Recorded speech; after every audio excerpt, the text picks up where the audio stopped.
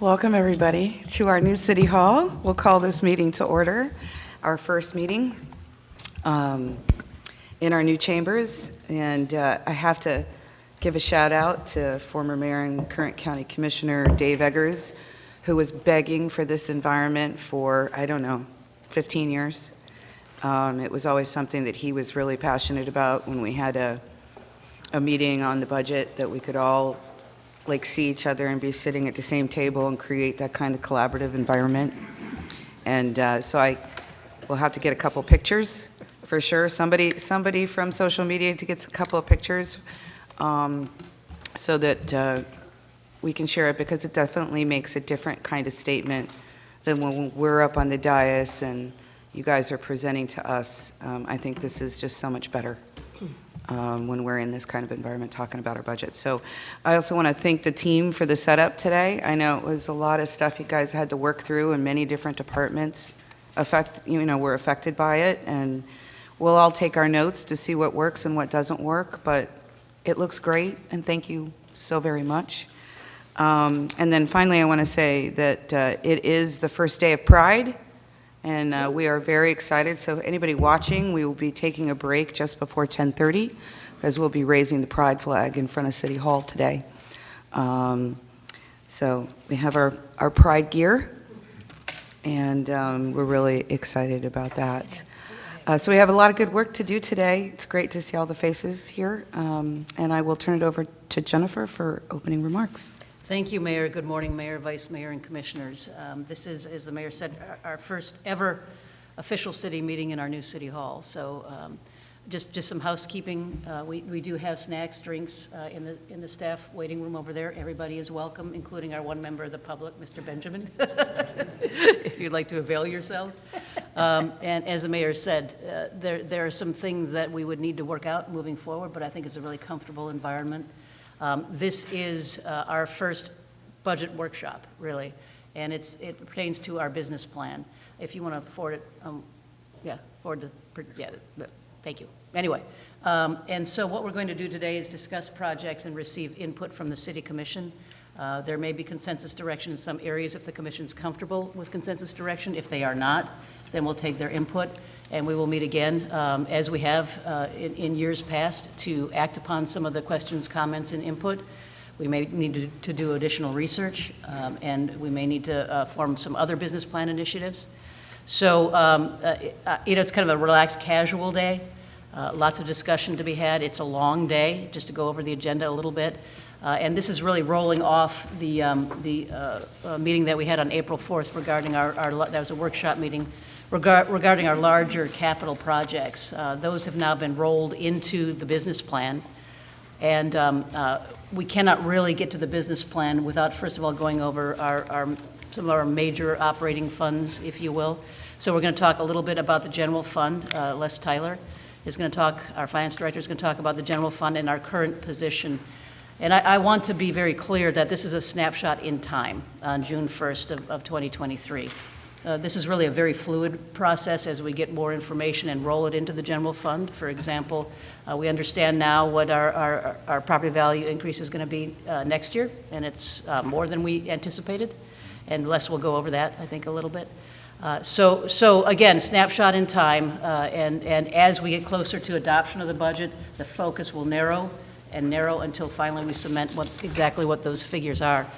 We're going to talk about the draft business plan then, and as I said, we're going to roll in our larger projects, and that's Skinner Boulevard, that's the Midtown Parking Facility, Highlander Aquatic Complex, and the Dunedin Golf Club. And we're going to look at the long-range projections and how that impacts those funds, and that would be the Penny, the CRA, the American Rescue Plan Act Fund, the brand new Enterprise Fund, which is the Golf Operations Fund, and then, of course, the General Fund, which we're going to talk about first. Les is going to go over the business plan process and then the business plan funding.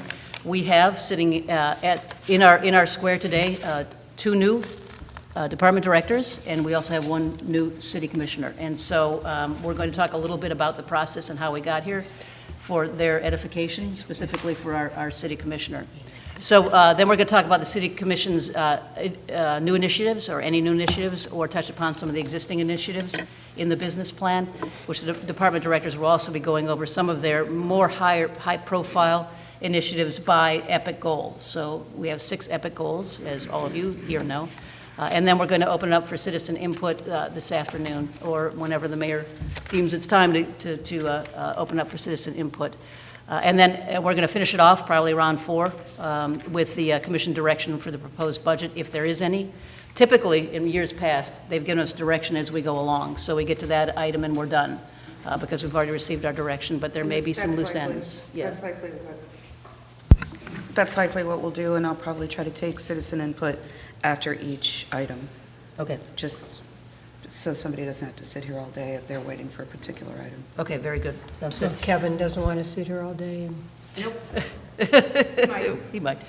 And we do have some seats available for members of the public, and we will, if they do attend, we have more capacity. We'll put out more seats if necessary. So thank you very much, Mayor.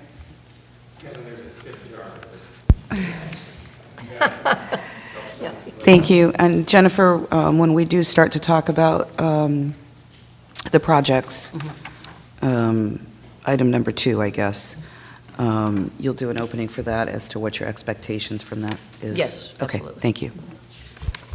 Les? Okay. Good morning, And Mayor. Ashley, welcome. Vice Mayor, Commissioners, Les Tyler, the Finance Director, and I'm here with Ashley Kempton, the Budget Manager. Morning. Good morning. We're going to start with the general fund update.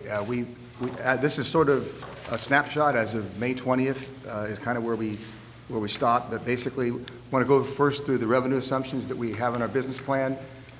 And the first one is we have our AV growth in 24 at 7% growth, and as Jennifer just mentioned, yesterday afternoon we got some really good news, and our AV growth estimate for 2024 from the County Assessor's Office is 11.72%. So it's quite a bit more than 7%. So that will help us as we continue to develop the 24 budget. And also in the assumptions for the future years from 25 to 28, we have the same assumptions that the county had last year's budget. We're still waiting for assumptions this year from the county, but we're following the same as last year at this point. And that includes 5.1% growth in 25, 4.7 in 26, and 4.5 in 27, and then 28 is 4.4, 29 is 4.4. And then for the other tax revenue, we're just assuming 2% increase from 25 to 29. The intergovernmental revenues, we're assuming 2% growth from 25 to 29. But I want to mention that in 23, we had $1 million of ARPA funding in our general fund, and in 24 we have no ARPA funding, so that's one big thing, one change from 24 to 23. And charges for services is 2.2% growth.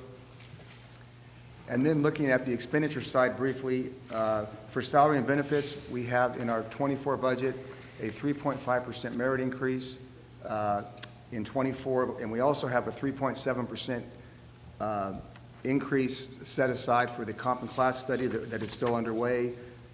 So the total of those two is about 7.2%. And then from 25 to 29, we have our normal 3.5% merit. I want to mention that 3.7%, the employees had gotten a 3% increase back 3 or 4 months ago, and that 3.7 increase is the anticipated. We're still working with the numbers. Overall increase we think will happen once we completely roll the study out, but it's our best estimate at this time. And then also we have for our benefits, we've got 5% increase in 24 for health at this time. We're still working on the health. We're working with our Director of HR and Risk Management and the consultants on that. Right now it's a 5%. We hope it stays about that level. And from 25 to 29, we've got 6% increases in health benefits. And for operating costs, we've got 2% increases 25 to 29, and our non-capital CIP is 1% from 25 to 29. I want to mention on the assumptions, just a general comment that, I mentioned May 20th was kind of our cutoff.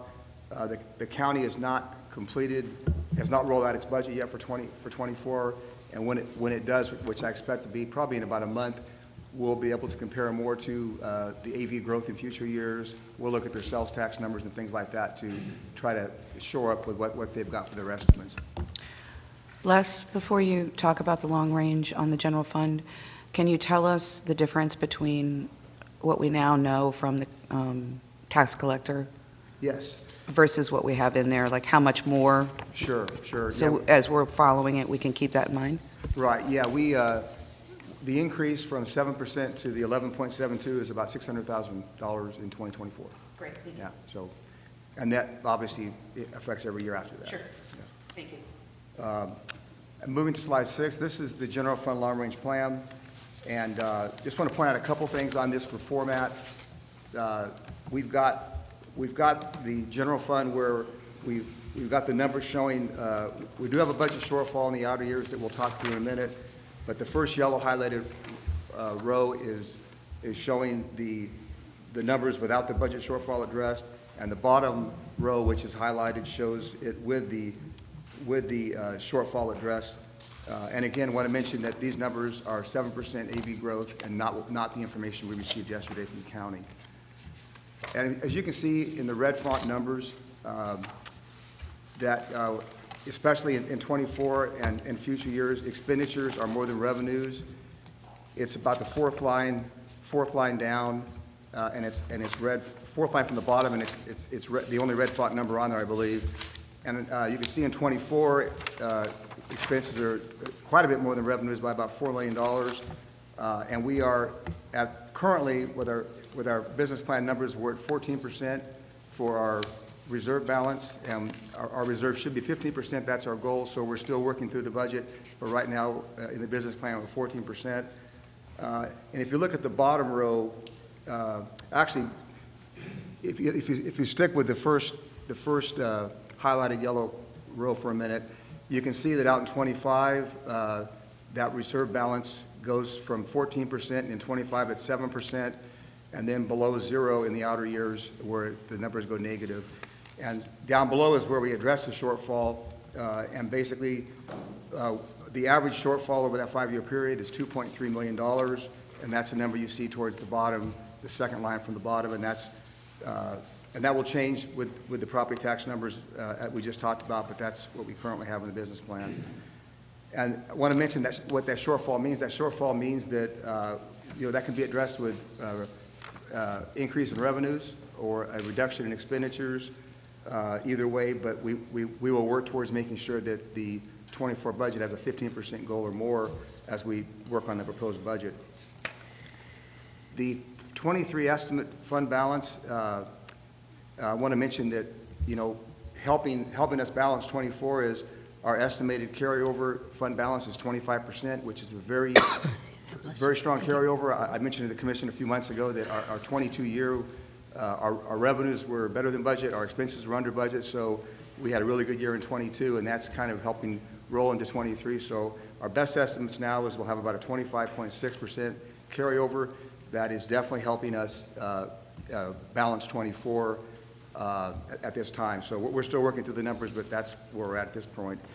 One thing I want to point out, if you look at the operating cost, which is the second line down in the expense category, the operating costs have gone up quite a bit in 24 if you look at 24 compared to the estimated 23 numbers. And I want to point out a few things that are driving that. First, right now we're anticipating property insurance to go up significantly next year.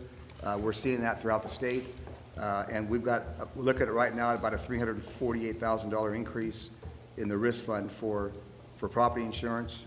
And we're still working through those numbers with Teresa and the consultants, but that's our best estimate now.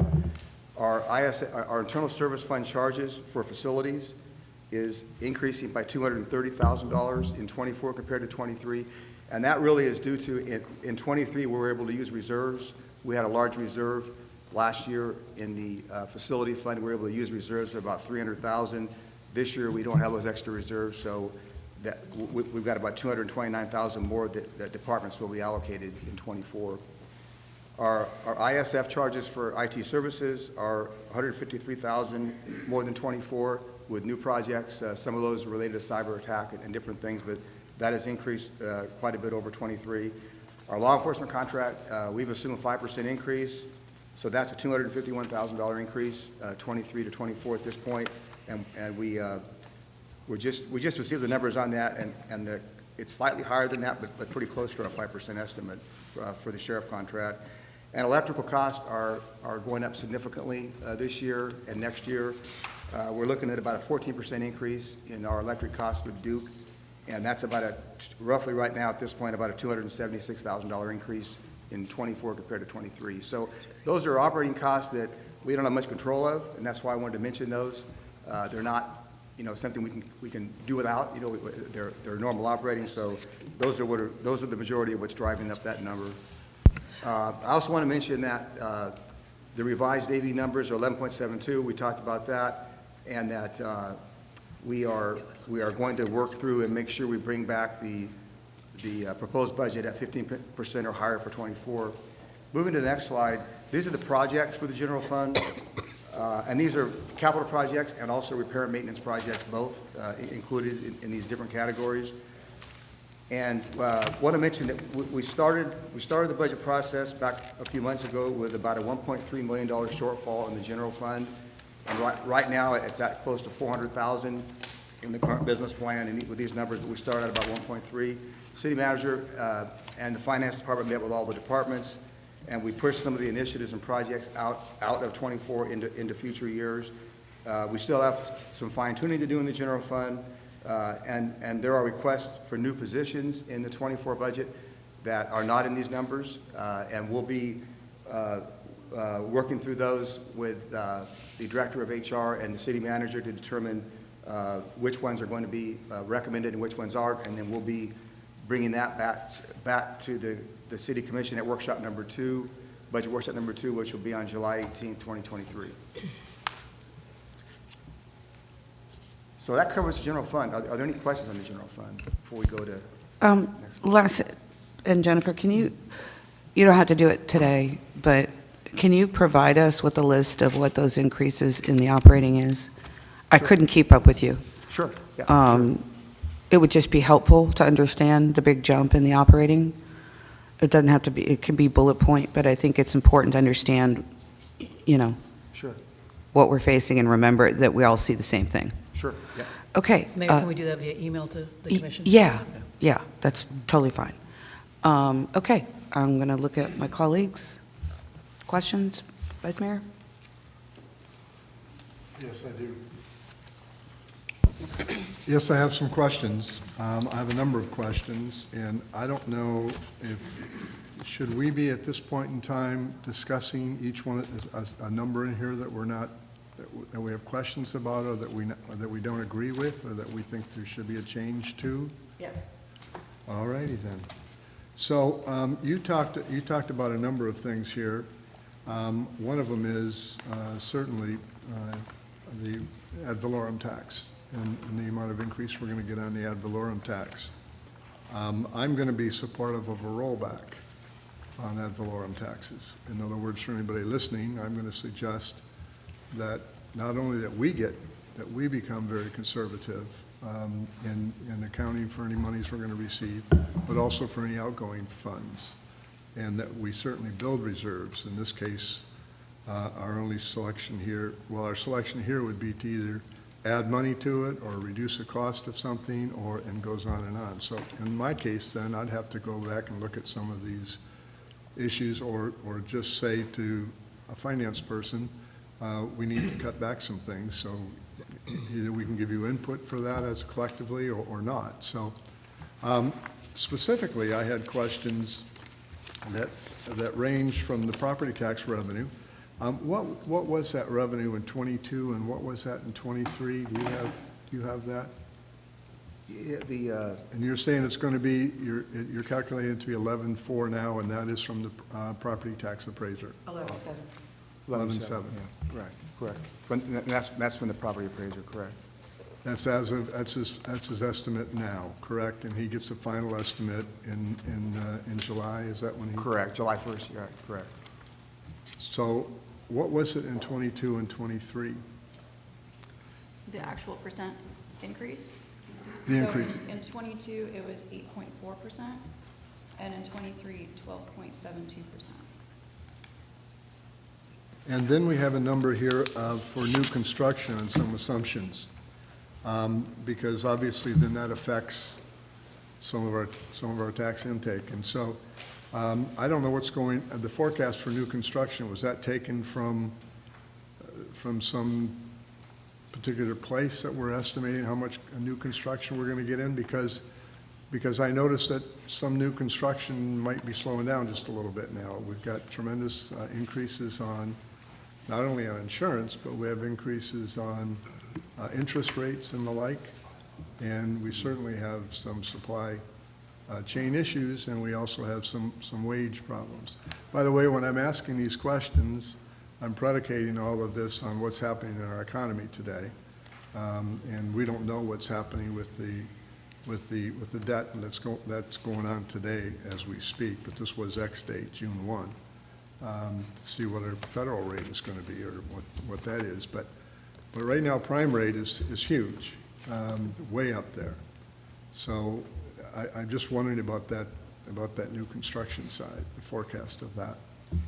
Yeah, our new construction forecast is very conservative I think, in our plan here.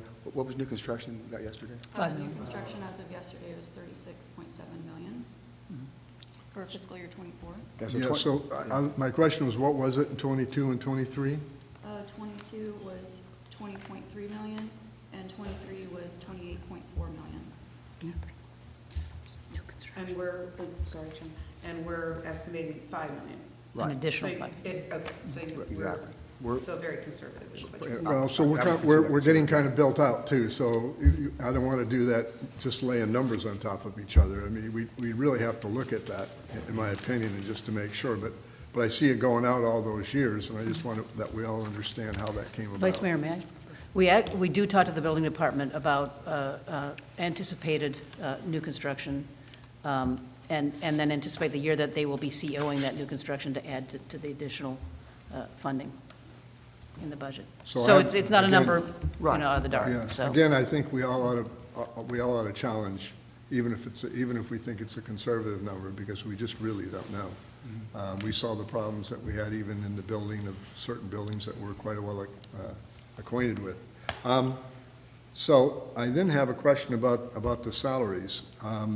With regards to this, we use 7.2% for next year.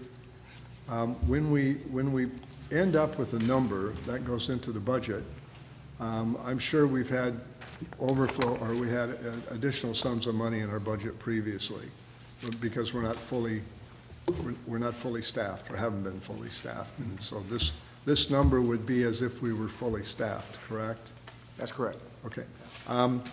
So the 7.2, we haven't seen the final analysis, I don't believe, from the study.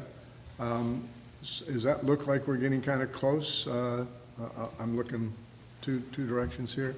Does that look like that number is a... Good morning. Teresa Smalling, Director of HR and Risk Management for the city. To your question, Vice Mayor, we started at approximately 6.4% before we started really analyzing, making sure that the positions fit what the consultant recommended. And we don't have a figure yet, but we think that it has gone up since. Thank you. All right, so an estimate, thank you. we're anticipating July that we might have something to the commission. Yes. Very good. On the benefit side, we've been concerned about the rising cost of that quite significantly. And now we're using 6%. What was that in 22 and 23? And does that look like a good number for the upcoming year? The number was based on we had a meeting with our consultants back in March, and conservatively, because usually for benefits, you don't get true numbers till closer to June, July. Right now, our claims were tracking well, so that was sort of a conservative number, looking at the current trend of our claims. Thank you. So, and we don't know that until July, so we're not sure what that number is, but I hate to say this over the air, but it's probably going to be at least that number, I would guess. We have been holding steady over the last 3 years in spite of some of the increases that are out there. So, because we are self-insured, that does help us. So as I look at this bottom line on the general fund long range plan, where we look at revenues and the expenditures, and we end up with with our unassigned fund, et cetera, and that statement about reducing, again, I don't know how we're going to get at that, but in my opinion, certainly if we reduce any of the income that we're accounting for in here, we should get rid of something there. Even if we don't reduce the income, we need to reduce something there. That means something needs to move out. Probably out of CIP, maybe some things out of operating. It's difficult for us when we look through these numbers, we don't see the detail of the operating number, which I would prefer to see rather than seeing where the goals are. Because with the goals, I can put in goal number 1, I can put the purchase of a car and justify it there. I can put the purchase of a cultural activity and put it in there, and I can put a number of things in there, and it's just qualifying. So that doesn't really ring my bell as much as what the numbers go. So as you pointed out, you went through some of those numbers, and that's where the story begins to be told. Because again, we are all concerned. So I'm going to leave it. I'm going to leave the questions now so that everybody else can ask a question, but just simply base it on the fact that I'm concerned about the economy. You saw the jobs numbers this morning. They're not looking better. We're probably going to get another cut. And the people are, I don't want to be known as a recession guy, but people are probably talking more that we're heading that direction. And so now the question is going to become, how deep is it if we do get hit? Then we have all of the other issues that are out there. So I really want to be conservative, and I'd rather build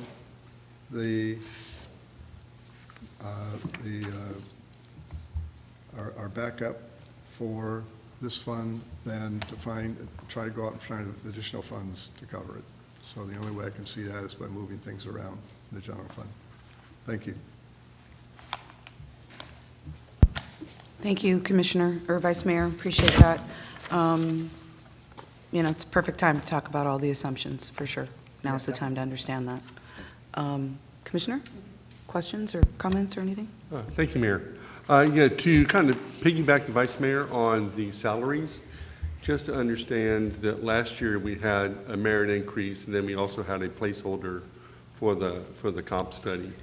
And so where are we in that comp study, and will we see any results of that in the 23 budget? And if so, what's the impact on the 24 budget? Teresa Smalling again, Commissioner. So last year, we actually gave a COLA of 4%. And then this year, we had, for FY23, we had allocated another 4% for the comp class study. When the results came out, the department directors did not have the confidence of pushing it forth without doing some due diligence. So knowing that we had almost gone a year, we went ahead and gave a 3% adjustment to all employees. As far as where we're at right now, as I mentioned to Vice Mayor, we're still working on the numbers. We have done some adjustments to help operationally in the interim, but we don't have an exact figure for you today as to where we think we will be. But that's sort of, I'm not sure if I'm answering your question. Yeah, you are. And a lot of this is for the public, the fact that last year they saw both and they might not have seen what happened during the year. And so all of a sudden they're going to go, wait a minute, a common class study 2 years in a row. So are we anticipating any impact of the class study and the comp study in 23? The results of? All the adjustments will be in effect October 20, for FY24. Okay. Yes. Thank you.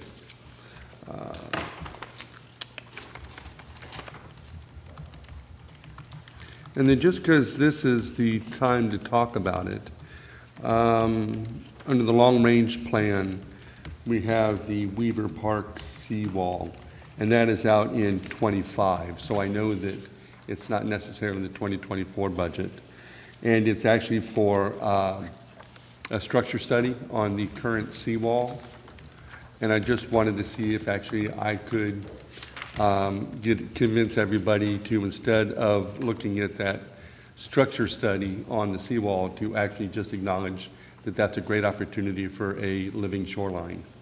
And if we think it is, then whether or not the structure of the seawall is sound or not, we want to move towards a living shoreline, so that would be just kind of a waste of money if we're going to do some of that seawall, that shoreline anyway. And I know right now it is under engineering and Parks and Rec, and I wonder if we couldn't include stormwater in on that so we can get Michelle's input. So why don't we talk about that when we talk about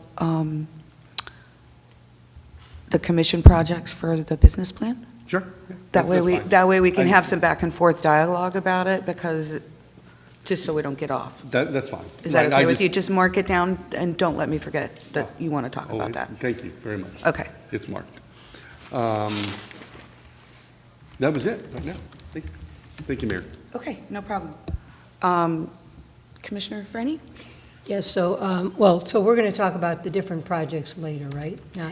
We're not getting into those right now. I mean, if you're looking for a change, if you're just wanting to talk about the project that's listed here and you have a question about it, for sure, now's the time to talk about it.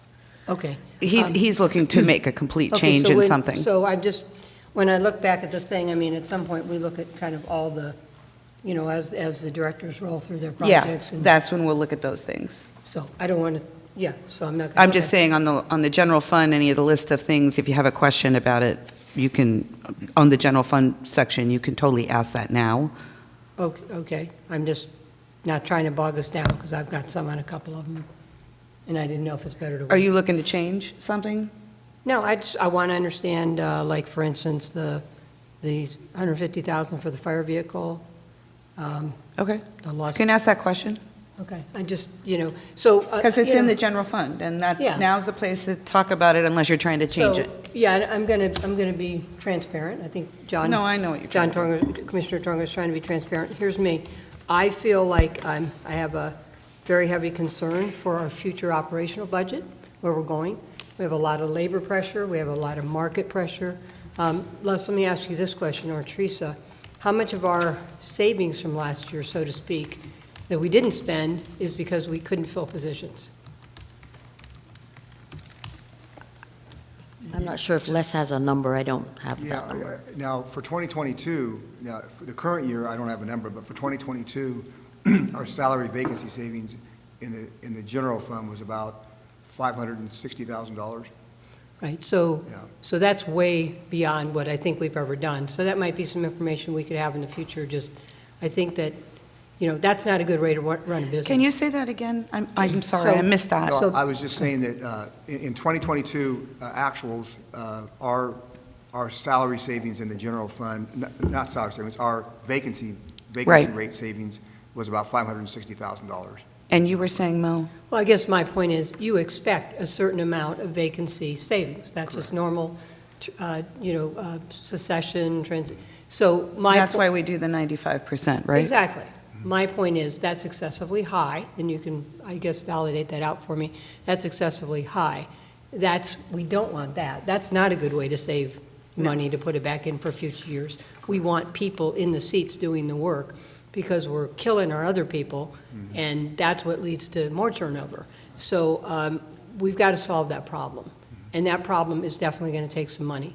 And so I worry, because those are ongoing dollars. Those are monies that are going to hit us every year, and it's the backbone of our city, is our employees. So we've got to solve that issue.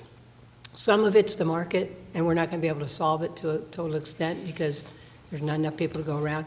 Some of it is, and we just, we want Jennifer to be able to sleep at night when you're trying to get projects done. And I know engineering with Jorge. This guy I don't think he can ever sleep, and now Nan can't sleep. So, because of the engineering and trying to keep those, so. Commissioner, we- could I, if you don't mind, could I add Please, to that? please do. That is a perfect point, and it's not a way to conduct business ongoing. Right now, we're having to actually use those salary savings to do regular budget transfers into contractual services, so we can go hire a consultant to help do some of the work, because we can't fill the seats because we don't pay enough to compete against either our counterparts throughout the county or the much less the private sector. But so yes, your point is right on. We need to be able to be competitive in the salary market so that we can fill those seats, so that we no longer need to utilize those dollars to pay a premium to a consultant to do the work when we could do it in-house. And I'm glad you said that. I had that discussion with one of the finance board members the other day about the number that's in there for consulting contractual stuff. Well, I mean, again, that's a perfect example of, you can't say that's an easy target. Well, there's a lot behind that story of why those numbers are there. But I guess my point is, I have a concern for our long-term operating. That's my concern. So obviously, I want to look at all the numbers that we've got that are ongoing operating, but including when I look at some of the capital items that basically in a backdoor way affect our ongoing operating of the general fund.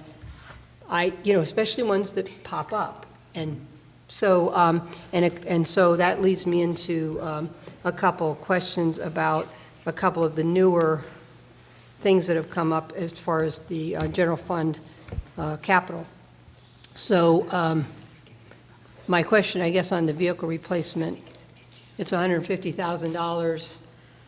We have replacement funds that we build toward. So I'm not sure why we would want to spend another $150,000 for a vehicle. So I just need to understand that, Chief. Jeff Parks, Fire Chief. Just to go back a little history of the vehicle, we run the district chief vehicle. That's our incident commander's vehicle. So they're on duty 24/7. They respond to fires, vehicle crashes, any type of incident that will be complex, I guess, more than medical type calls. So the vehicle that we're looking for, currently they're riding an SUV, a Ford Expedition. If you looked at the thing, it's jam-packed with air packs and command boards, gas monitors. There's all kinds of things in the back of the vehicle that's there. So this vehicle that we're looking for is a replacement. I think we're like a year early from what we expected to replace this vehicle with. And we'll have to check with Scott, but I believe we're roughly $50,000 has been accumulated throughout the years for reimbursement for the purchase of a new vehicle. So we're actually only looking at $100,000 more for this vehicle. And what we'd like to do is make this more useful for our district chief as a command vehicle. So this is a I think it's a 450 or 350 that we'd be looking at, where we four-door crew cab, where it would have a box on the back that we'd be able to put the command center in there. There's radios, there's maps, there's the command board. We also have the tethered drone that we have in here as well in the budget request. So that would be mounted on top of the vehicle, so when they got to the scene, they would be able to push a button, the drone goes up, and it records the whole time that they're on the scene to help them get more information as they need. So that's what we're looking at. The other part of this is we feel that you can remove the box. Once the chassis it's had end of life, we'd be able to remove that box and put it on another chassis, therefore saving some funds in future years. Okay, I guess at some point, I just like more information about how old the vehicle is, what's been collected in the replacement. I just, again, when you look at the whole budget, 150,000, but again, that's what, we have a lot of big issues, and that's a new thing that's popped up, and I think it's important to understand it. Another one that I had was about, not to pick on you, Chief, but you seem to have had all the new ones that popped in here. We've been held up for many years now, so we finally trying to do something. But Oh, that was, he's telling you something there. What's that? Yes. He said, we've been held up for many years, we finally got something in there. We've been nice for, okay. That's okay, Jeff. You are supposed to fight for your stuff. Yes. I'm We're not just going to making let them fun of argue you. at the table, so. I will say I met with the manager and the finance director for a long time about these. So the logistics storage building, is that Yeah, what is that? new We or got is that? Chief That's Fandoga, if he wants to- $200,000. He Oh, can that's come for up here fire. and explain that more for you. I didn't know that was- This is his project, so. You can steal, I guess. Oh, you went that way. Good morning, Michael Handoga, Deputy Fire Chief. So to the logistics building, looking back at what happened down in South Florida last year with the hurricane that came through, one of the things that stood out is that you had fire stations that were either destroyed, flooded, and we looked at that and said, how did that happen? This is kind of crazy, and why didn't they see this coming? So we kind of looked at that at our operations and our department, and one of the things that just stand out is that we do not have rated fire stations for wind, essentially. They would not stand up to a significant storm. Post-storm, the only thing that we have to respond to the citizens is our vehicles and our apparatus. If we lose our vehicles and our apparatus in a storm, it's going to severely hamper our operations post-incident. So how do we fix that? So we looked at basically having a structure that is a rated building that we can put all of our frontline apparatus in the event of a significant storm, and it protects them. So a Category 5 storm or Category 4, post-storm, in theory, this should be built a rated logistics building that would store all of this stuff, would be able to survive the storm and allow us to continue operations and have that continuity. So we looked at where we could put it. We have the land out behind the EOC and at the Fire Training Center. So we basically it's far enough away from the coast so that in the event it would be out of a storm surge, where even our newest fire station, Station 61, we had to look at the last storm about potentially evacuating that. So you're looking at evacuating our newest station, and the other two stations may not really do well in a wind event. So that's the logistics building in the event of a storm. That was the main reason that we looked at that. On a daily operational basis, it would be used to store our reserve apparatus. It would be used to store our boat trailer, our training trailer, and our reserve apparatus. And we're going to be getting a rescue now. When that rescue is end of life or it's replaced by the county, we would need a place to put it. Our current stations do not have the room to put anything else in it. I welcome you all to come to Station 60. There is no room for anything else. We're backing things in. We're finding every single inch of space to make it work. That's not ideal. The stations are typically designed for pull-through operations so that we reduce the vehicles to back in, and we can't do that right now because we just don't have the space. So backing, as my risk management director and safety will tell you, we do not like to back apparatus or big vehicles in. That's where potential damage and accidents occur. So hopefully we get the support for that. It's something that would serve the citizens, it would serve the department, and it would definitely assist the department. Commissioner? Yeah, I mean, my only comment is I want to understand this better because, nothing personal, but it's something that I could see being down as 200,000 and all of a sudden it's 500,000. I have a lot of concern about that, and we don't have that room to breathe, and we've built a lot of new buildings. Is there any other way that we can handle this issue creatively so that we don't have to pull from basically what's the general fund, which is where our tax pressure is going to be? We did look at some other locations, such as the old Fire Station 61. Again, that's right in it's not a rated building, it's in a flood zone, so that doesn't work. Even the old Parks building, which was off of St. Christopher, prior to being sold, we looked at it. It would not have served the needs of what we really need to do is have a secure, safe building. What I don't want to be is the city that after a storm, they go, they didn't realize that was going to happen? Like, they didn't know that all their buildings weren't rated? And I think that might be, if we have other rated buildings that we could put large fire apparatus in, I'd be well open to looking at that, but we don't have that. Can I ask a question? Sure.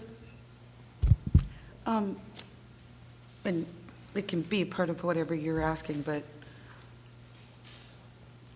this might be the 200,000 or whatever. I agree with you on there is no way in heck that it's going to be 200,000. I know, it's going to be. I'm sorry, it's going to grow. That's why I feel so. We all know it, we've been through it. Just look at the darn pram shed.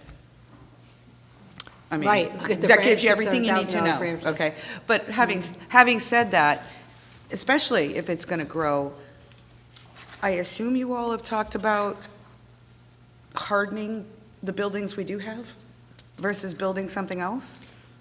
Station 60 and Station 62 are, Station 60 especially, probably is going to be end of life within the next 5 years. It is definitely, it's been outgrown, it's not hardened, it's in dire need of being redone, and that's something that we have to talk Gotcha. about. Hopefully maybe in the next penny we can get that as a signature project. Station 62 is probably not far behind that as well. 62 is on Belcher, right? 62 is on Belcher, yes. Well, I'd be more worried about 62 than I would be 60. I mean, But isn't that's just that it. the one with the warehouse roof? Yep. I mean, I'd be so much more worried about that, but I'm just saying, you gotta kind of ask yourself the question. No, I think that's a good. Is it good worth input. building a building versus putting money towards hardening the other ones? But I hear what you're saying. Yeah, but thank you. I just, these are some things that popped up, and I'm concerned. And I'm concerned because, again, it directly affects the general fund, and it's something new as far as I know. Is this brand new to you too? Yes. Okay, so this isn't, you weren't held back from this. Doga, can you just describe the building, because it's a prefab? Yes, so when we say that, I throw out the number of 200,000, we've looked at I got some basic initial estimates from a prefab company. It's not going to be a concrete block structure, it's going to be a metal building that's rated to withstand winds.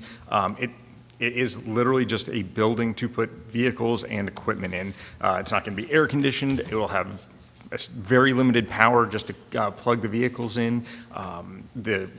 The bay doors will be roll-up doors, manual. They don't need power. It's going to be a very basic building that suits the needs, the specific needs of protecting our vehicles and our apparatus. No water, no sewer. What's that? Yeah, no water, no sewer, no bathrooms, very limited doors, and built to provide all of our, a place for all of our frontline apparatus. So that would be the ladder truck, which, it's a $1.2 million ladder truck that if in a storm gets lost, we'll probably be really wishing we had the $200,000 structure to protect it.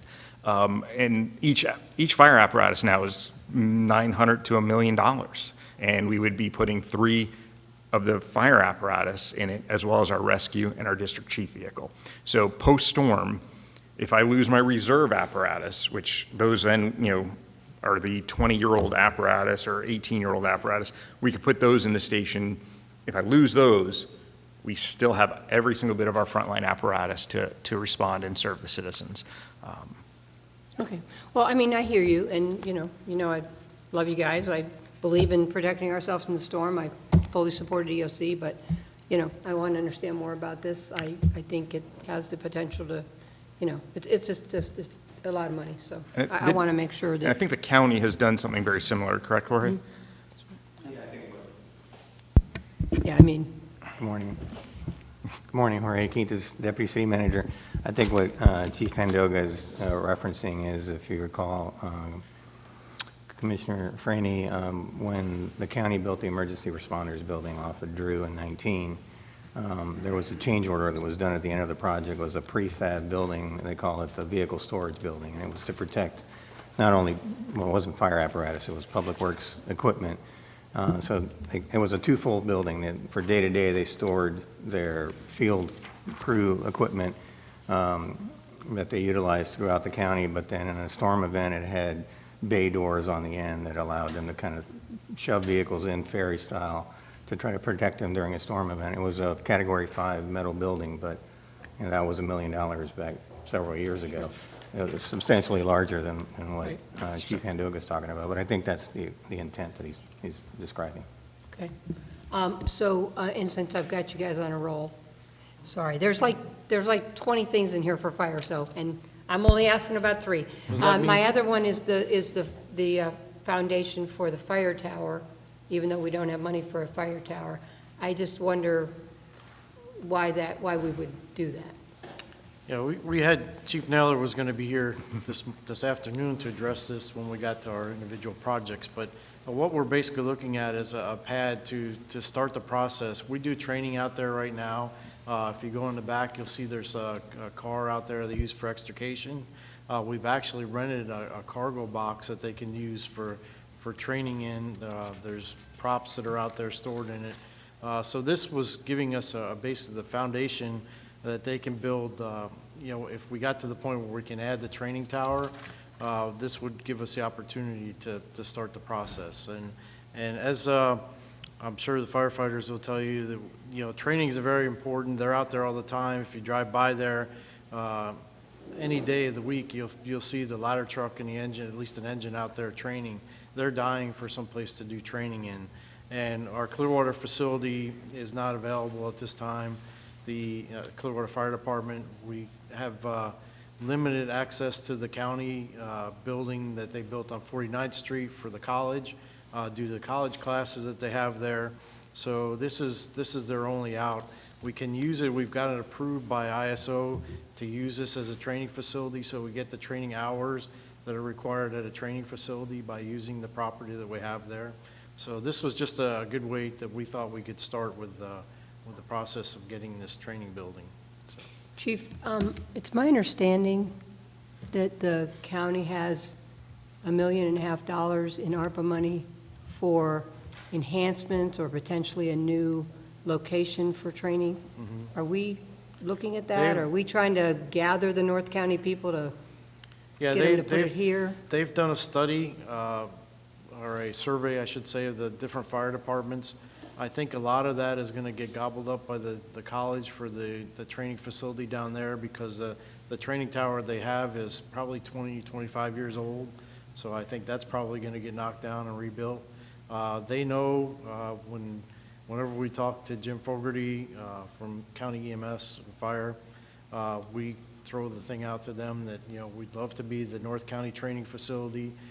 We've talked to all the North County departments, they know that, and I have letters from them supporting that. So anytime we can get any positive, if you happen to run into county commissioners or whatever, we love the positive. So you think from a group of, kind of a consortium of your own up in North County, you guys are pushing it?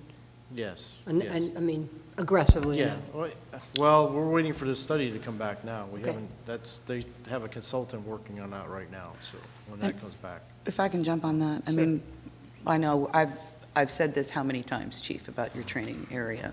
Part of the problem is Clearwater has their own training, and they don't train the same way as the counties. That's still true, right? Yeah, they have some different procedures, but their tower is out of service as well right now. Okay. But so, I definitely think on our legislative programming, we should have this there, even if it's not state or fed, if it's county. I mean, we should have an area of what we're trying to work with the county on, so that we're all really aware. Because if they're all supportive, then we need to find out how much they can pay towards it.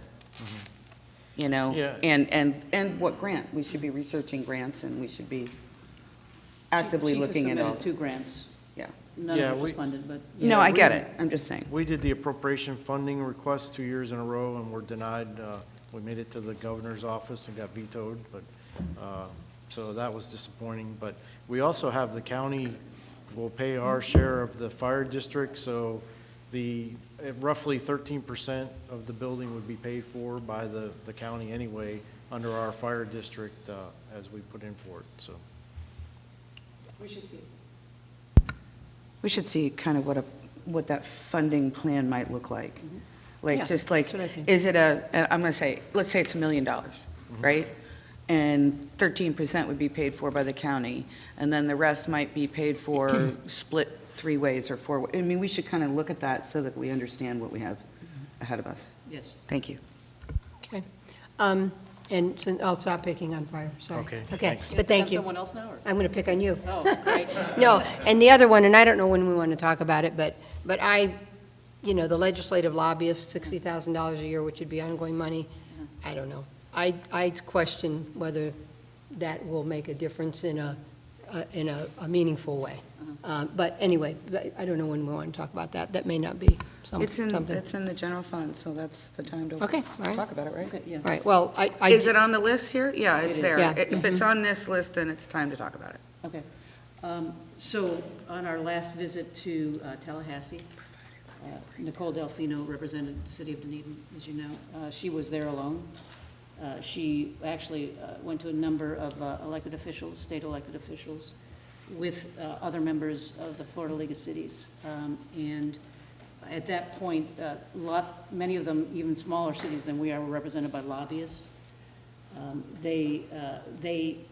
We actually have a list of some of the funding that's been received via a lobbyist after a lobbyist's efforts.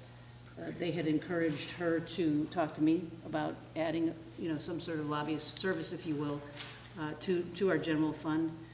They, we did have a conversation about We did, lobbyists yeah. and the effectiveness of the lobbyist, but those smaller cities were able to demonstrate what they've been afforded as far as grant funding and appropriations through a lobbyist, and encouraged us to acquire some sort of lobbying talent, if you will, in Tallahassee. My 2 previous cities that I worked for both had lobbyists, and they both recaptured everything that we paid for them.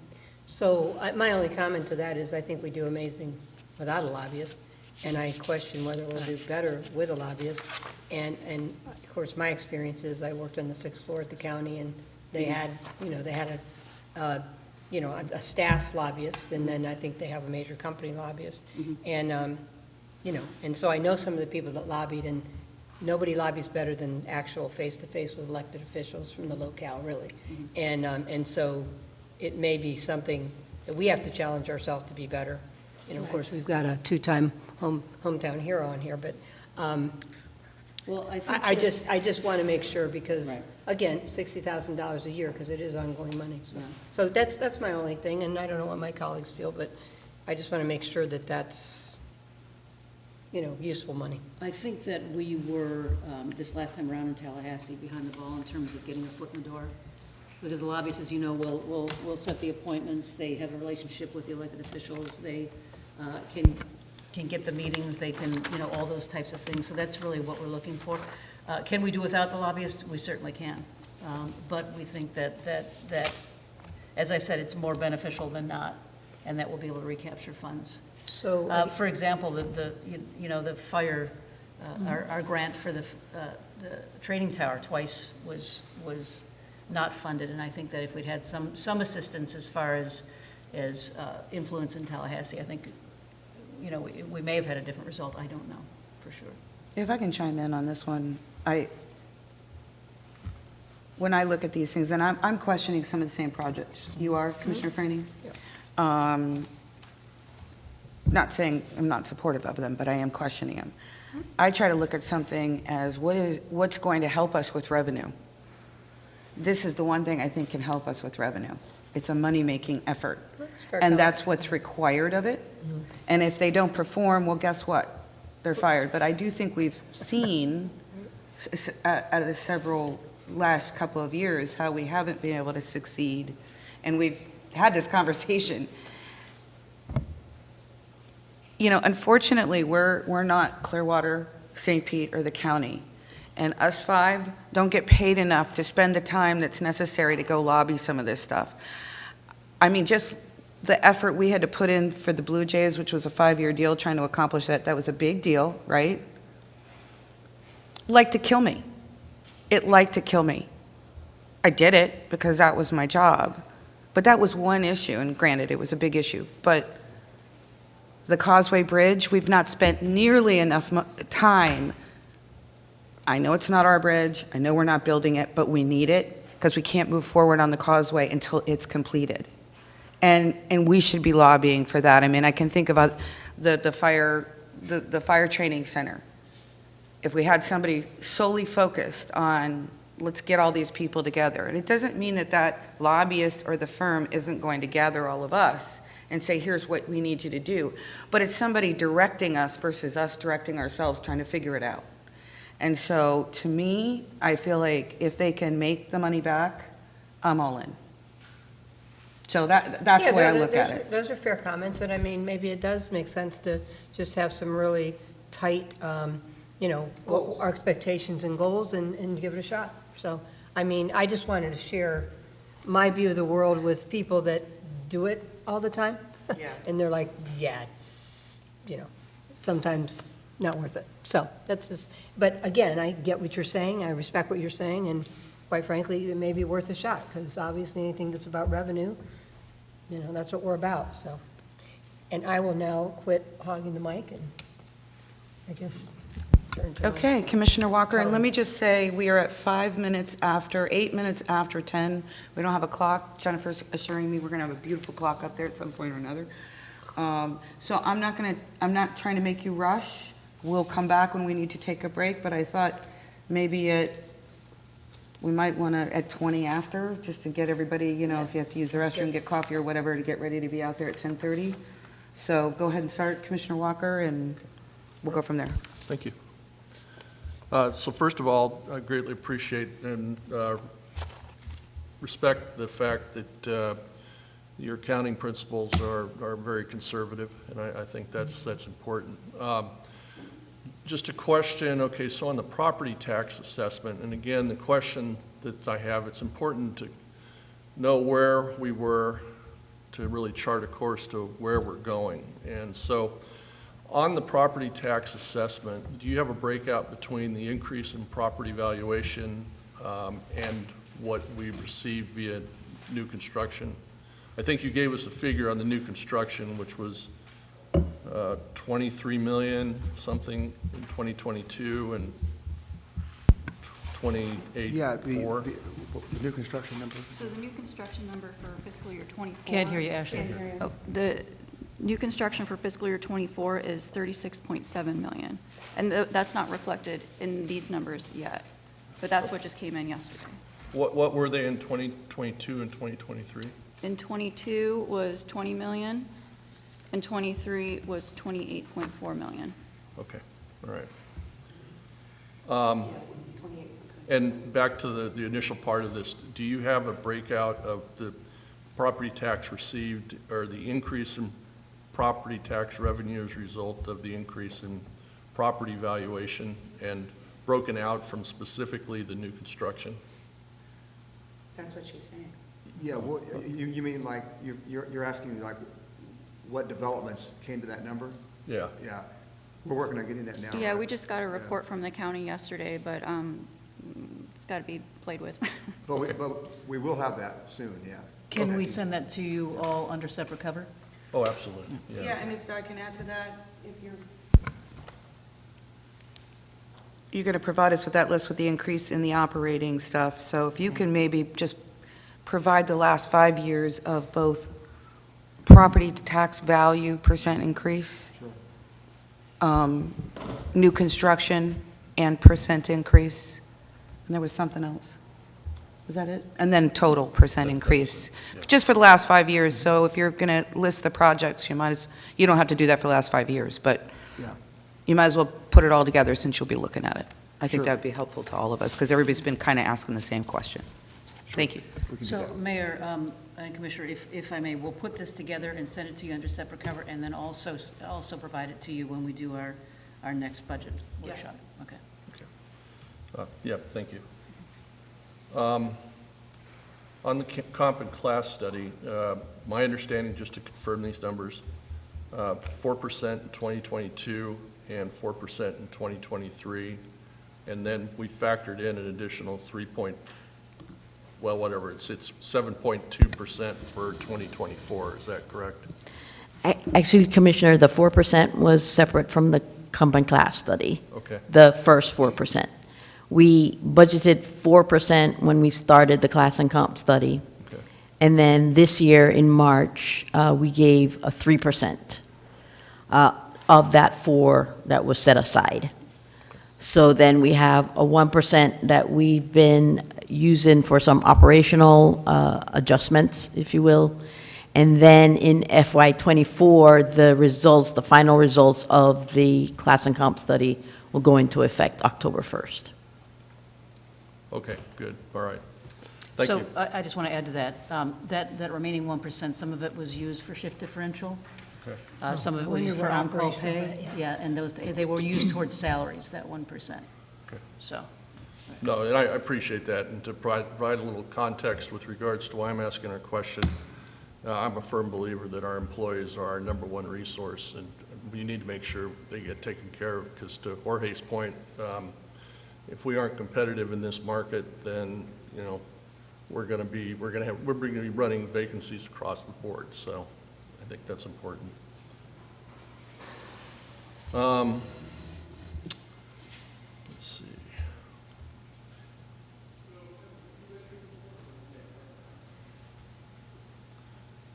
I notice we've budgeted, this is the general fund, appears to be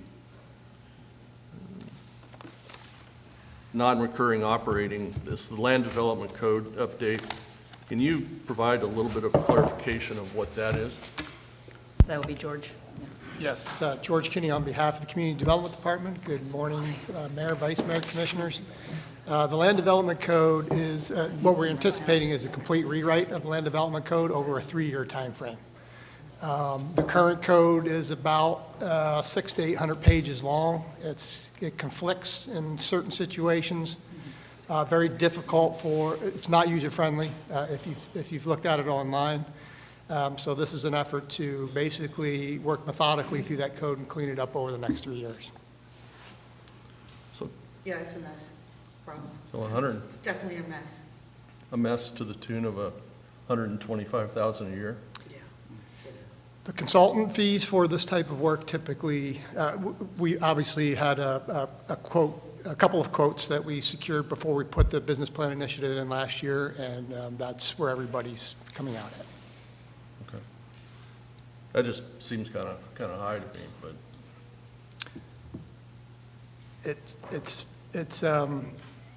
It is high, but it is consistently what consultants are charging for that kind of work.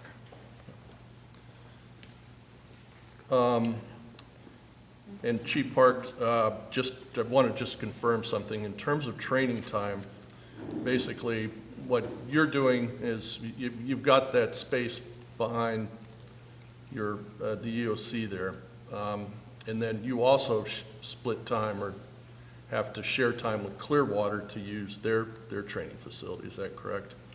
Yeah, yes, that one and the one down at 49th Street, we try to use that one, we can get in there as well. Yeah, but it's a timeshare, and obviously it can be conflicted with numerous fire departments wanting to use it. Yes, and we're not the primary user, so Yep. we take whatever's left over, so. Yeah, that's good. I mean, my experience is training is the most important part of one of the most important parts of your job, and I think we should have a facility.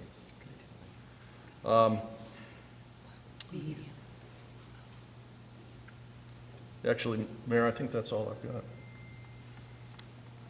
Okay, I'm not going to start talking since we're going to break in 5 minutes anyway. It looks like it's going to rain, so go get whatever you need to get done and then join us outside and we'll start, right at 10:30, yeah. Dave. Right at 5:30. Sorry, yeah, we'll see what's what and see if we can get started. Are we going to have a microphone at all to say anything out there? Is that possible? I mean, I would want us to at least welcome people if they're here for it. We just speak loud. Yeah, I had not planned on a microphone. I don't think we can get one there in 15 minutes. Okay, We can try. Let's see what we can do. all right, bye. Jeff, you got a bullhorn in the truck? Yeah.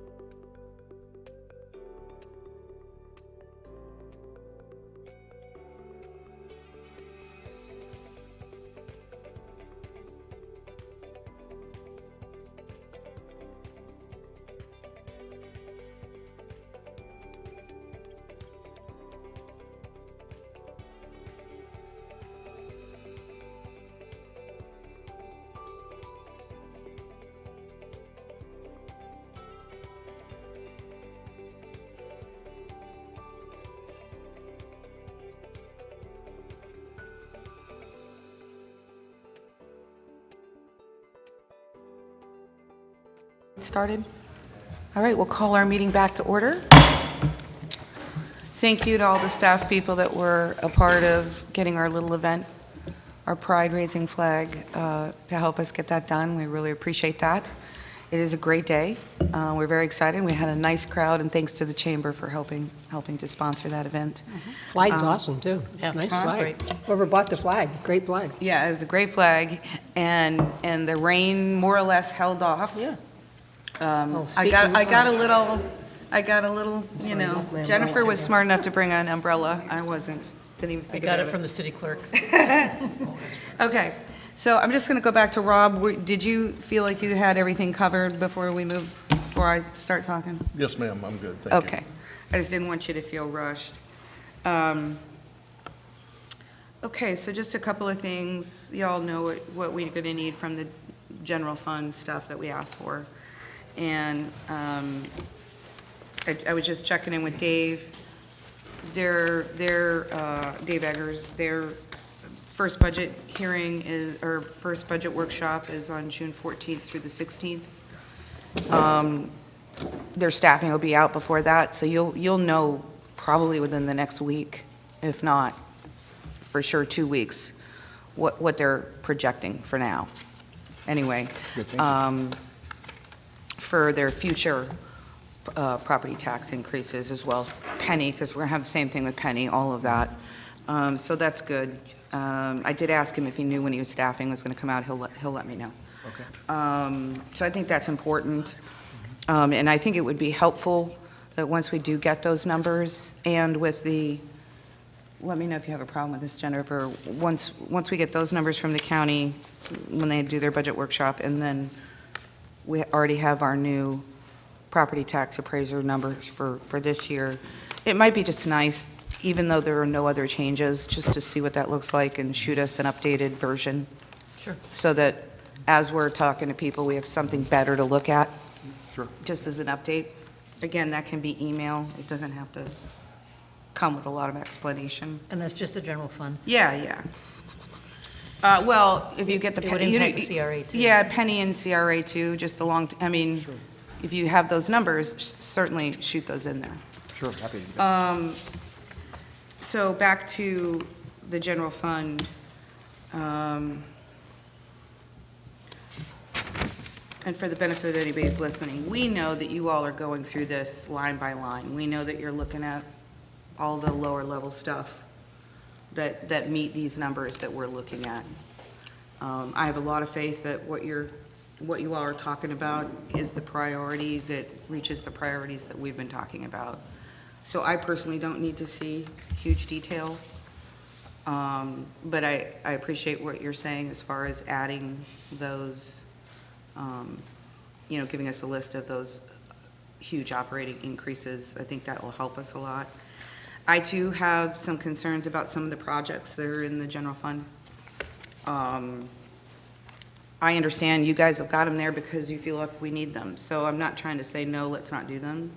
I'd just like you all to talk about it a little bit more, especially knowing that, we're looking at our worst case scenario, essentially, right now.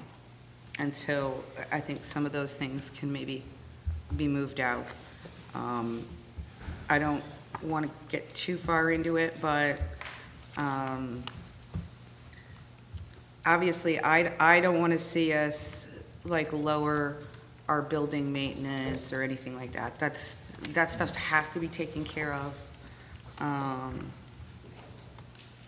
I will say, as we're doing citywide roof replacements, we should be examining whether we should be thinking of solar, and I know that adds another cost, but we should be thinking about that. But a lot of the projects that are already questioned by Commissioner Franny and maybe others, I'm wondering if those can't get moved out to help us with the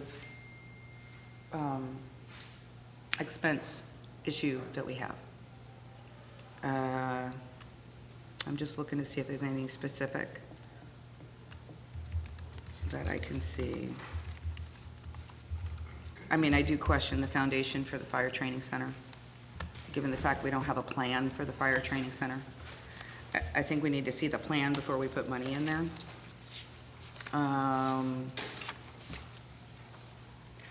guess I question the logistics storage building as well.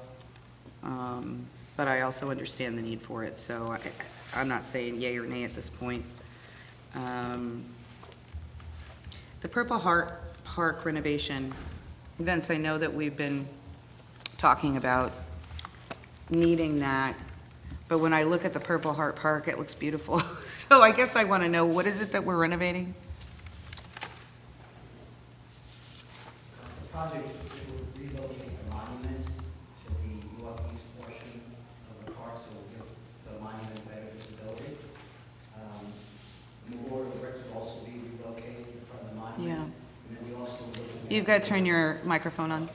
We was also looking at adding the service flags for each service, and of course the Yeah. American flag as well, to surround. And I do have a, if you want to see this Yeah. later, I do have a Now, I rendering. remember us kind of chatting about this, so I guess the only thing I would say, and again, it's not trying to change a project, it's maybe putting it off. I know later on, we're going to be talking about what we have in our business plan, and what's happening is the amount for the adaptive reuse of our city hall, our old city hall, has been dramatically reduced. And me personally, I would just assume put that money into the adaptive reuse, because again, our downtown is a economic driver, and that will help with that East End revitalization. So if I had to like pick and choose, and I mean, I love the project, it's not that I would just rather see that go into that, because I think the Purple Heart Park looks beautiful and nobody's the wiser. I understand that how it's put together isn't great for the event most of the time. I'm just not sure that, I'd rather put our best foot forward on the adaptive reuse rather than just throw some sod down and call it a day. No, I understand. So I This- put this- that out for, we don't have to have a whole dialogue unless anybody wants to. I'm just saying, for the benefit of the group that goes back and talks about what we're talking about, that might not be a consideration. Okay. I just also want you, this has been an initiative of the Veterans Military Advisory Committee as well. I get it, I do, and again, I'm not trying to place value, I'm really not, but if we're having to look at our expenses and, you know, we'll talk about the bigger projects shortly, and so we'll be hammering through all of that, but if we have to pick and choose, I'm just saying this could be an option, so let's just keep it in mind.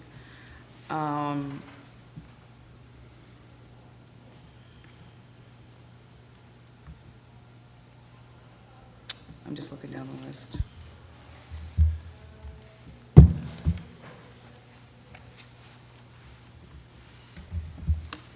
Okay, so I mean, and I also questioned the same ones that Commissioner Franny brought up, you know, and I just threw that out there for all of you to go back and discuss and see if there's anything to be done. Again, I'm not trying to place value, but those were the ones that stood out to me as well. Okay. So I guess the next step would be to do the larger project funds, is that what we're? Yes. Yeah, the next would be looking at the 24 draft business plan with the 4 large projects. Yeah, okay, so we'll start that discussion. Jennifer, did you have I think you had an opening for that, didn't you? Yeah, and we do What have a you're looking for us. presentation, Mayor, regarding, and this is agenda item 1C. Mm-hmm. I just want to frame the discussion. This is for input and to be discussed amongst the City Commission.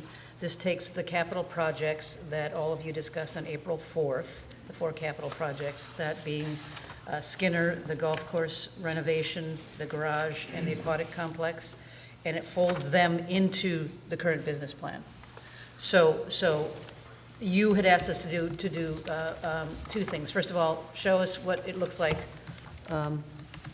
given the snapshot right now, the general fund and the business plan, and also Commissioner Franny had discussed with the commission, and we got direction to put everything on the table to discuss how we would fully fund the pool. So that's later on in this agenda, but for right now, we're looking at those items that you discussed, which was the pool at $9.2 million, and then the garage and the golf course and Skinner, and see how that is positioned in the business plan at this point, and then we can carry on from there. So Les has a presentation. Okay, thank you, Jennifer. As Jennifer mentioned, these are the four projects Jennifer just went through, and I want to mention that the Penny Fund... Les, would you do me a favor? Could you move the microphone closer to your, I can't hear you sure. that well. I want to mention that Thank you. the business plan goes out to 2029 for all the different funds, and in these scenarios, we brought the Penny Fund goes out to 2030 because that's to the end of Penny 4 timeframe, which is December 2029, and also we've got the CRA going out to December of 33, which is the sunset of the CRA. So I wanted to mention that we're going further out than the actual business plan does on a couple of these funds. And this page shows what's in the business plan, and basically the projects that Jennifer just went over. We've got Skinner Boulevard improvements, we've got the Midtown parking facility, the Highlander Aquatic Center project, and also, I want to mention the Highlander, the aquatic complex this is the phased without the lazy river or the activity pool or the slides. That's what's in the business plan and the numbers that we'll go over in this particular scenario. These are the same four projects that were discussed at the April 4th Commission workshop. The next few pages will cover the cost of these projects in the business plan and the long-range fund projections in the business plan, and also the debt policy targets, which we talked about also on April 4th, and the draft financing plan as well. And this shows the capital cost for each of the projects, and going from left to right. Skinner Boulevard project is budgeted at just over $11 million, and that's fully funded based on our estimates today. The Midtown parking facility is in the business plan budgeted at $7.261 million. I do want to mention that yesterday we actually received an updated cost estimate for this project, and I want to briefly go over that. The estimate we have in the business plan was an estimate we received 9 months ago, and we just got an estimate yesterday, and the costs for that project have increased about $881,000. The new budget is $8,142,000. The current budget is $7.261 million, so about a 12% increase, from one to the next. So we'll be discussing the impact of that as we walk through the slides. I'll point out at different points in different funds, and this mainly in this scenario affects the CRA fund, but I'll walk through and give an example of what that impact would do so the Commission is aware of that change. The Highlander Aquatic Complex is budgeted at $9.267 million, and I want to mention again, that's the phase, that does not include the lazy river, activity pool, or the slides. And also want to mention that staff plans to have the Highlander Aquatic Complex cost estimate updated in the next few weeks. We want to be sure we have the best estimate moving forward in our 24 budget. The estimate we have currently is 5 months old. It's not real old, but in this environment, we want to have it looked at again. And are you all expecting that to go up, I'm guessing, just like the garage? Jennifer? We expect it to go up some probably, Yes. yeah. Yes, yeah, okay, thank you. Yeah. And we're also going to take a look at the other two. We're going to look at the golf course again, Jennifer Wright, and also look at Skinner. And we should have really good estimates for Skinner according to Bob and Doug Hutchins by July 1st, and hopefully sooner than that. I'd like to elaborate, Mayor, if I may. So, used to be, many years ago, you could actually do an estimate once a year or every other year on a project. That's not the environment we live in now. We have to refresh probably every 6 months at this point. And so once we got the new estimate for the garage, we feel that it's important now that we circle back and we look at the aquatic complex, that we look at the golf course again. And as Les had said, Skinner, we're going to get a pretty fresh estimate in July. And we're hoping to do that before we return to you on July 18th in the second budget meeting, so I think we can have a good conversation about these projects today, but we need to refresh those estimates to find out exactly where we are. We've heard from some educated, construction folks that supply chain is supposed to get better, labor market is supposed to get better, and apparently it has not. So Hopefully in July, we'll have more accurate numbers for the rest of them. So, but I don't think that precludes us from having this conversation, this discussion today. Okay, thank you. And then we have the golf club restoration project, and that's budgeted at $4.5 million. And total project cost for all these projects in the business plan is just over $32 million.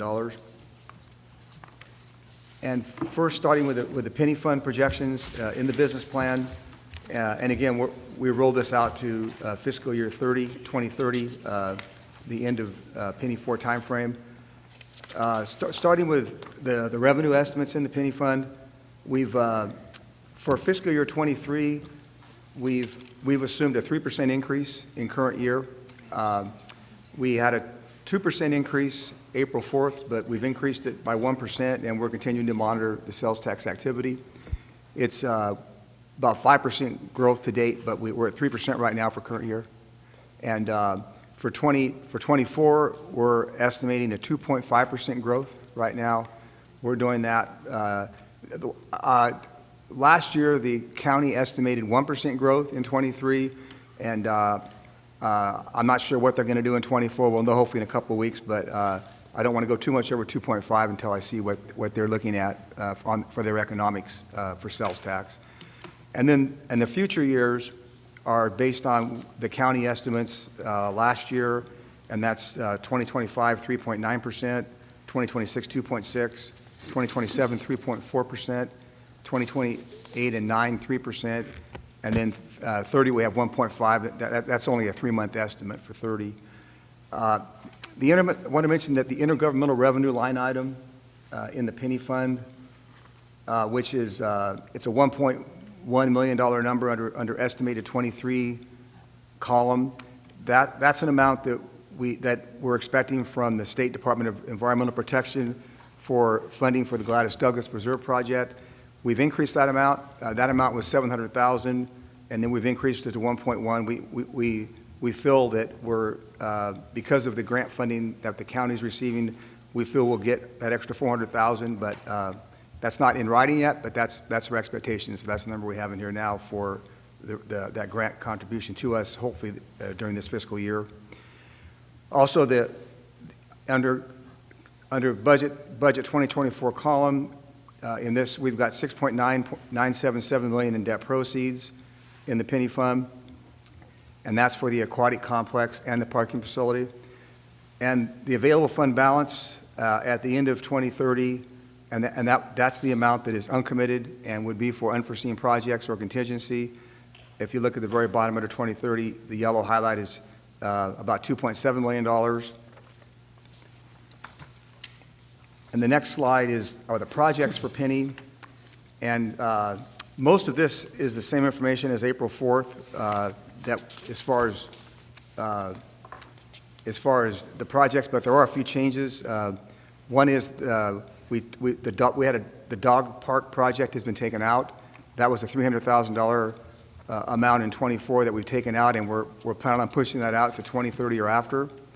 Also, the community center parking lot has been taken out. That was a $350,000 cost in 25 that we're also planning on doing in 2030 or after. Also, we have an estimate. If you look at the very bottom, we have a golf course loan line item, and we discussed this some on April 4th, and we have that placeholder in there that we talked about before to assist the golf club course fund if needed. That amount's increased. That amount is from 24 to 25. It's $610,000 for 2 years. That's an estimate of 2 years debt service. It's gone up. It was $520,000. We increased the loan amount in the golf fund that we'll go over in a few slides by $250,000 for a project that we added, but that's the impact of the increased debt service for the potential amount the penny fund may pay. Also, I want to mention the Gladys Douglas property, Gladys Douglas Preserve project. It's got $1.650 million in 2024. That's for future park amenities, and it also includes putting in water and sewer infrastructure at the facility. The water and sewer infrastructure is a fairly large number. I think it's roughly 500,000, somewhere in that area.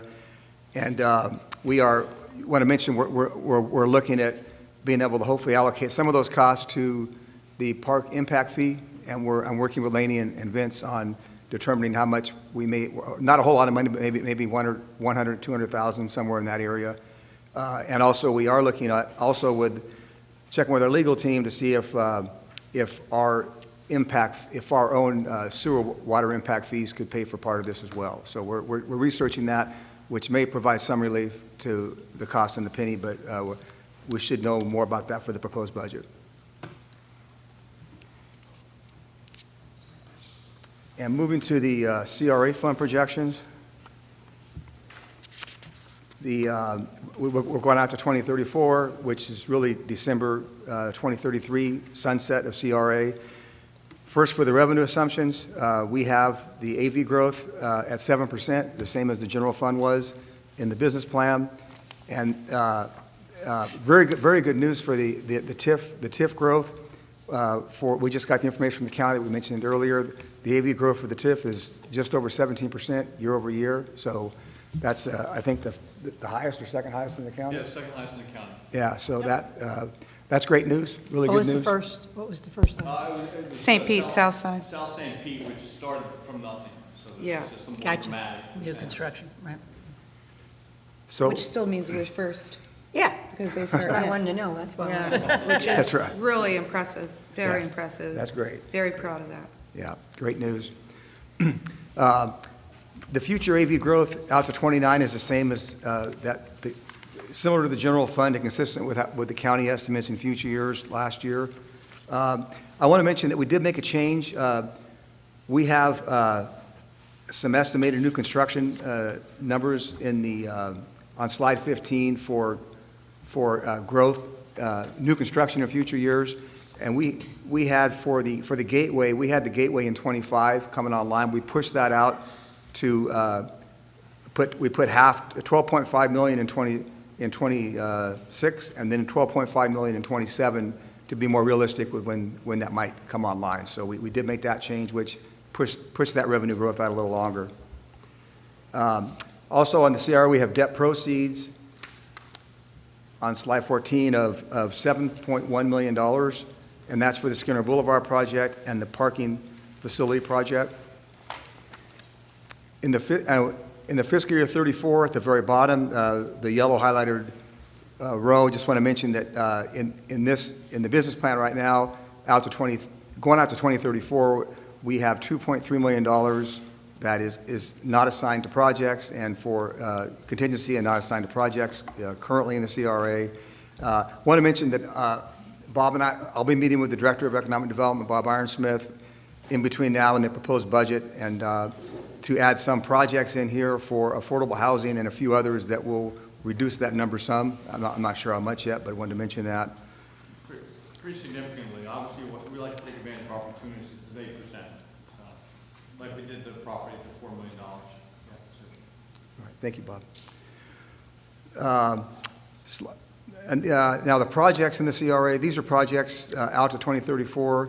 There's a few new projects that we've added into this budget, and one is the downtown bollards. They've been added. They're $175,000 for 2 years in 24 and 25, towards the bottom of the first subcategory. Also, another large one was Huntley Avenue project. That's increased from $400,000 to $1 million, and that's out in 2032 and 2033. That's now $400,000 in 2032 and then $600,000 in 33. What project was that? That was Huntley. Huntley Avenue, man. That was one that. Huntley? Huntley Avenue, where we had that design done, that's underground utilities. Gotcha. Sidewalk. Gotcha. Thank you. So that covers the CRA fund. Now, moving to the ARPA fund. The only key change here since we last looked at this fund back on April 4th workshop was the city manager and I met with the director of IT services, Michael Nagy, and went over the fiber Wi-Fi project in detail. It's got different phases in the project, and we've reduced the fiber Wi-Fi project by $400,000 to free up ARPA dollars. And the change really that's happened here in the business plan is now if you look at slide number 17 for a second, we've got at the very bottom, we've got projects to be determined under projection 25-year, and it's 564,336. That number increased by 400,000 by moving that 400,000 off the project into projects to be determined. I also want to mention that we do also have the interest earnings. If you go to slide 16, we've got under miscellaneous revenue in the top category, we've got $250,000 for 2 years in a row, 23 and 24. That's our estimated investment earnings on our ARPA funds. We've got like $13 million in ARPA funds now, still to draw down, and we're earning some pretty good investment returns on those now. So those are fairly reasonably conservative estimates of what we think we'll earn those 2 years that can be used towards contingency or other projects moving forward. That covers the ARPA fund. And then for the Gulf Operations Fund projections, I want to mention that we're still working on this fund. We have these are very rough numbers, and we've got some more work to do for the proposed budget when we roll that out. The only real change here that we have compared to when we talked about this on April 4th is we added a project. We added a project for the maintenance facility renovations at the golf club. The maintenance facility there needs some work, and we are estimating about $250,000 to make it towards functional and also safe. And we're thinking that will get us out to hopefully at least 2030. We may have to do more work on it at that point, but we've added that in. And for now, we've increased the loan in the Gulf Operations Fund by $250,000 to fund that project. That project's in 25 right now. But I want to mention that that's a placeholder at this point. As we work through the budget process with this fund, another thing that impacts this fund quite a bit is it's very likely that the golf course applied for the state grant for the renovation project. It's very likely it's going to be approved in the state budget. It's in the budget now, just waiting to be signed, and we probably won't be signed until probably almost July 1st. But it's very likely that grant will be awarded, and if awarded, once we know for sure, we'll be taking that into consideration, and the goal would be hopefully to reduce our debt service by that amount to where we're and put that towards the renovation project. So our financing hopefully would go from $2.5 million to just over $2 million. So I just want to mention that because we'll be watching that closely. And for and this is the debt service ratio. We went over this on April 4th and wanted to show again with the current loans in the business plan right now, what we just discussed. The loan amounts in the three funds is at the very bottom, $16.6 million in total.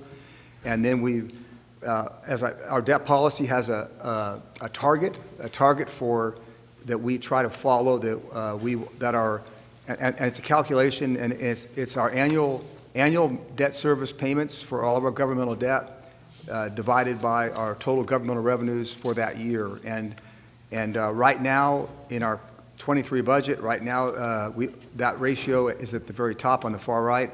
We're at 13.5% with our existing debt, which is well below the target. And also, if you add in the loans of $16.6 million, that calculation is 18.5 and still under that 20% target.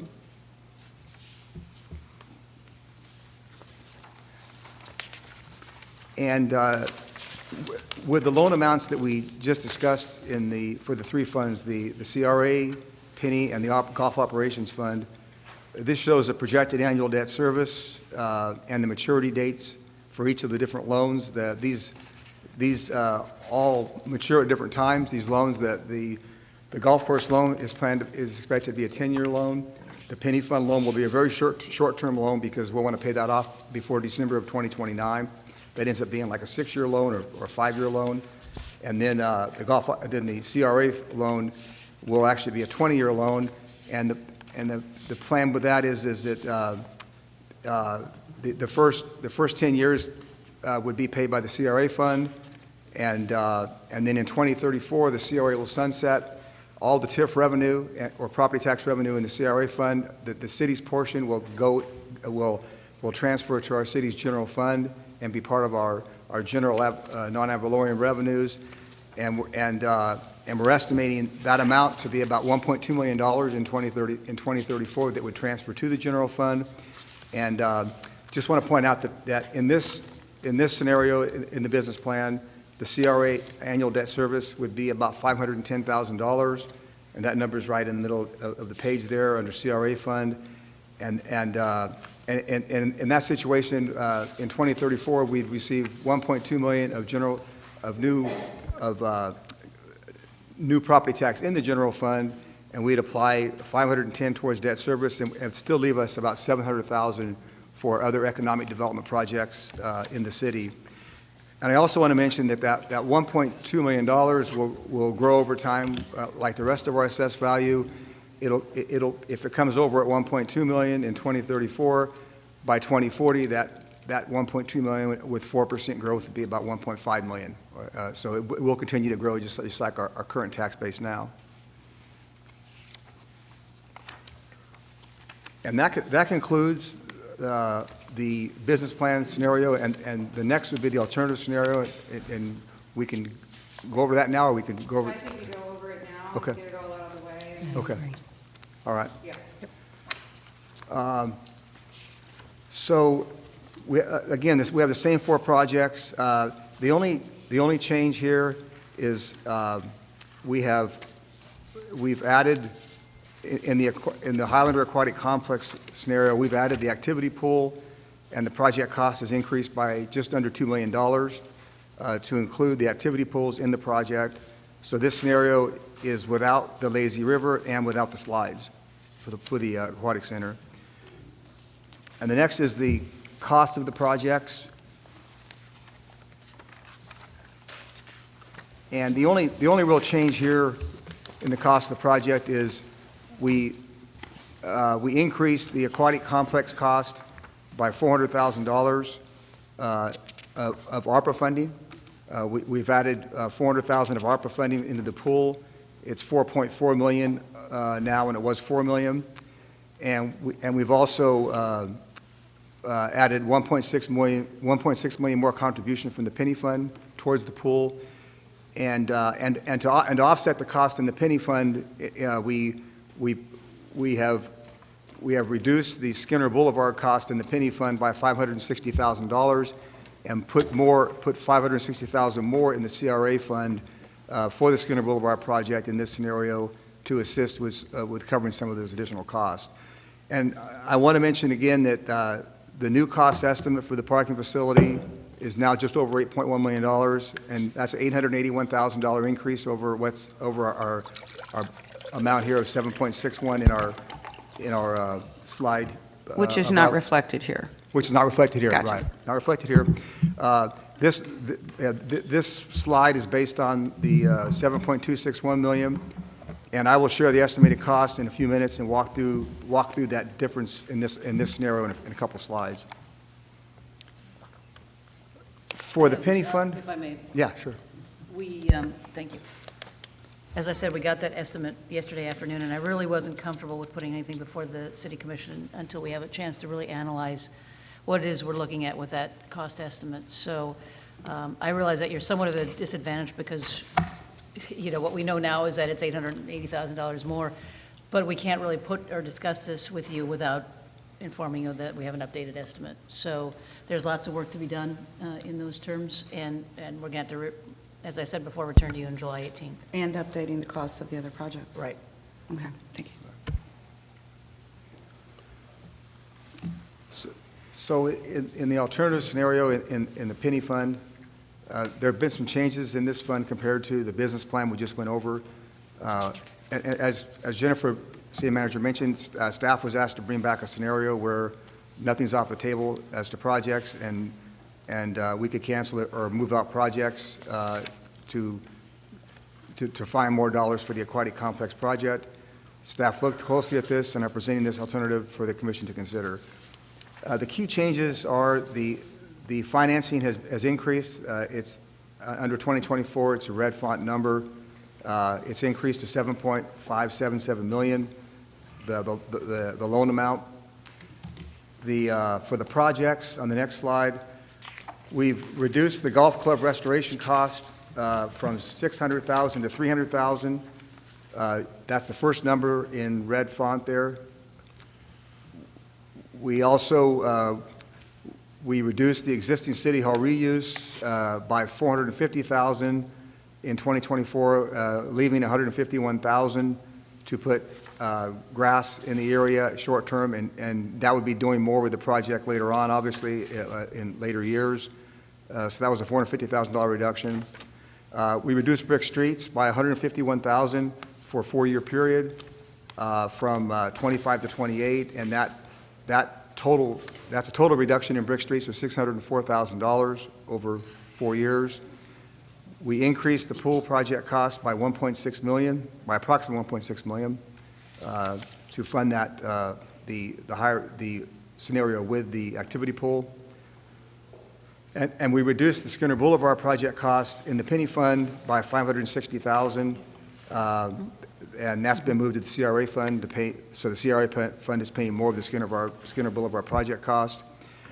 And we also took out athletic field renovation costs that are in the current penny fund in the business plan. We've got $100,000 for 3 years from 26 to 29 for athletic field renovations. We're proposing to move that to the general fund. Staff feels that it's a normal maintenance cost and probably should be in the general fund. I'm assuming that, I'm not sure of this, but I'm assuming that got moved to the penny fund during the Great Recession. I'm guessing, and it makes sense. And to me, it's kind of a normal maintenance operation. Some of those parking lot things did too. I mean, a lot of things got moved to the penny. Sure. So, thank you. So it's not a huge number, but it'd be $100,000 for 3 years that we would need to move to the general fund in the long-range plan. So with these adjustments. So, Les, if I may, before we go on, I know that during the course of our agenda briefing, some of you have concern over some of these projects. These are staff's, not even recommendations, but these are projects that are elective, if you will, that can be moved off without affecting levels of service. So, as Commissioner Franian said, everything's on the table for a good discussion. We're not married to any of these. It's subject to approval by all of you to begin with. So. Thank you. Thanks, Jennifer. At slide 25, just look at the projection under 2030. Again, the yellow highlighted.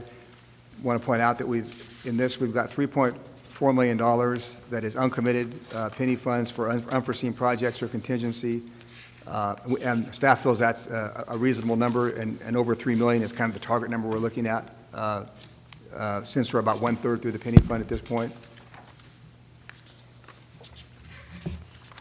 So those are the changes to the penny fund. Now for the CRA fund, in the alternative scenario, we've increased the debt proceed amount. We've increased the debt to $7.746.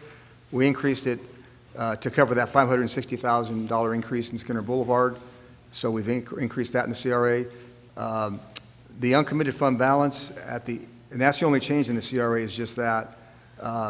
The uncommitted fund balance if you go to under 2034, the yellow highlighted, is just under $2 million for contingencies and other CRA projects. And I want to mention that the debt service in the CRA fund in this scenario is about $1.1 million a year, starting in 2024, and that's about 50% roughly of the annual TIF revenue, for those years. On the average, it changes a little bit every year. And I also want to mention that with the added cost of the parking garage of $881,000 in the CRA fund, if we were to put that in this scenario right now, that would increase the debt amount by $881,000. The debt would go up by $881,000 to cover that, and it would reduce fund balance in 2034 by about $670,000 if we, to fully fund that $8.1 million amount. So that $1.9 million or $2 million out in 2034 now would decrease by $670,000 and be about $1.3 million that would be uncommitted or for contingency projects.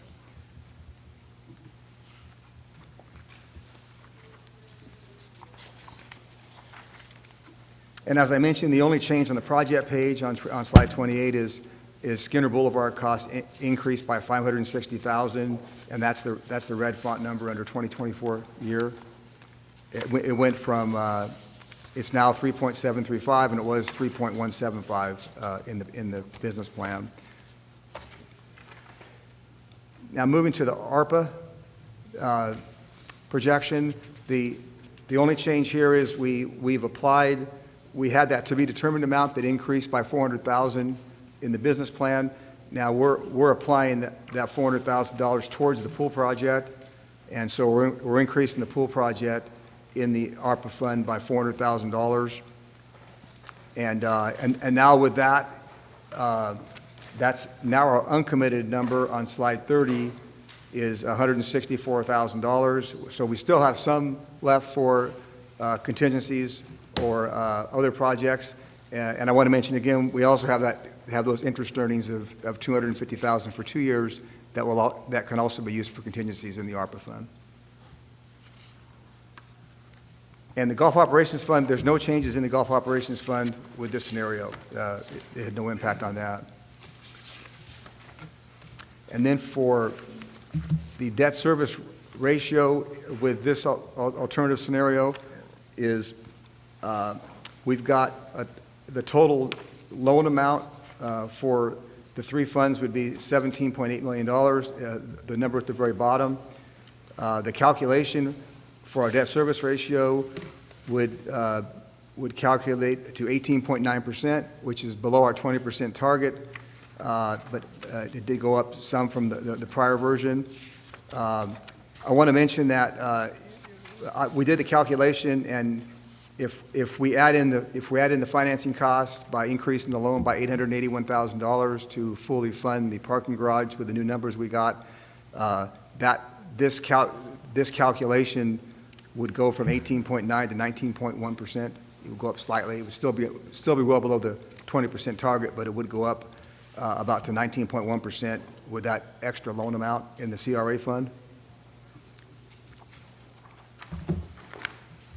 And for the financing summary, this again shows the loan amounts for the CRA Penny Fund and the Gulf Operations Fund. The CRA and Penny Fund loan amounts have increased in this compared to the business plan version. The Penny Fund's gone up $115,000, and the CRA Fund went up $48,000. The annual payments went up by that amount. The annual payments went up by $115,000 in the Penny Fund and $48,000 in the CRA Fund. And this shows the CRA debt service is $558,000, and that's right in the middle of the page on slide 34. And we just want to mention if we increase the debt to fully fund the parking garage and add that $881,000 of loan, that would increase, that $558,000 would increase to $622,000 per year that the CRA would pay every year up till 2033, and then that amount would move to the general fund out to 2043 till maturity. So that concludes both the scenarios, and happy to answer any questions. Okay, thank you, Les. I'm going to start on this end.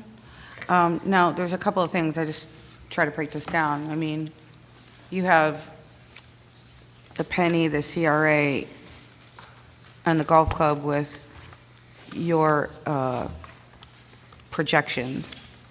Right, correct. So there's that piece of it, and then it's how the two scenarios of the projects fit in there.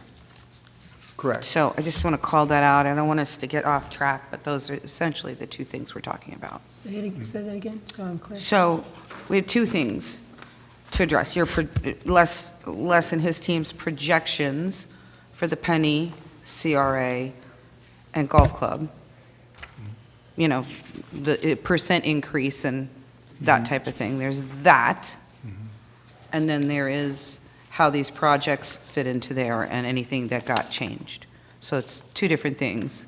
I just don't want us to get off track on anything else. Yeah, the only thing I've mentioned is for the golf fund, it's so rough, we may not want to get into that. That hasn't really changed. Yeah, right. That hasn't really changed. But CRA and Penny, we know that CRA just came in higher than what we projected. What did we project originally? What did we? 7%. Right, and it came in at 17.9 or whatever it was. Right, correct. Right. So obviously, you're going to want to look at those projections again. Correct. Maybe. Yes. And so the income coming into the CRA is likely to go up a little bit. Yes, it is. And then the Penny, again, we already see what's rising every month. I see it at the Tourist Development Council, which is a hotel bed tax, which is essentially a sales tax, okay, doing the same thing, coming out much better than what was ever projected. So you're going to relook at all of that as well. Yes, we'll look at the assumptions much more closer for the proposed budget. Yeah. Now that you have those things. So the point is the revenue is going to be, to some degree, more than what we're looking at today. Yes. We just don't know what that is. It should be, yeah. The only thing I'll say is if the county comes out and has a 1% growth in '24 like they did last year, and we follow that, then that would not be an increase to what we have in here. Just want to mention that. Because they were very conservative last year. Yeah. In Penny. In Penny. In Penny, just Penny. Yeah, no, but they are always that way. Yeah, they are. Okay. All right. They're members of the public, I don't know if you want. No, I will as soon as we have the dialogue, and then we'll. Gotcha. Okay. Commissioner Franny? Sure you want to start with me? Yeah, I'm just switching sides. No. Okay, yeah. Well, first of all. and I mean, might as well just get it right out there. Yeah, I mean, first of all, I mean, the alternative scenarios is what I like. I appreciate staff's hard work in basically trying to work through our challenge of providing one of our Penny Patel signature projects, which is the pool. Obviously, it's matched up against some very important projects as well. But this is a way of putting everything on the table, and I think you guys worked hard to get some, creativity going here. I guess that when I look at some of the changes that happened because of the alternative, so the existing City Hall adaptive reuse, which is probably, important to some of us, I don't know. But again, if that's important enough, and that loss of dollars, it looks like perhaps the increase in CRA dollars might help that still be able to be fully funded. I mean, I don't know, what's 10%, what's the 7% versus the 17% dollars? Did we? In the CRA. We haven't, CRA. yeah, we haven't done the exact calculation, but I'm estimating anywhere from 150 to 200,000 a year. Yeah. Okay, Somewhere thank in you. I would put out there on if we're going to take money. Except that it's Penny that's funding the city, that is being reduced, not the CRA. CRA is not funding the adaptive reuse, it's Penny. That's correct. Well, but true. let's face it, ARPA, Penny, and, Wherever. yeah, ARPA, Penny, general fund, I mean, it's all on the table, and it's pretty much all intermixed. So that's why none of them can be looked at in a vacuum. Right. They all can offset the other ones, so, and based, again, on the Penny, like for brick streets, I know that we separated brick streets out a couple years ago, and I think that was because no money was being put into brick streets. They weren't being made part of the competitive process whatsoever with pavement streets. But I think this commission has validated that actually, even though you do pavement more often, you do bricks less often, they basically are the same value. So I would suggest that if we're going to reduce money in some of this, that we make brick streets truly competitive with some of the pavement, and that money can actually be intermingled a little bit more, so it doesn't all necessarily have to come away from brick streets. I put that out there as a thought to the commission.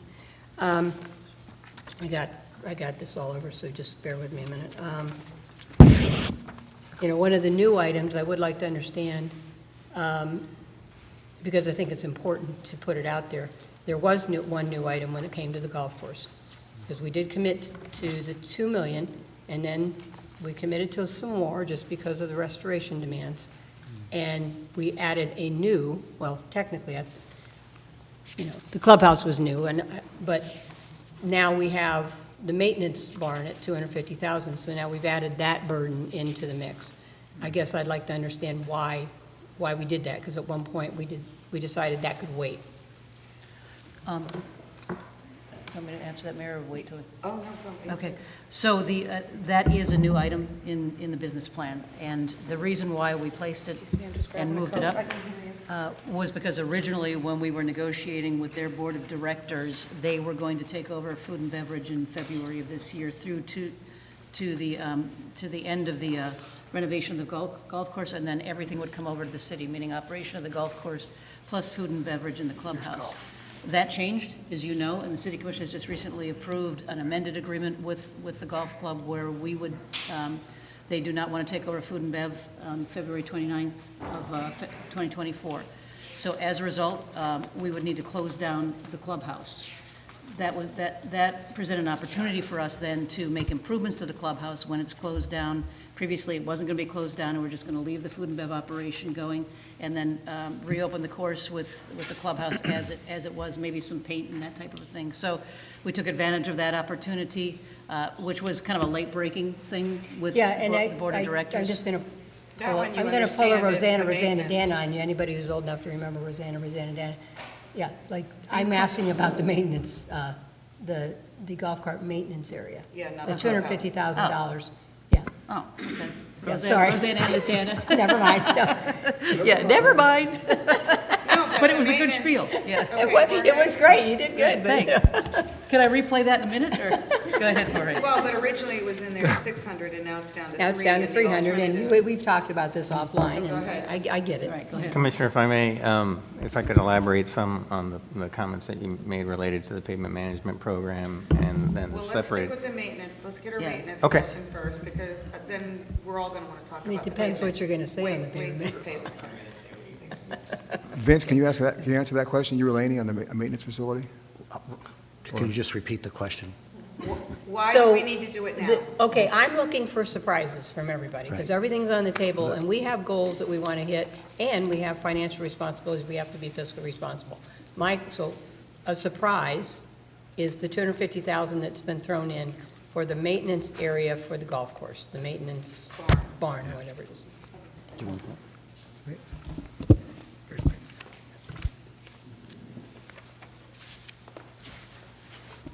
Yes, good morning. I'm Lainey Sheets, Parks and Recreation Administration Superintendent.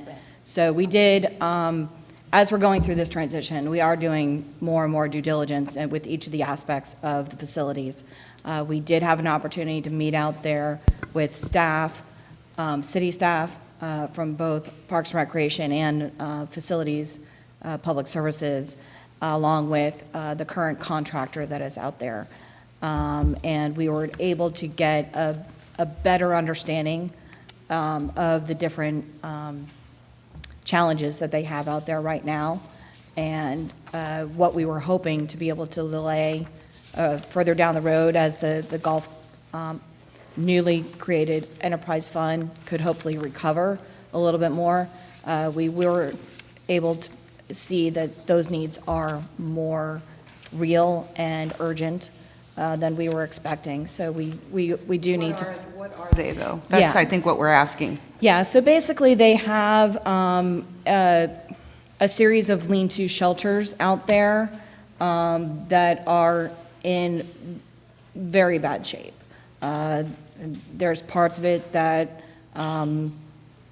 we will probably need to take down completely, reduce the size of it, shore up some of the other things, and then repurpose some of the older facilities out there so that they could have a structurally sound shelter to put their maintenance equipment in. So, I mean, is that, I'm jumping in here because Yeah, no. I had the same question. Yeah, no, this is great. Is that something that we can maybe do some of that in-house? It won't be perfect, but to put off the actual building something new or That was not, refurbishing it? yeah, so meeting with Sue and Keith, that was not something we could do in-house. And Sue can probably speak to that. Yeah, that is correct. What needs to be done immediately is structural for safety, and those specific repairs need to be done by, But again, Look at we've got the structural. cart barn thing. it's And not, that's what I worry about, is another price rehash of cart, escalation, yeah, I and mean- all of that. And I got to tell you, I would much rather see some of that money go back into the clubhouse, now that we have that opportunity, maybe not all of it. But I got to tell you, because again, I'm looking at it as clubhouse golf course itself is a money-making operation. I think our projections are conservative, as we should have. I think they will be better, and I think we will then get the money to do what you're talking about.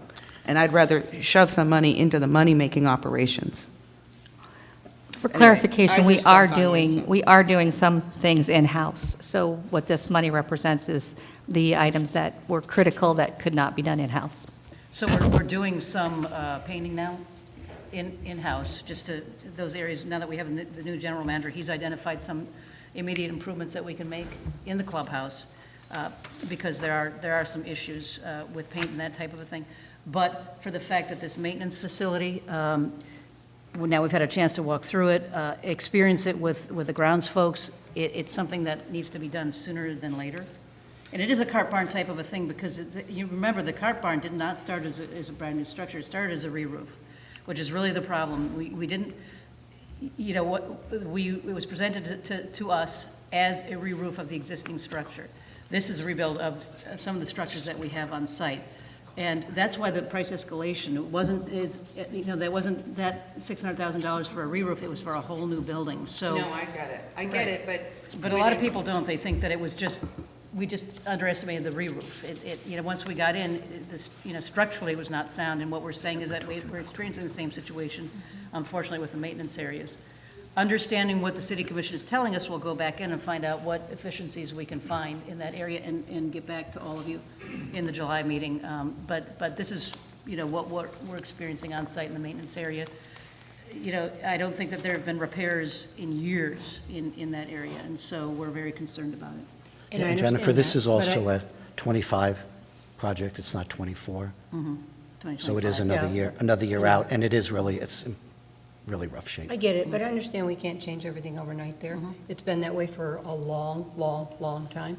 And I just don't want the giant sucking sound to start, with that, because it will suck the life out of a lot of stuff that's been on the table for a long time. I respect the fact that it's a money thing. I hear it from the citizens. We can make a lot of money here.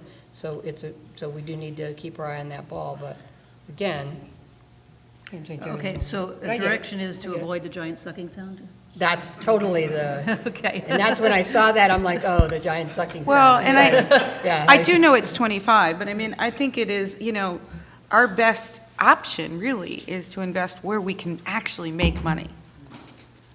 So that money increases over our projections, and then build can whatever we spend want money to. on the other things. I mean, anybody will tell you, it's the same like investing in the CRA. Invest there where we're going to make money, Right. where we have an economic engine. And I get it from staff's point of view. Like, we come in and we're like looking about safety, we're looking about things that maybe have been let go because there was no money. But I get where you're coming from, but, let's see what you can do. Okay. You were going to comment on the pavement management. Yes, so you're entirely correct, Commissioner. So years ago, the Brick Street dollars were, I believe, actually allocated in public services operating budget, maybe to the tune of about $75,000, where they would utilize staff to make periodic repairs on brick streets throughout the city.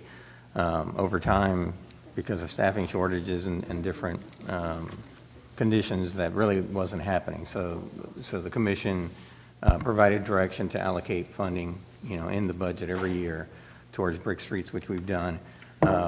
As you know, the pavement management is funded in part by the penny, about 2/3 by the penny, another third by gas tax, and then we've carved out additional funding for brick streets. As you know, Santa Barbara project is underway right now. those costs were quite a bit more than what we had budgeted, even with the proposed alternative scenario, because of base failures, plays in the area, so that it becomes more than just taking up the brick and resurfacing it to get the rutting and those kind of things out. So what we're looking at here is, again, trying to look at a creative approach to maybe focus on those areas of brick streets throughout the city that don't have those base failures, acknowledging that there's still areas that need to be addressed, but perhaps we can try to make some interim repairs in the meantime. You would be disappointed in me if I did not indicate that I feel it's essential that we continue to fund the balance of the pavement management program at the level that we have. When I've been with the city now for about 9 years, when I got here, I think we were spending $100,000 a year on pavement management. We couldn't even get contractors to come bid on our work. And what we're seeing now is that that target of pavement condition index of about 80%, 80, 83, which was the level that we wanted to be at so that we would get to our roadways before they deteriorate. Just because of cost escalations, we can't do as much work as we had been. So now we're at maybe 78. It continues to drop on the roadways that we can address. And we do know that it's been about quite some time since we've done our roadway assessment.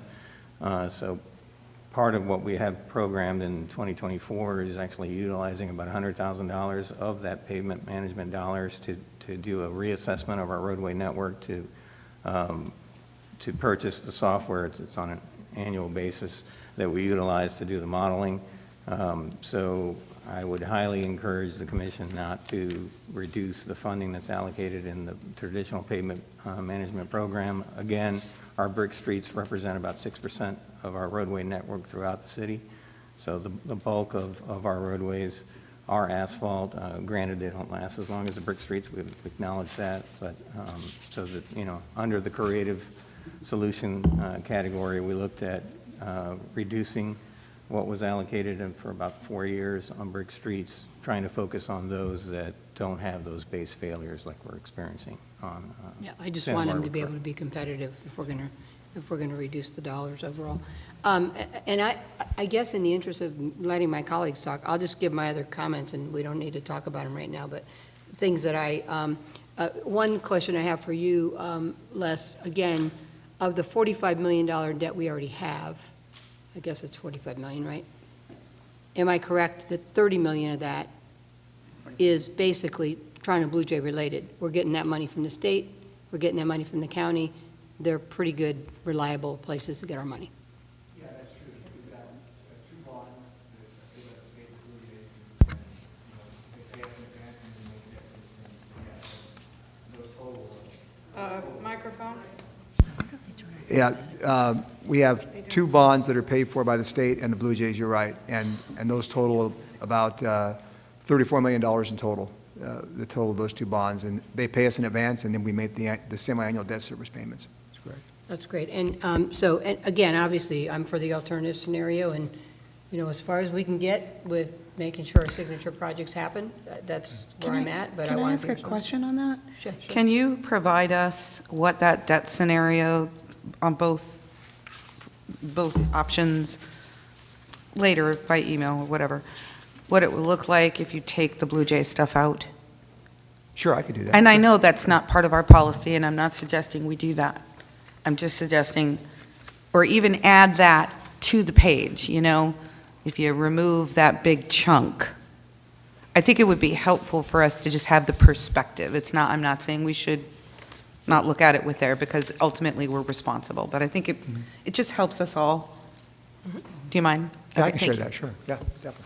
Sorry, Commissioner. Yeah, and the one thing that at some point, I just it needs to be on the table, and we need to understand, because this is all about trade-offs, and that's the remaining, basically, $3 million that's in ARPA for the citywide Wi-Fi stuff.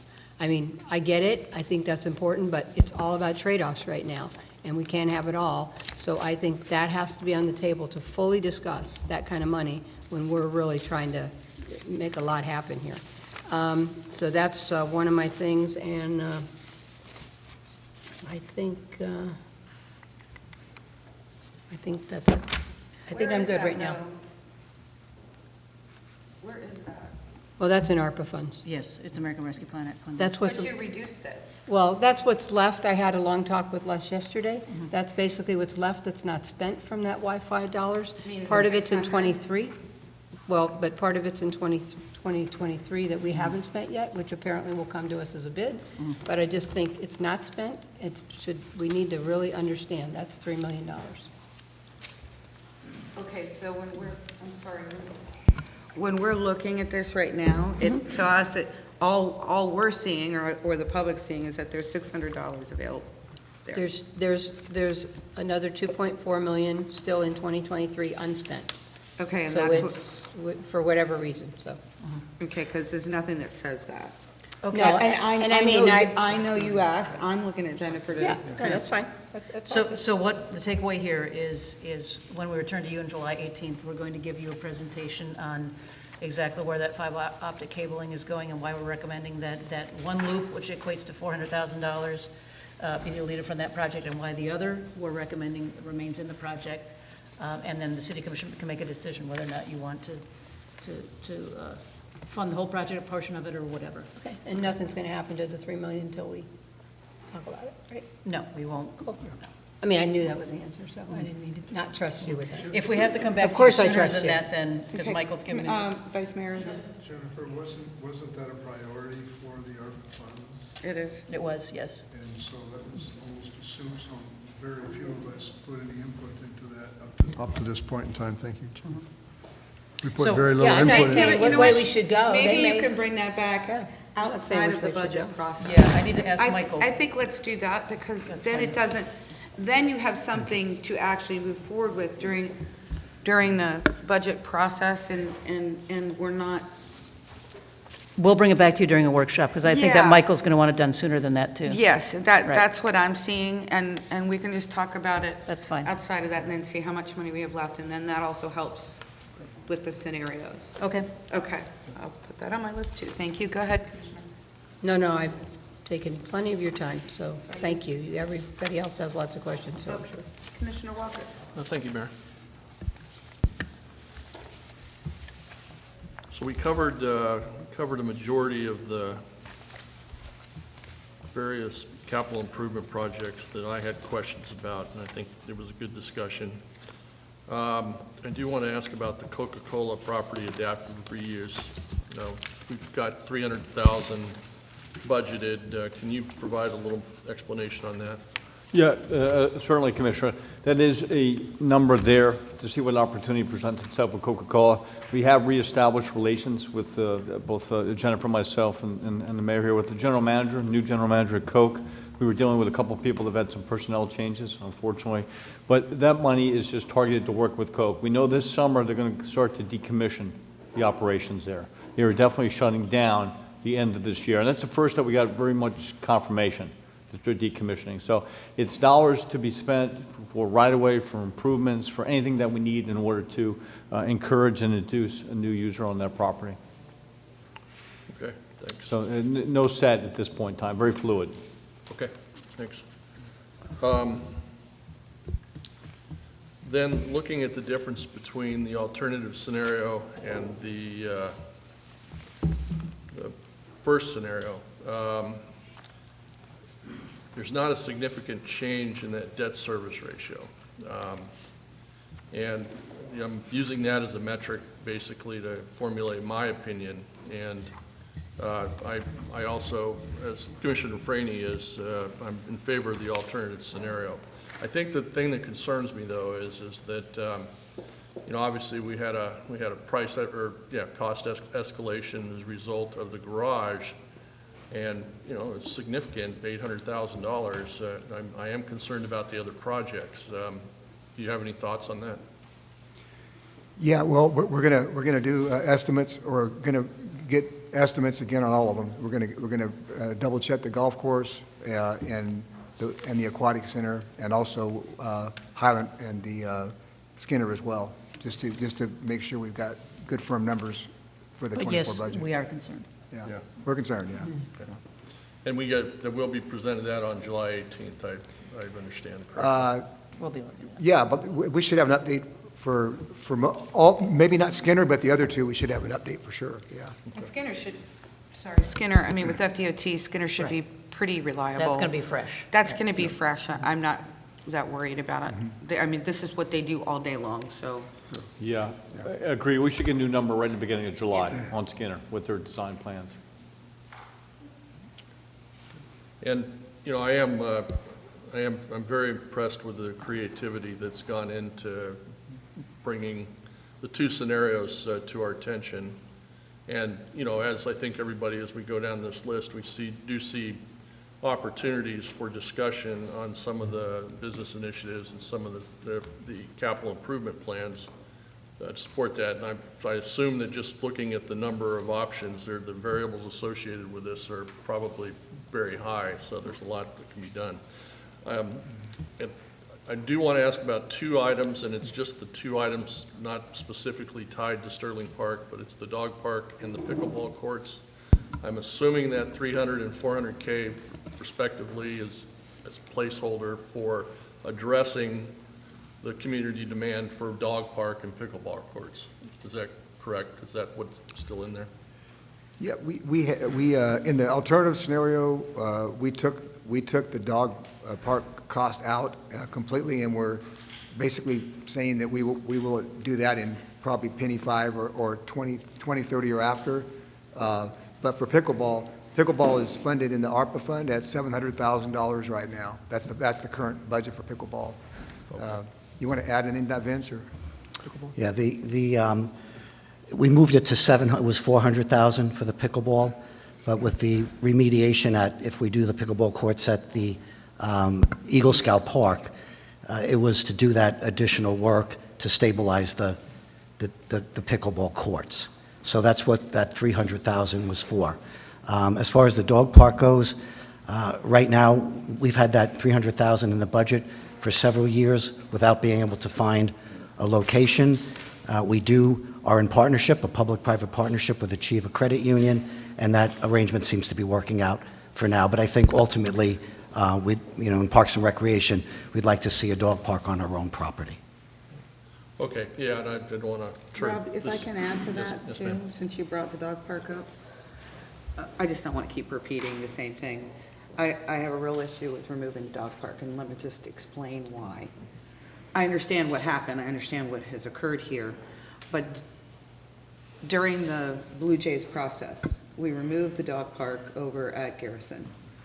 And we did the public-private partnership with Achieva, and we promised the public that we would create one on our own. We promised them that was part of our deal, that was part of the presentation with the Blue Jays. So to put it off for another however many years, it will have been 10 years since we made that promise, and to add new projects in, I have a real problem with that. When you make a promise to the public, I think you need to keep it. And I feel, I'm not saying where it should be, okay? That is not my role here. But I will say that we made a promise to the public, and we've already held off for a very long time to do it. Can I just ask? Sure. I guess hey, I love my dogs. We're dog eating, but I don't remember we've got Achieva after that, and I don't remember promising it had to be on our property in our place versus having a dog park. No. And so I just No, wanted to we did clarify. not. However, Achieva is smaller than what we were planning, and as people went and saw Achieva, we were telling them, you can attest to this, Vince. No, we've got one of our own coming, because what we were trying to do was have one in north side and one in south side, and that's the way we saw it. But what we did, and, okay, those are certain things I can't say. Yeah, I get it. I just didn't remember it being a promise out of yours, but I get it that Achieva's not, it's great, but I mean. No, it's not to the degree of what we promised. Now, is it better than what we had at Garrison that was flooded for 6 months out of the year? Absolutely. Absolutely. That was never a great place. No, for it the was dog never park. great, but those people were upset, very upset. And so, now, if Achieva can be made to be better, or bigger, or whatever. I don't know, maybe there's a cheaper way to do it. All I'm saying is, we made public presentations at the Hale Center that we would do a different ballpark, that we would do a dog park. The Achieva was meant to be an interim step that we could do quickly until we could determine where our big dog park would be. So I'm just saying, I was personally out there telling people, so I just have a problem with saying something and then not following through. I just want to put that out there. Doesn't. And I greatly appreciate that perspective. By no means was I suggesting that No. we take that money and paid another bill with it. But I do want to emphasize a point that the mayor did make with regards to putting money into essentially the enterprise type operations that we have, the money-making operations. I really think that's a huge return on investment, and I think if it were just me, I would just offer the recommendation and suggestion to go back and take a look at how we can do that, because I think that does realize a return on investment. And then finally, there's just another point I want to just emphasize here. I think it would be a very interesting metric to pull the Blue Jays debt out of the equation here, just to kind of see where we're at, because I really think there's a great story there. And I think it's important that we get that out. So anyway, that's all I've got, Mayor. Okay. Vice Mayor. I think this is on. I wanted to make a comment, and this is not to compliment you, because I'm going to say some other things in just a bit that you That might not think be is a compliment. complimentary. So the Les He's and warning you, Les. The Les and Ashley team and your whole team, you guys are fantastic. So I can only imagine that there may be some people that would have a problem following some of what we do here, because what we do is we try to marry up and then make a very complicated situation sound like it's simple, because not only are we saying what we would like to have, we're trying to come up with the financing for it all at the same time as we're sitting here. So we're doing treasury work sometimes. Yep. And that gets a little complicated. So I'm right now today trying to focus on some just major things. So I didn't get into the smaller things previous, where we were talking about, hey, do you agree with this? Do you agree with that? Because I said we may have to move some things around. And at that given point in time, these 4 big projects play a big role. And if just one of them leaves, and if it doesn't affect the general fund, well, we get funds from all these places we talk about. So funds come from a variety of different places and can be used in the general fund. Some are very restrictive, some are not. I also have some initiatives that I'm going to be careful not to get into. Right, because that'll come later. That comes at the end, but that apply to some of this. So let me first start off by asking a very simple question. We have the Skinner Boulevard, and we discussed at a previous meeting about the Skinner Boulevard, and that's a big chunk of money, regardless of where it comes from. I think it looks like about 11 million, a big number. And we talked about, do we need 2 roundabouts? Boy, everybody's going to say, oh boy, we don't want to hear this again. But we have a traffic light there now that we didn't have before when they started the design. And have we looked into that in any detail, pushing hard, whether we really need to have 2 roundabouts? Because those roundabouts are expensive. Yes, Vice Mayor, we have looked into it. You're right, they are expensive. It's not a cheap thing to build. We have talked to DOT on a couple occasions with, as you mentioned, the traffic signal there with the roundabout. They're very much in favor of the roundabout staying there. They feel it works and flows traffic better, but we're continuing to look at it. And we're looking at it with regard to adjacent properties also, how things are impacted. They are pretty far along with their design, so we're also taking that into consideration, but I do understand your thought. So if I may, if you're someone listening here, and you're simply going to design a house, okay, and you find out that you really didn't want to spend that much on it, you put design costs into it. You might have put some more into it to change it, but you change it depending on your circumstance. And so I think we've got to change circumstance here. Now, there's 2 roundabouts, okay? I'm not suggesting we get rid of both of them. I would not put 2, in my opinion, I think we only need 1 of them there. It's just my opinion, so I'm going to follow that then. Second of all, we're talking about making that a complete street area.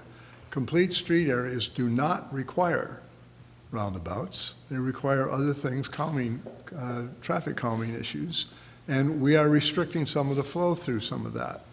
So depending on how we do that, we may be able to do, there's probably at least $2 million in here if you don't use 2 roundabouts. I'm sorry about this, but I've driven a lot in roundabouts. So I've driven in roundabouts in Australia, I've driven in roundabouts in New Zealand, and a lot of time in England driving roundabouts. And in all those cases, you're driving on the other side of the car, and so you got to be kind of careful. But I've never seen roundabouts come boom, boom, and the U.S., because in the Marine Corps they got roundabouts in some of our, certainly in the second Marine Division. So I think that's a big one for us to challenge, and to challenge hard. It's a lot of money, and it's our residents' money. No, understand the roundabout, just for numbers, is about $250,000 to $300,000 per roundabout is the number so we've gotten. DOT is far along with their design, and they based it on lane reduction, because remember the goal was to slow the speeds down for golf carts, cyclists, and pedestrians. So to move in a different direction is, certainly anything is possible, but it is pretty far along. It is something that DOT favored, but we're continuing to look at it and look with DOT on it. But Can I add something to that? Yes, please. Vice Mayor? Whatever the change in design costs, we would have to cover. Sure. Right now, they're partnering, and so is Fort Pinellas in the design costs, and we would have to cover. So if it's, what did you say, 250? Yeah, I mean, just for sake of numbers, I'm just throwing out numbers here. 250 to 250 500, to not the 300, design part, but the actual building. Yeah, and Jorge can add here, but the roundabout I've been told is anywhere from 250 to 300,000. Okay, and so design costs could be 150. I don't know. Yeah. I'm throwing out numbers here pretty quickly. And the only reason I bring this up is because, and again, I want to be really careful in what I'm saying here, but FDOT and Fort Pinellas and the city of Clearwater are going at it over Drew Street. Some of you may have heard some of that. Mm-hmm. Yeah. And FDOT is not in a great headspace over it. So I don't want them to take out that negative headspace on us for changing something that's already been in the works. Well, I just throw that out, doesn't mean we can't. Yeah. I'm just saying it. We also got $1 million grant, if you recall. Exactly. Based on this So concept. First 100,000, then we got the million now. Yeah. Yeah, So- But it's still, I'm trying to take cost out of the project now. Gotcha. And I believe that it's at least that price for each one. It depends on the complexity of the roundabout. But they're expensive. They are very expensive. And of course, if we have to redesign it, depends on the complexity of that. Second thing is, on the cost within this, is the $2 million for undergrounding. $2 million. That's big. It's a big number. I don't want to let that just set. I'm just going to mention it and move off of it. But $2 million for undergrounding, and that undergrounding is for a very short space. And I know it's, if you're going to do it, you do it now, if you're going to do it. And then we got to look at where we're going to do the other undergrounding. But for just that section of the road, interesting. And it's been there forever. We talked about this before, brought it up. And we have a private property conversions. Now, that's not our business, correct? No. To be determined. No, it's a city cost of the project to change it to underground. Somebody has to do it, right? Yes. I mean, it's going to be done. Yes, it's part of the project, and we're getting cost on that right now. So do you have any, I mean, if that other section costs $2 million, what might that cost? No, the cost from Duke with the franchise agreement has come down in price, I think around 1.5, 1.6, and we're estimating $500,000 for the private conversion, so that's kind of where we come up with the $2 million. So I was also going to ask these total estimate costs, okay?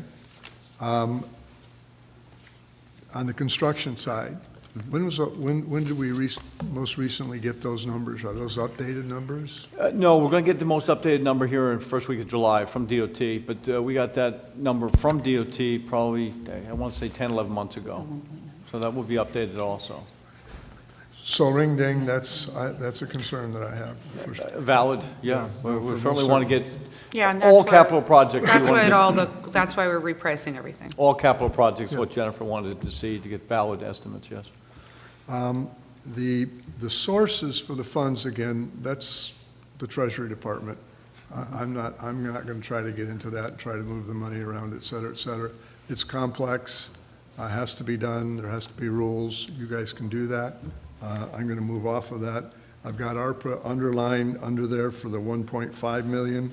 I don't need to go there because that applies to the whole project for us to really look at that project and understand what we're getting out of that project now and to make sure we've got the pricing down and the financing down properly. The next one is a Midtown parking facility that I wanted to ask some questions about, make some comments. I'm only going to talk not as an initiative. I'm not going to be. I already made my comments at a previous meeting about this, for that being a public-private partnership. And I say that only because it turns out, whatever that number is. Now, if we're going to take that whole project out of this equation, then I don't really need to spend very much time talking about it right now.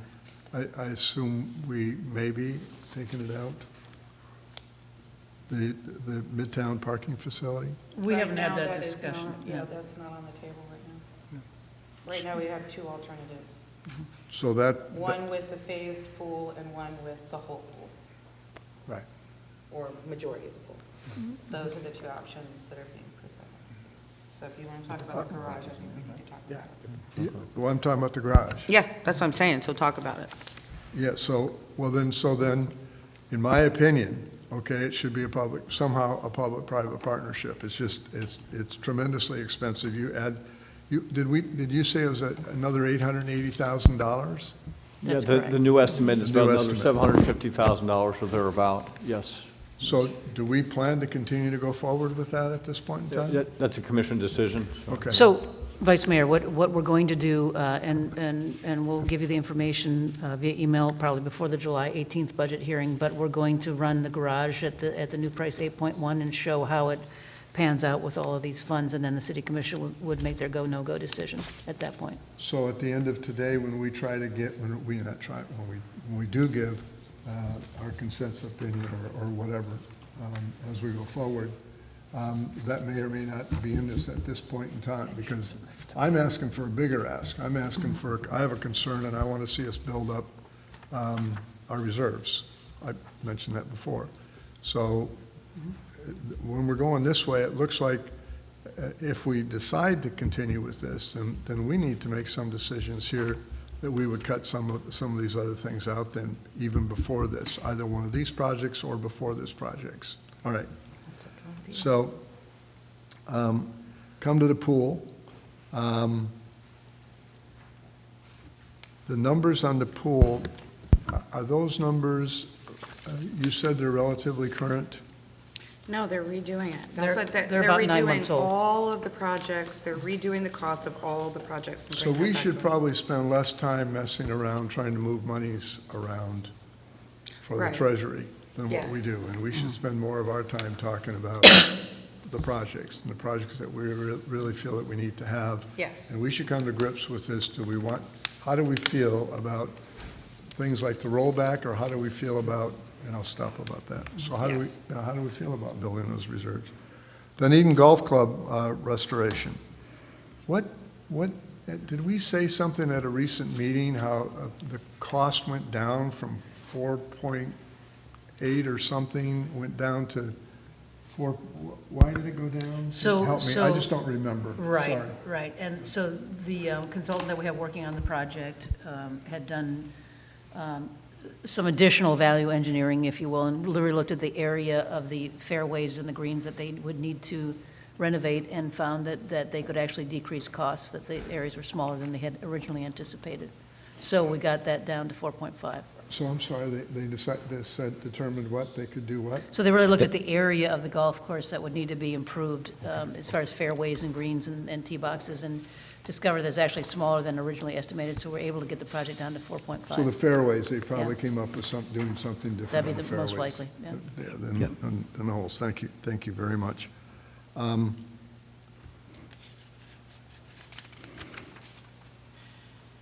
I'm going to, at this point in time, withhold my comments, Treasury comments, about the moving the money, because, again, I think that could be a team effort on your two parts to figure out how we get things funded, whatever we need to have.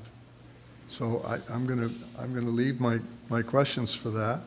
I'm not going to discuss anything other than make a comment. When I looked at the pickleball before and I saw that it went from 400 to 700, I thought to myself, wow, that must be some kind of an estimate change, or we just must have gotten a recent estimate.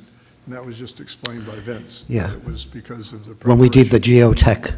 geotech work, we found out that where we wanted to put the pickleball courts, the property wasn't real stable to support, so there were a couple of options that we looked at, and the option that we thought was the best to keep the courts stabilized where they wouldn't sink was additional $300,000. So that money is in there to make that move if we wanted, if we chose to do that. There's a couple other, we're looking at recommendations at this time. But if we wish to do that, that money is in there to do that. Yes. Thank you. Thank you. Thank you, Commissioner. Commissioner Gowell? Thank you, Mayor. I don't really have a whole lot to say, although I will speak in support of the maintenance barn at the golf course, only because we talk about the overall concern for maintenance. When we talked about the new building, City Hall, the concern over making sure the maintenance was just as important as building the new building to keep it what it is. We also talk about that with our public art, to make sure that there's enough money to maintain the public art. And so maintaining the golf course is just as important, especially for the amount of money that we're putting into it. As far as making sure the golf course fund can pay for things, especially because it's a new fund, the stress of adding a maintenance barn on top of that and getting that done, the stress of redoing the clubhouse from those funds, that's a whole lot of stress on a new fund coming out. So if we've got the money to at least start the maintenance barn, I'm not on the golf club board any longer, but when I was, I got a tour of the maintenance barns, and they're horrendous. They're about to fall down. And so the idea that since the club is closing for renovation, that's a great opportunity to do that. So that's all I'll say about the golf course barn.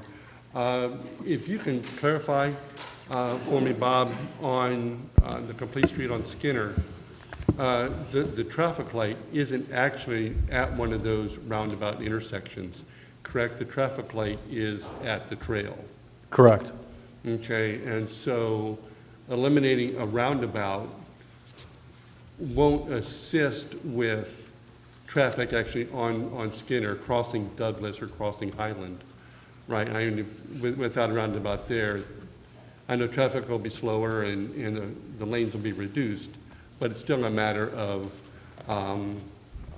leapfrogging across Skinner to get across from that. Right. Yeah, if I understand you correctly, the signal is for the passage, north-south on the trail as a safety aspect, and then the roundabout is a lane reduction and to allow traffic flow, but also pedestrian movement too, along with golf carts. So, I believe I remember Secretary Gwynn mentioning when he talked about putting the light in, that once the roundabout was completed, DOT's intent was to remove that light. That's correct. And so that makes. Doesn't mean that can't change, but yes. Right, that- well, today, that's correct. and I think it will change. I think that Oh, I traffic think it light will on too, Skinner I think is it will just gold. And I don't think it's going to cause the backup that everybody's concerned about. But I'd just like to speak in favor of both roundabouts, if I could. And then other than that, it's just a matter of, for today's meeting, there's a lot of numbers that are moving and changing. We've got one scenario, now we've got another alternative scenario. Even those numbers are changing, and we've got buckets of money, and it's where things are going. So there's a whole lot of movement for this C student to really gain some knowledge on what's going on. I do think commenting, though, and this is what I wanted to tell Vice Mayor, commenting on the projects that they're reducing or have canceled, I think is important to give your feedback, so when they do leave, they know what direction to go in. And thank you for that wonderful, wonderful segue, Mayor. Because and I know that there's going to be a lot of things that are coming back to us at the July meeting with better numbers and things of that nature. So I would like to include in that the removal, what it looks like if we remove the parking garage. And just my scenario of the parking garage, and I've mentioned it to a few of you, is to keep it surface level. Talk to Coca-Cola plant for another possible surface level parking lot on that property. And I think it's better to talk to Coca-Cola about that than a new property owner if they sell it. And then also to talk about parking minimums for bicycles in our downtown, and to actually give up some of that street level parking in front of Casatina. If we were to take one parking space and put in a bike rack for 4 bicycles or whatever that space would allow, what would that do? Can I ask a question? Because now I'm going to ask a procedural question on this. I believe at the last workshop, the direction we gave, and again, it wasn't a formal vote, so that's why I'm just saying it out loud. Right. I believe the direction we gave was we don't want to exclude any projects, that we wanted to see what the phased and what the full-blown would look like and how we could do it. And at that time, we had the phased, the full-blown, and no garage. So we got rid of that scenario. Are you're suggesting to us that we bring back that scenario again? I am suggesting that. So again, it wasn't a formal vote, but I tell you, when we move past something, I have a concern that then we come back to it, because that was the purpose of that meeting, was to give direction on the scenario. So I would really want, before we give that direction, I would really want to hear from my colleagues. That's fine. I'm just a matter of the different phasing. We're reducing so much. We talked about reducing the reusage of the old City Hall and reducing so many parts of other. We're trying to fit 10 pounds of mud in a 5-pound bucket. And now we're talking about phasing, and now we're talking about increasing debt. And it's all a matter of, when we talked about the parking garage, in the same conversation of talking about a parking garage, we wanted to make sure that it was built for a repurpose. And which is a wonderful conversation to have, but it also leads to the question, or begs the question, if we're talking about something, and in that same conversation, concerns about its ability to be reused, maybe we shouldn't be doing it at all. We also talked about a parking study, which I was told was then old. It wasn't too old a few years ago, but now it's too old, and I wonder if we don't need another parking study to again justify the need for a parking garage. That is now at $8.1 million, and that's a lot of money. And I get you, and we had all of those conversations, and we still gave consensus direction to go with 2 versus 3 scenarios.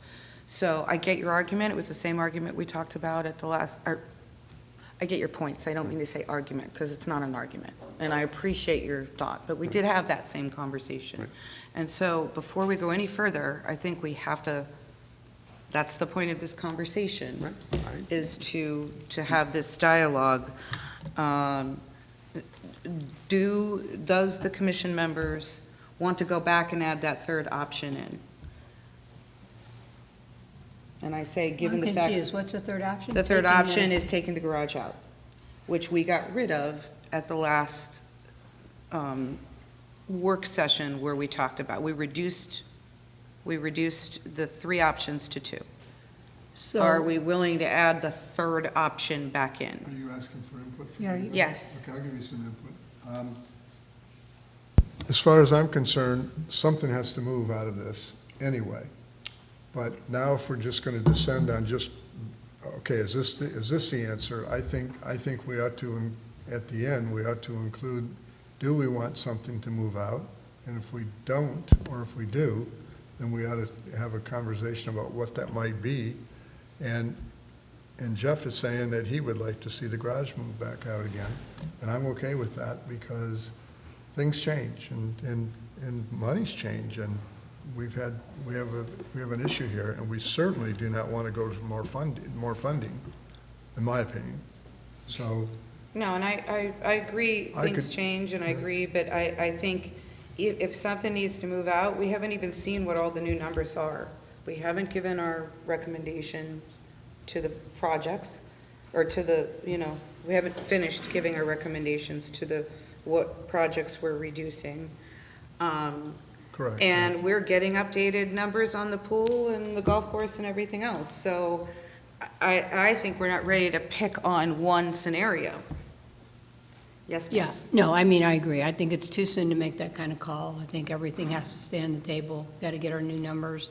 We had a lot of stuff thrown out here today, including, I think we're still being extremely conservative on our debt because we know $30 million of it is in extremely, I agree. I mean, so I think that's a great number too. And I think, and again, and we're living within our penny. City's really not, I don't think they've ever lived within the 10 years of their penny. Nope. We've always expanded and trusted the next penny would be there. But this commission has said, no, we're not going to do that. We're going to take that conservative role.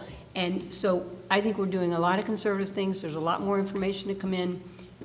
I mean, when it comes to the garage, I worry we're going to gain, correct me if I'm wrong, we have 68 spots there now. In the unapproved, we're going to go to 174. So I think it's like 104 spots, or somewhere in there. So it's like $77,000 per spot that we're going to add. So I'm not saying, but we also have a parking problem. So we have a lot of stuff to get information on. It's less parking than that, but go ahead. Yeah, so that even makes it dramatic. It's So, less. but we have a parking issue too. So it's too soon. We have a lot of information coming in. That's my view. Did you say it's less parking, Mayor? It's less parking than what she said, 100 extra spaces. I'm saying there's 50, let's say, I'm just going to say there's 50 at Ocean Optics and 50 at, I know that's not the exact number, and 50 at Scotland and Douglas. I'm sorry, so she's saying for the cost of that building, or the cost of that parking garage. Yeah, but you can't look at it by space. You got to look at it for the life of the thing and what it's going to give you over time. Yeah, and I'm sorry if I threw that out. I'm just saying at some point it is. You can't look going at it that way, up. but that's a whole other We do have a parking debate. problem, right? We got more information to get. Commissioner? I think there's still more information that we need to get in order to make a decision on which alternative we end up addressing. And I am a little concerned about making a decision today about removing the parking garage, because the number one, and when during my campaign, the number one issue that I heard from the community was parking was an issue. And so I'm not ready to do that. Now, just to caveat that though, I just throw it out and ask, okay, so at which point, because at some point we're going to have to make a decision, and I'm just wondering what that trigger point is going to be. I don't know. I think July. Wouldn't you say, Jennifer? Well, we have It may be August. Let me say August, because we always have that follow-up budget. There may be something we learn. I would say August. We have 2 opportunities, first of all, July and then August. Yeah. So I would say August is the drop dead. we have some room in the process to make those decisions. I'm sorry, I didn't mean. No, it's just, because, obviously, thank you very much. It's understandable that, the price went up. And it begs the question, okay, so how much are the prices on the other items going to go up? And, Now we're kind of in a situation where we're going to have to make a decision. We're going to have to stick by that decision. And we're going to have to make that decision based on what we have, you know, at the deadline that we impose. And I think that's the important thing. To me, all 4 projects are important. And I think we do have a little bit more work to do on this. I think we've talked about a lot of projects within the capital improvement list that we probably could sharpen that pencil one more time, and you guys have done a great job in doing that. But I think we owe ourselves, we owe the community one last go-around on this. That's my feeling. Okay. Okay. All that I was asking for is for reducing the parking lot for the next meeting in July or August. The conversation started out as though Crazy Jeff, we'd already made a decision, even though it was consensus direction, like it was some pain in the tail to go back and re-look at something. But then I'm also hearing from the commission, it's too early to make that decision. So I am thoroughly confused on how insane my request is. Well, is it too late or is it too early to talk about this? Well, no, we can talk about it. I don't think anybody's saying we can't talk about it. I think what you're saying is you want to see the scenario brought back of the garage being removed. Right. The whole scenario, which means looking at everything and looking at all the projects differently and putting all the projects back the way they were, the other projects, not these 4. Right. You know, yada, yada, yada. That's work. You're talking about a parking study to support it. That's work. So do you see what I'm saying? I mean, I think that Les can certainly provide you with a Excel spreadsheet that shows you, that removes the $8 million from the process, but taking it any further than that, I think. I can black out a marker and get rid of it. I guess what I was thinking of is if we don't have the parking lot, the amount of money that frees up, and where would that money then be allocated? And we're talking about it being too early. That decision can be made in July or August. And I'm thinking if we don't look at that at the July meeting, which is what I'm asking for, we'll look at all these projects in July or August, and then we'll decide, can we do it all, or what project we get rid of? And then they'll have to go through the scenario in September of what the reallocation of those funds are. I'm just trying to get ahead of the game, and when we meet in July or August, have that scenario already built out so that we can make the decision. Because if we say no on the parking garage, for example, in July or August, what does that mean for the rest of the budget? I hear what you're saying, but I hear what you're saying, but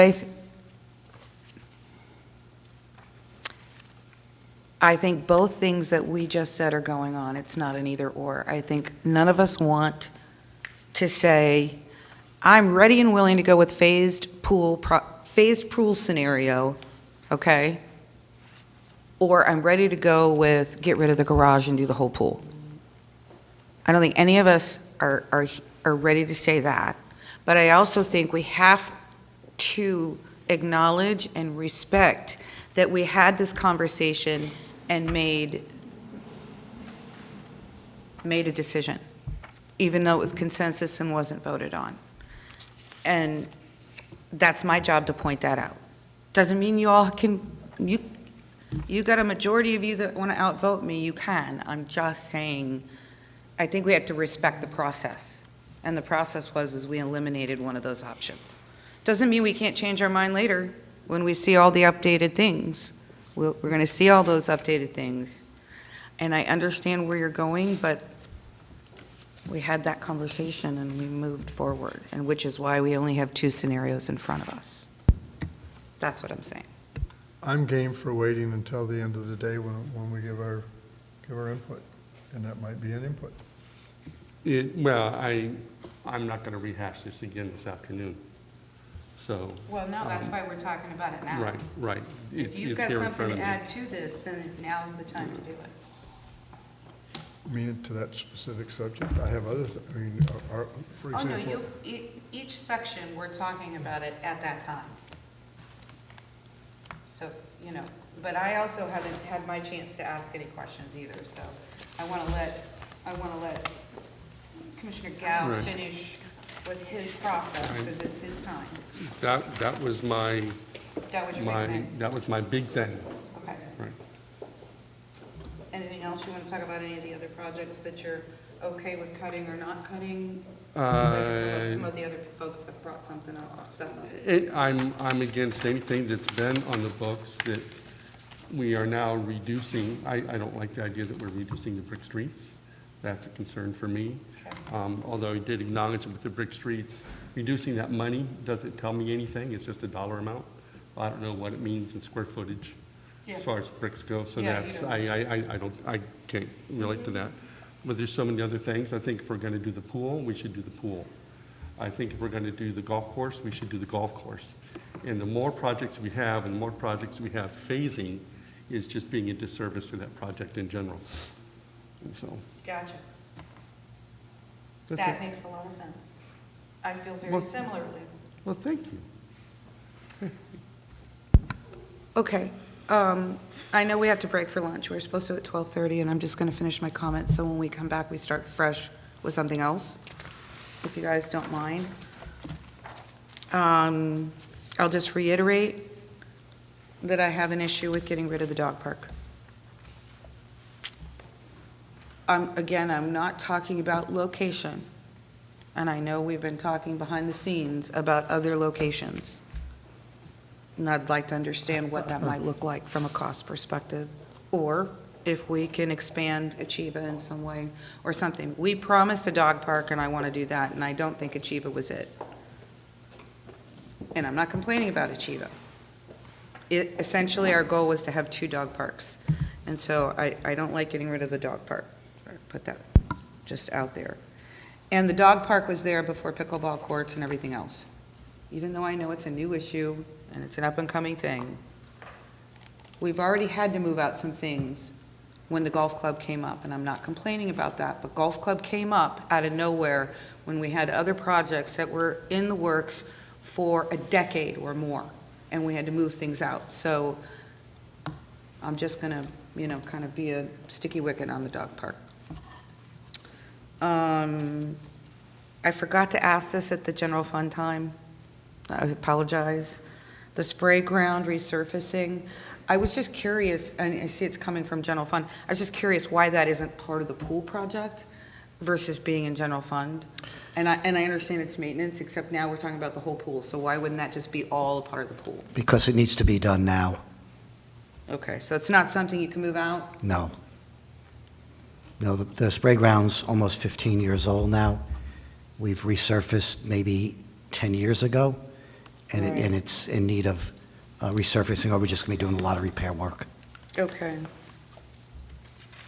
The whole brick street versus pavement, it's a comment really. We had $1 million when we first got the new software that Jorge brought forward from the county to evaluate, it was $1 million a year to evaluate our pavement. We used to have well, when I first started, we were in the 600 range. Then it went down to the 400 range because of the recession. And it actually went down to 350? In order to even catch us up, in which I'm told that we are not caught up at all, or even close, right? We needed to be at $1 million a year for at least the next 10 years, and that was 3 or 4 years ago.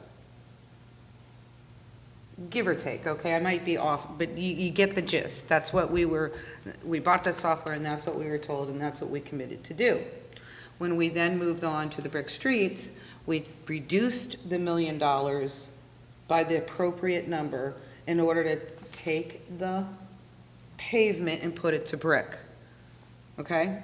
Because it was $1 million, $950,000 a year. Yes, we did. Yes, we did. We reduced some of the pavement to put towards brick. Did we? I'd have to go back and check, Mayor, but Oh, you I did. think we, I went back and checked. I'm just telling you. I did. I looked at it. I think we allocated additional capital I'm dollars. not saying we didn't. Yeah. I'm saying, but we did reduce some of our pavement. We did, because we were at 900 and, I don't know, 50, 970, 980. It was always an estimated $1 million. That's not to say that we didn't add an additional amount towards brick. I'm not saying that that didn't happen too. But we Like the did reduce club. pavement, so I'd be very concerned about taking out of our pavement system.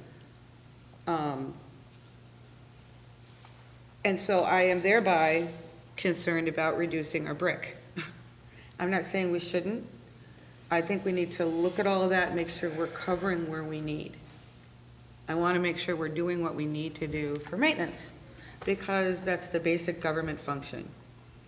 Covering pavement, taking care of our brick streets. I know brick streets seem like a luxury, but they're not. They're just a street. It's infrastructure.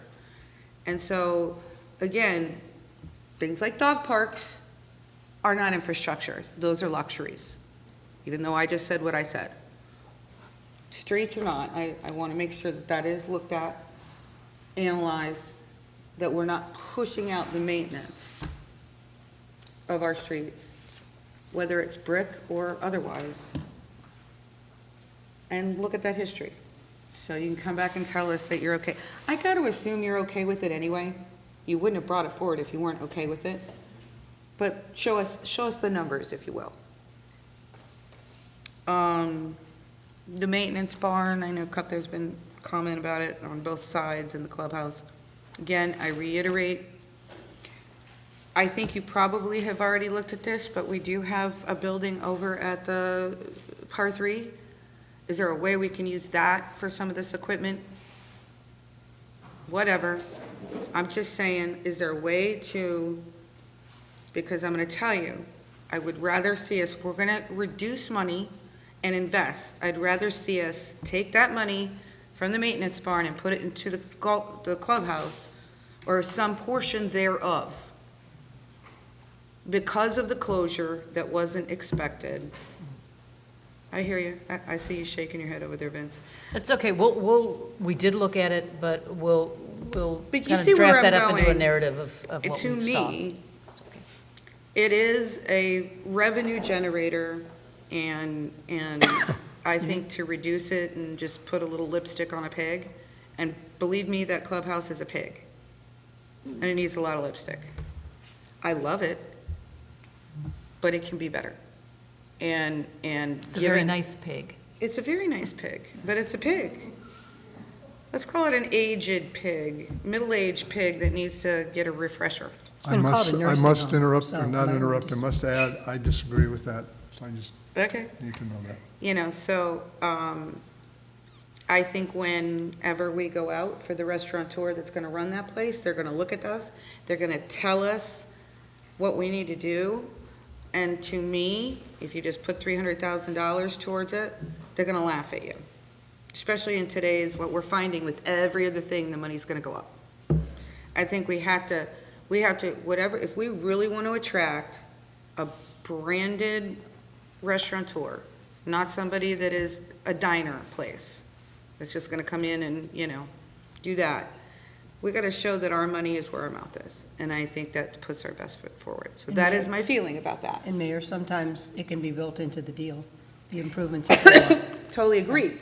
And it doesn't mean we can't save, but I think you put your best foot forward and then negotiate a better deal, and hey, we have money now. And maybe that goes to my dog park. There you go.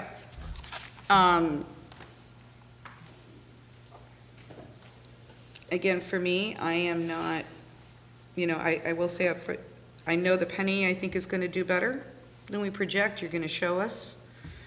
And it'll be better over time. The CRA, same thing. But I also understand we have to be careful with the CRA, because here's the deal. We've got 10 years left, and we have to make the most out of we can out of that money, and because that is our economic driver for everything else. If we did not have that, our property values wouldn't, and I'm not just talking about downtown property values. I'm talking about 34698 property values would not be where they are if we did not have the downtown. That is our economic driver. Not making them the most important thing in the room. What I'm saying, though, is if you're going to spend some money, invest it for the return on investment, too. And that's what I say about the CRA. I don't know if you all know this, but I found out yesterday, I mean, I haven't actually seen an MLS listing, but I found out yesterday from the realtor that Dunedin Bagel and Johnson's Furniture, right on the corner of Bass and 580, is for sale. Now you think about what that corner is going to look like and who's going to do what. Whenever blocks of property that are right next to each other are coming forward, you have to ask yourself, what are they going to do? And do we need to try to control it in some way? And if there's control mechanism, it's always going to cost money. And this stuff comes up without us ever even knowing. So I just want to acknowledge that, you know, we can't run the CRA dry either. The other thing is the City Hall Park, the old City Hall reuse. I said it earlier, but I absolutely,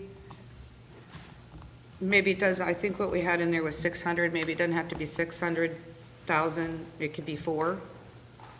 But I absolutely don't think we want to just throw some sod down and call it a day. Again, big economic driver in downtown is our East End plan, and it's going to take every bit of the next 10 years to slowly build and do the infrastructure to get us there for people to then invest their own money for businesses. That's the thing. They see us invest, then they invest. Frankly, just like a parking garage. Who wants to build in a building that has no parking if there isn't enough parking in the area? So in order to spur people to invest, you have to invest yourself. And that's what we're doing, and that's what the CRA, the TIF money is for. And so I want the East End to have its best leg, because it took 20 to 25 years to get the West End to go. We want to get all of that stuff done before the CRA runs out, and not at the last minute. Because stuff like what I just said, that corner group of properties, pops up and you didn't even know it was going to happen. So I would like to see, and I would like to see us put a little bit of a better foot forward on the City Hall adaptive reuse. Maybe it doesn't have to be, you know, everything, but it could be better than just some sod. I think that's it. I think that's property insurance. I don't see any other notes that I had that are regarding this. You all are going to take a look at our comments about the projects. You're going to come back, move things around. You're going to put the new projections in and come back with some additional recommendations of what to do. Yes? We are, yeah. Do you feel clear? Do you I want to talk think about, it's- if you're not clear, no. you can guys talk about it over lunch or whatever, and we'll answer your question when we come back. We can do that. Well, I think your direction is clear. But what I'm concerned about is that the projects that staff had recommended and, or put before you to be decreased or eliminated or moved back, the discussion has revolved around putting them back in some way, shape, or form. So it's going to be difficult to come back with a plan that the two different scenarios. Except because that- those are really the ones that we felt we had to give, if you know what I mean. And so we have our direction, we'll do additional analysis, but at the end of the day, we still need to cut projects. I mean, we had to cut somewhere. And I don't disagree, and I think none of us have said, including me, I haven't said that, I think we're saying is we can't cut those particular projects as much as we have. I don't think we have said, don't cut them at all. At least I haven't. Like I just said, okay, maybe achieve it could be better in the dog park. Or bigger, I don't know. Do you see what I'm saying? I think we're just trying to say these are priorities. Well, that was the input that we needed. You know, the dog park is not even in there for this penny now, which totally concerns me. Given the fact that it was 2017 or 18, we signed our agreement, and during those 3 years or 4 years before that, we were promising another dog park. And it's been since then, we're almost at the 10-year mark, and we're not even, that's not even close to having another dog park. So do you see where I'm going? I'm not saying it has to be right then and there. I'm just saying. Well, in fairness, Mayor, that's because we would have had a dog park, but we don't have the property.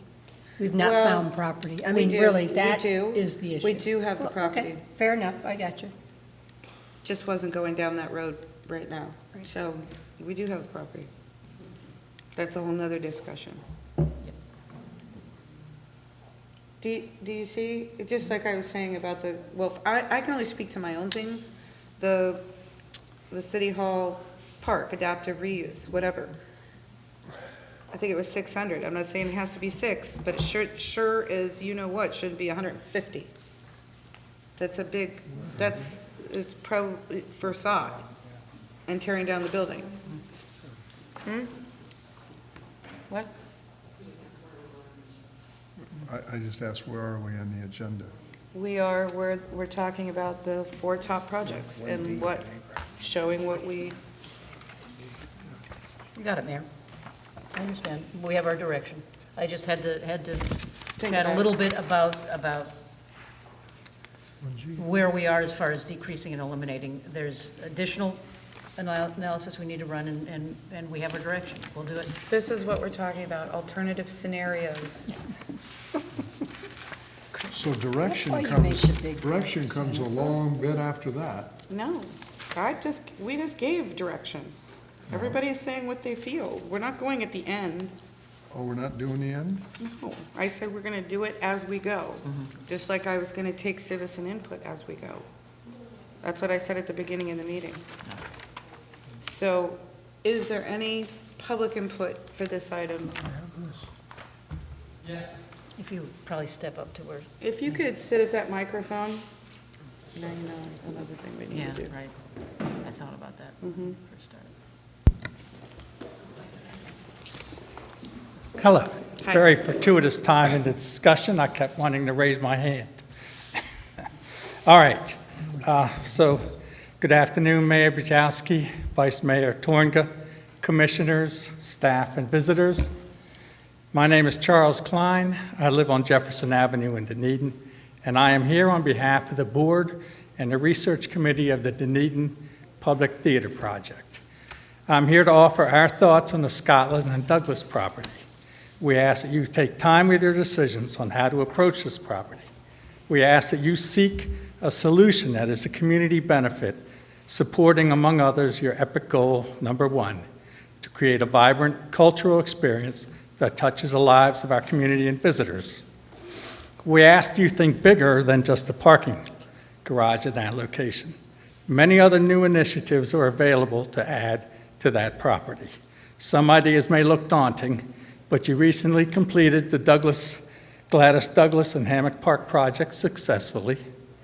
Also, the financial future may be uncertain, but even in a recession, capital campaigns and big projects happen. Just look at what the Dunedin Fine Arts Center did a few years back. We ask that you consider what if. What if, with creative thinking, the city can turn a parking amenity for a few into a vibrant draw, an asset for many? What if the right project, coupled with the parking garage, could reduce the financial burden of the city in part or in full? What if you were to work with a community organization to create a one-of-a-kind professional entertainment venue that would also be available for many other uses, such as weddings, reunions, meetings, etc.? What if, through a long-term land lease, there was a professional theater facility, artist accommodations, ample parking garage, and an outside courtyard, a rooftop area that could be used as casual outdoor entertainment and dining area? What if area restaurants were contracted to operate the outside concession and provide concession services for the entertainment venues. What if there was a 4-level structure, 2 levels for parking, 2 levels for top-notch entertainment venue?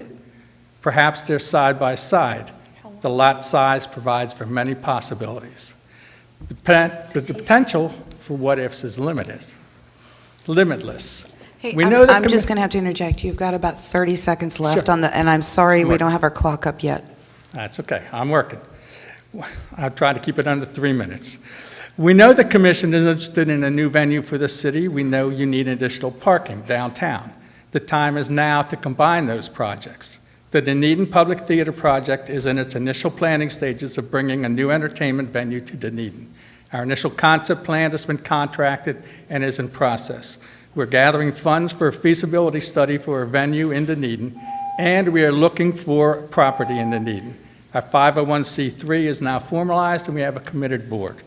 Let's start a conversation for a creative new initiative at this property at Scotland and Douglas in a community redevelopment district. We're asking to be involved with the commission and the city staff to discuss adding a new entertainment venue to the parking feature on this property with private funds added to those who are already allocating to the project. Thank you. Thank you. I'm done. Thank you, appreciate that. Anyone else from the public wish to speak? Okay, so Bob, if you would you, we've already asked you this question, and you don't have to answer it this second. Just pull together whatever you need to pull to give us the information. We've already been told that there is not, in order to have extra parking, there's not room for anything other than parking on that facility. But I think you've done some analysis. I think you've also talked to some commercial folks.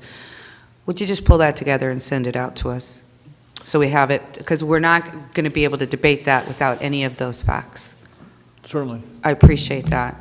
In addition, I'll just say that we did talk about this very thing, Jennifer and I, and went over to Tampa and talked with entertainment venues to do this at this parking. And it would work here at this parking lot because it's bigger. But the other one is much smaller, so. You'll provide us with that information, okay, Bob? Certainly. Thank I'll you. do a memo. Okay, we're already, 30 minutes over from getting to our lunch. So what I'd like to do is get to our lunch. We're taking, what, 30 minutes? Is that what we're doing? Yeah. Is that okay with everybody? 30 minutes? Good. And then we'll come back and start on the business plan discussions. Okay, thank you.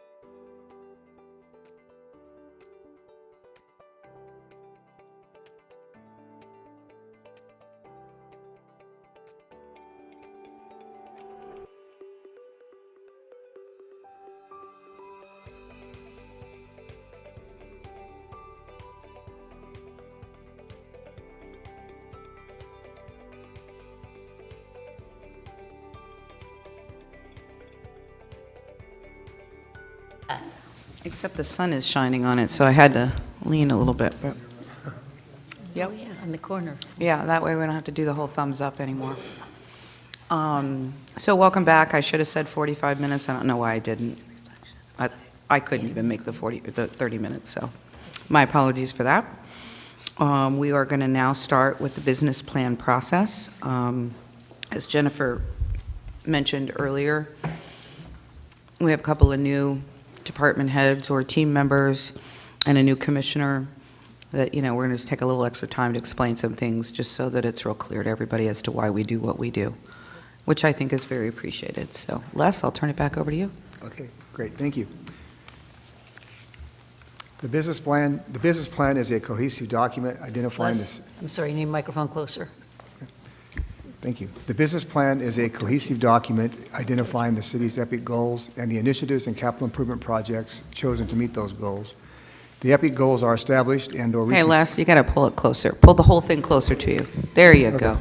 Okay, start over. No, I'm just kidding. Oh, I know, kind of. The EPIC goals are established and/or reconfirmed during the City Commission's annual strategic planning session. That meeting took place on March 2nd, 2023 this year. The initiatives and capital improvement projects are also established during the strategic planning session and the department budget meetings. These items are formed based on input from the City Commission, staff, and responses from the Dunedin citizen surveys. This slide shows the general fund budget that was initially requested by departments at the beginning of our fiscal year 24 budget process, and that was back in February and March this year, to where we're at in today's business plan.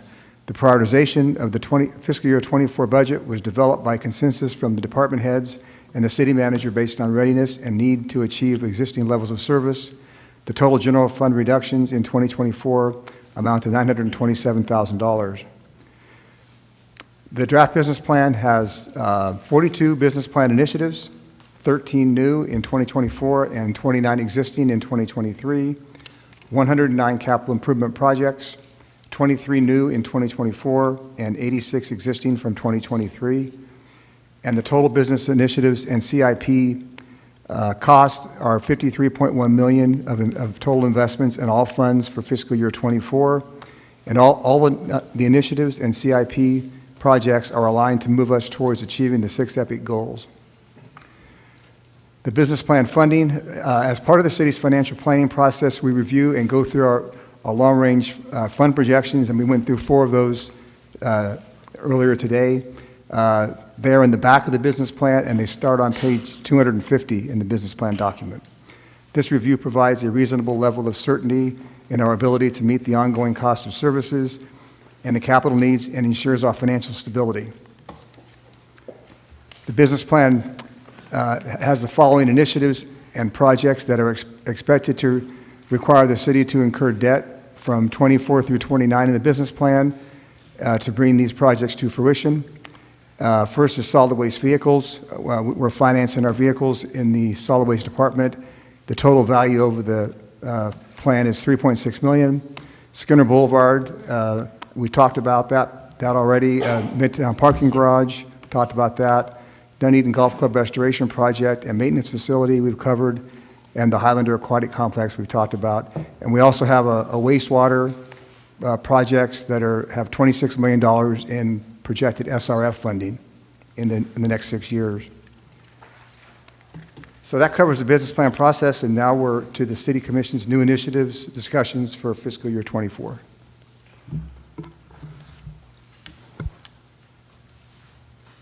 Oh, I'm sorry.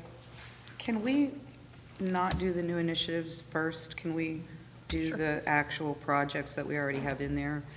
My apologies, I didn't realize that's what it said, and I just think it's better served if we see everything and have that fresh in our heads before we talk about adding new things, just to understand where we are. Sure, absolutely. We'll just reverse those 2 things. In Thank that you. case, Mayor, if I could just do a quick opener. Sure. I have, as we have in previous years, I've asked the department directors to pick 1 or 2 projects that are high profile and maybe more interested the public than others. And then the City Commission, you've received this package. If there's anything else you'd like to talk about as far as the projects in the business plan, then we'll be ready to talk to you about that. And we're going to go by EPIC goal. Did you have anything else to add, Les? No, that covers it, yeah. Okay.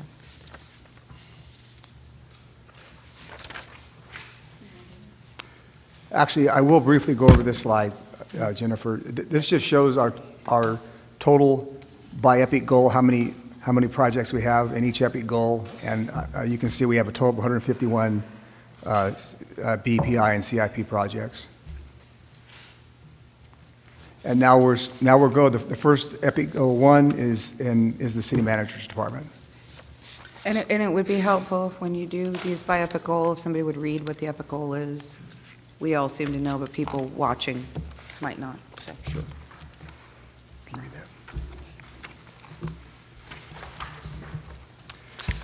EPIC Goal 1 is create a vibrant cultural experience that touches the lives of our community and visitors.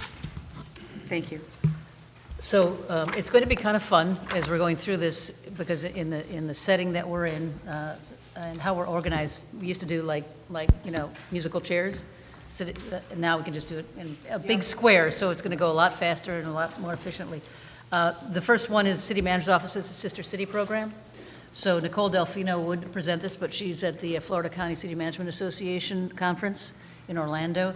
She's been doing a super job with this program. We have, as you know, we reached out to the provost of Sterling, and he is going to be coming in April. Yes, so far as we know, barring any intervening issues. And also, we are looking at, we have discussed on the dais a trip to Scotland as well in August to accompany our pipeline of next year of 2024. Yes. He'll be coming here in April of 2024. So that's Sister City Program. We haven't had a lot to do with Prince Edward Island, just in terms of we have a correspondence with one person, and we really are, at this point, have our hands full with Sterling.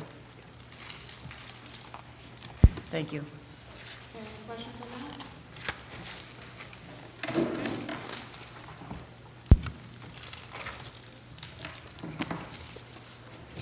Just let me go right into it. Yep.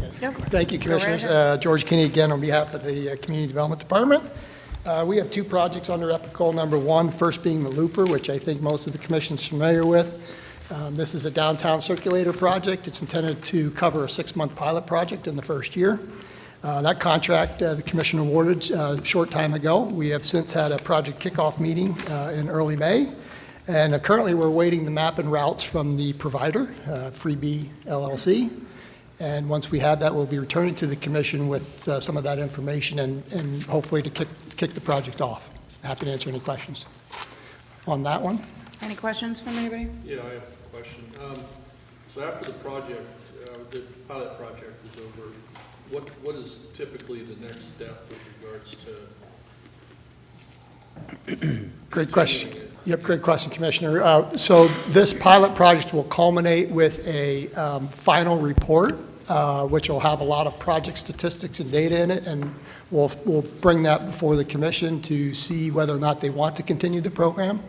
If they do, obviously, Be Free will be here to continue the effort in a more permanent manner. If not, we can discontinue the project in its entirety. Okay. And just to confirm, the pilot project doesn't include on-demand service, right? It's been discussed, but the primary intent is a fixed route circulator system. Okay. All right. Thank you. Anybody else? I will say, and I have a couple of these, I don't think that the Looper should be an under cultural experience. I mean, under culture. I think it should be under environmental stewardship, because that's the purpose. Yeah, we can Thank do you. that, I'm sure. The second project, I think the Commission is also familiar with this from past efforts. We are currently in FY23 in Phase 2 of our historical resource survey. That was grant funded. If you recall, we received a grant last year to cover the cost of that process. This FY24 request is to go after Phase 3, and again, it would be supported by a grant, so this would really be money that is reimbursed as part of this effort. Okay. Thank you. Robert? Yeah, Bob Aronson, Director of Economic Development. We have two new projects in there. The first one is downtown Bollards. As a result of the downtown task force, we've gotten input back that all the special events, just having all the large trucks out there, dump trucks, what have you, sorry, Bob Ironsmith, Director of Economic Development Housing, 2 new projects there.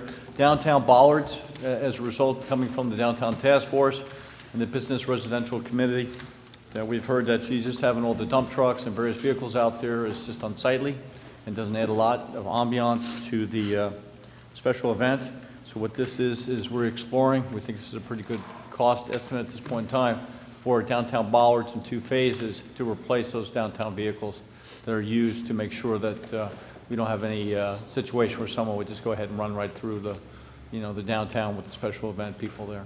So we've also heard, if I could just add, Bob, Yeah. during the task force and some of the meetings that we've had with the downtown business owners, specifically hospitality, the big trucks are getting pretty old, and it's high time that we move past that. So that's why we wanted to have a look at the bollards. Yeah, unsightly. The next one is right-of-way enhancements. What we're looking at there is on 580. Just on the south side, kind of where the terminus of Pinehurst is.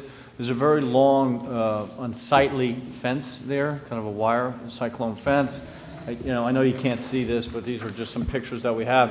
What we're looking to do, what we're looking to do is what we did on Broadway, or Alt 19 there across from Rusty Lyons, is go ahead and put some decorative fencing in there. We want to go ahead and create and beautify that edge. It's just one of those starts or incremental improvements that we're looking to do on outside corridors, in addition to what happens downtown. And those are the 2 items under economic development that we're looking at that are new. Be happy to answer any questions that you might have. Anybody? Brief and brilliant. Mm-hmm. Okay.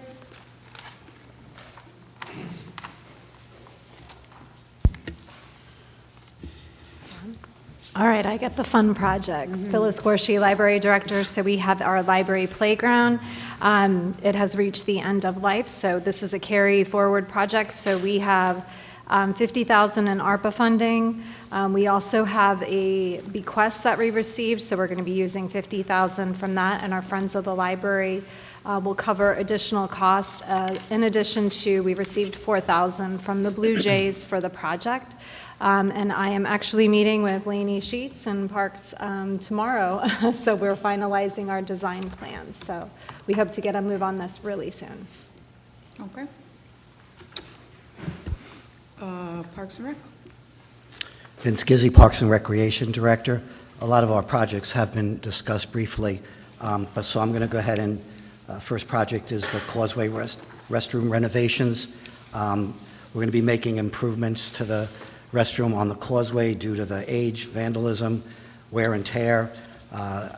The project's going to include new tile, new floor tile, wall tile, doors, fixtures, partitions, and paint. And just the tiles alone are going to make a huge improvement in those restrooms. The second project is the Gladys Douglas Preserve. As you're all aware, we did open Phase 1 on February 25th with the development of our conservation trails, some field fencing, identification signs, and debris removal.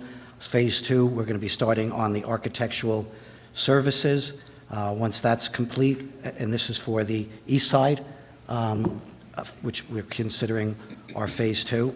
And on the east side of the park, we have a purchase order now to finish removing the rest of the debris on the property, taking down the lean-tos that are ready to be almost falling down, and the rest of the project includes a pier, kayak and canoe launch, pavilions, bathrooms, parking, utilities, observation platform, and then the county will be assisting us with the nature center, which we're considering Phase 3. Any questions? Commissioner? Well, first of all, I was just at the Causeway bathroom, and I completely am on board with that. And then, but my other thing is on Gladys Douglas. We own it forever.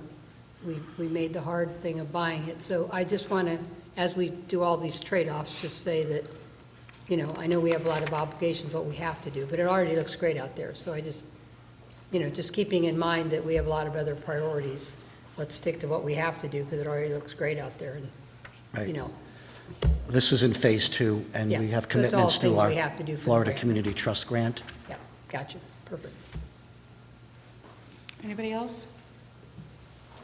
I was just going to say, you have a lot of brand-new projects on this list. And I mean, I'm not value judging them. I'm just saying when we are trying to figure out what we're doing with these bigger projects. I mean, 1, 2, 3, 4, 5, 6, 7, 8, 9 brand-new projects. And this doesn't include all of, I'm sure, what you have in other areas. So I just think we have to look at that and determine. Yeah, Mayor, can I just, there was one I did want to comment. Sure. Like the, skate park, and I know it's popular, but again, when we're looking at trade-offs, in the big picture, maybe $200,000 for that can wait, so. Yeah, that's pushed out to 26. It is. Yeah, We're also looking at 26 doesn't everything get else. us to the magic line, so we're taking the whole level of penny, so, but thank you. Well, and I just look at, like, I'm a huge supporter of everything we do out at the Little League fields, as you know, Vince. I mean, my kid played Little League for, 7 years. And that there was a time when our city and Little League did not get along, and we made them fundraise for everything, which is wrong. And we have a great relationship now, but it's like, how did batting cages just come up? And now it has to be done now. So you don't have to, that was a rhetorical question, you don't have to answer that. I agree on the Causeway restroom. I was out there, Mother's Day, it was a mess. Some of that was cleaning, but the rest of it just looks bad. And I just go on and on and on. So, again, fitness equipment, you look at that, did we not know we were going to need fitness equipment? So it's just a lot of brand-new projects, and if you have to prioritize, I would be saying let's prioritize on what we have had in there for year after year after year that we're trying to get done versus adding all the new stuff. Not that they're not necessary. And this is only my own guidance as to how you all are talking about moving forward. That's all that is. Okay. And we're on goal 2 now. Yep. and Epic goal being visual sense of place. Right. That's you, Jennifer? Excuse me, for Vince. Yep. Oh, go right ahead. Vince, if I may, you have the clubhouse renovation in there for 600, is that 600? Yes. And what is that going to provide? Well, mostly, and I'm not sure it's going to be 600 or 300,000, but mostly for bathroom. Thank you, if I may interrupt, because I heard the two different numbers today. I heard 300 and I heard 600. So I was just wondering what. Yeah, that's the two scenarios. Yeah. Yeah, what we're looking to upgrade there are the, including interior walls, carpet, lighting, and restrooms are the priorities. Furniture too, right? Yeah, furniture too, as well. That's for the 600. Yes. And what's New chandeliers. What's the 300? Half of that? Just messing with you. Probably doesn't mean anything. That was for the 600 project. Thank you. Anybody else? Okay. Jennifer? So the decorative furniture, we've actually had this in the business plan for a number of years, but we really haven't had it funded, so we wanted to put some legs on this program and flush it out further as we move along, but we wanted to designate a funding source for this. Okay. What does it mean? So decorative furniture, we see a lot of it in the CRA. The CRA has a certain look to it, if you will. It includes the benches, the way the benches look. It includes the light fixtures and that type of a thing to create more of an upgraded uniform look. So we did some decorative furniture on Patricia, and we had framed the stop signs, that Yeah, type the of thing. framing of the signs and how Right. we make the signs look prettier than what they Right. are everywhere else. So it's now more than the seats, the Yes. resting areas. Yeah, we need to Kind of find it, talking yeah, we need to find the right corridor to do it in, and then make a recommendation to the city commission. Because we for had what we're talked gonna so much about that being on Patricia, right? Yes. Mhm. Yeah, and we did some work on Patricia already. We could do additional work on Patricia, or we could pick another corridor. We need to make those decisions. Cool. Yeah. Okay, George? So really, the State Road 580 projects in here are both unfunded, so I'll just kind of speak to the golf cart program. But as the commission knows, this is a program intended to evaluate our existing program and then offer some opportunities for expansion and some infrastructure, and look at infrastructure, including parking, charging stations, what have you. This one's actually is moving along quite nicely. We're set up for our first stakeholder meeting in a couple of weeks. We've got some surveys and some windshield surveys that we'll be performing prior to that, and the project's moving along quite nicely at this point, and hopefully we'll have something to present back to the commission very soon. Any questions? I do. Sure. How does this relate to Skinner and the additional crossroads for just Skinner alone and then for the rest of the city? Yeah, so there's the existing crossing on Skinner now. So, that we don't anticipate that being affected, although we have been coordinating this effort with economic development to make sure that we're not doing anything that's inconsistent with what's happening there. But also, our consultant will be looking at additional opportunities for state road crossings where we can possibly make those work to get more people, give more people the ability to get to the downtown. So does that include County Road 1, County Road? We'll be looking at a couple of things. Now that we have Gladys Douglas and we're doing some of the annexation work over there, we might be looking at Keene as well, maybe coming out through Virginia, but we'll obviously be working with FDOT as part of that, and our consultant is kind of laying that groundwork now. So a goal continues that all parts of Dunedin have some way of getting into Dunedin. And that's certainly the goal. We're not going to say it's possible, but it's certainly something that we're looking at. Rob? Was that the golf cart? Mm-hmm. Is part of that taking a look at expanded access? Yes. Okay. Yes, absolutely, Commissioner. Anybody else? One really quick thing I'd like to mention on the back end of that is we would like to look at the registrations too. We do an annual registration process now, so everybody has to come in every year, renew the registration. We're looking at a tiered possible registration process where you could come in annually, but maybe you get a discount if you do a 5-year pass or a 5-year registration. That would be rather. Great idea. Well, and it would be great if they could do it online. That will happen, Mayor, as soon as we have EnerGov Really? online. Absolutely. Speaking for a friend, that would be a great idea. Yeah. Is that friend your wife? Yeah. Speaking for another friend, one of my friends. So on the 580 to pole, which says future year impact pole to monument sign, is that really essentially, that's not the actual code part, that's any incentive we might give in the future? That's correct. That's my understanding. This was in here before I got here, but that's certainly. We should make a little note to the right that that is not for because we're going to work on the code now. But any incentive, we should put a little note to the side to make that very clear. That's exactly it. We'll do that. Yep. Yeah, okay.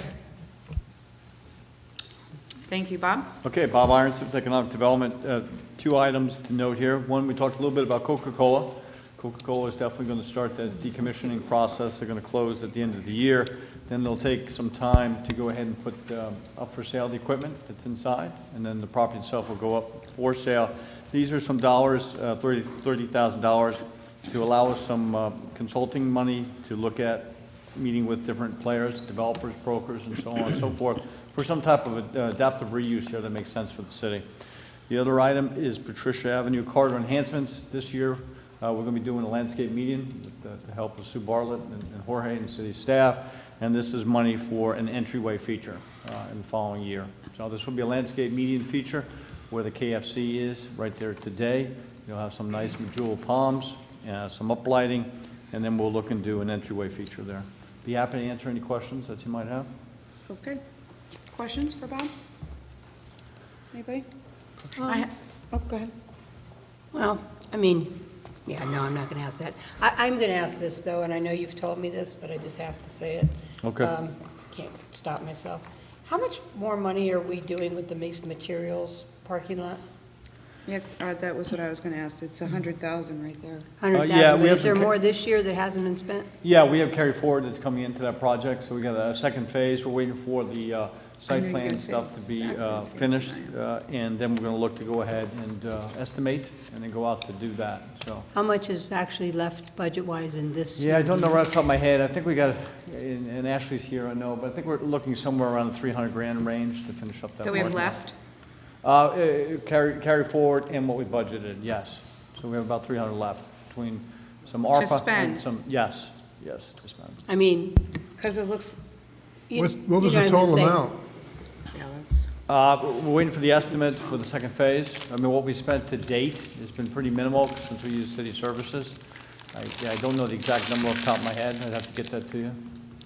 So, I mean, for me, I looked at what you thought about the extra black fencing. It definitely needs that.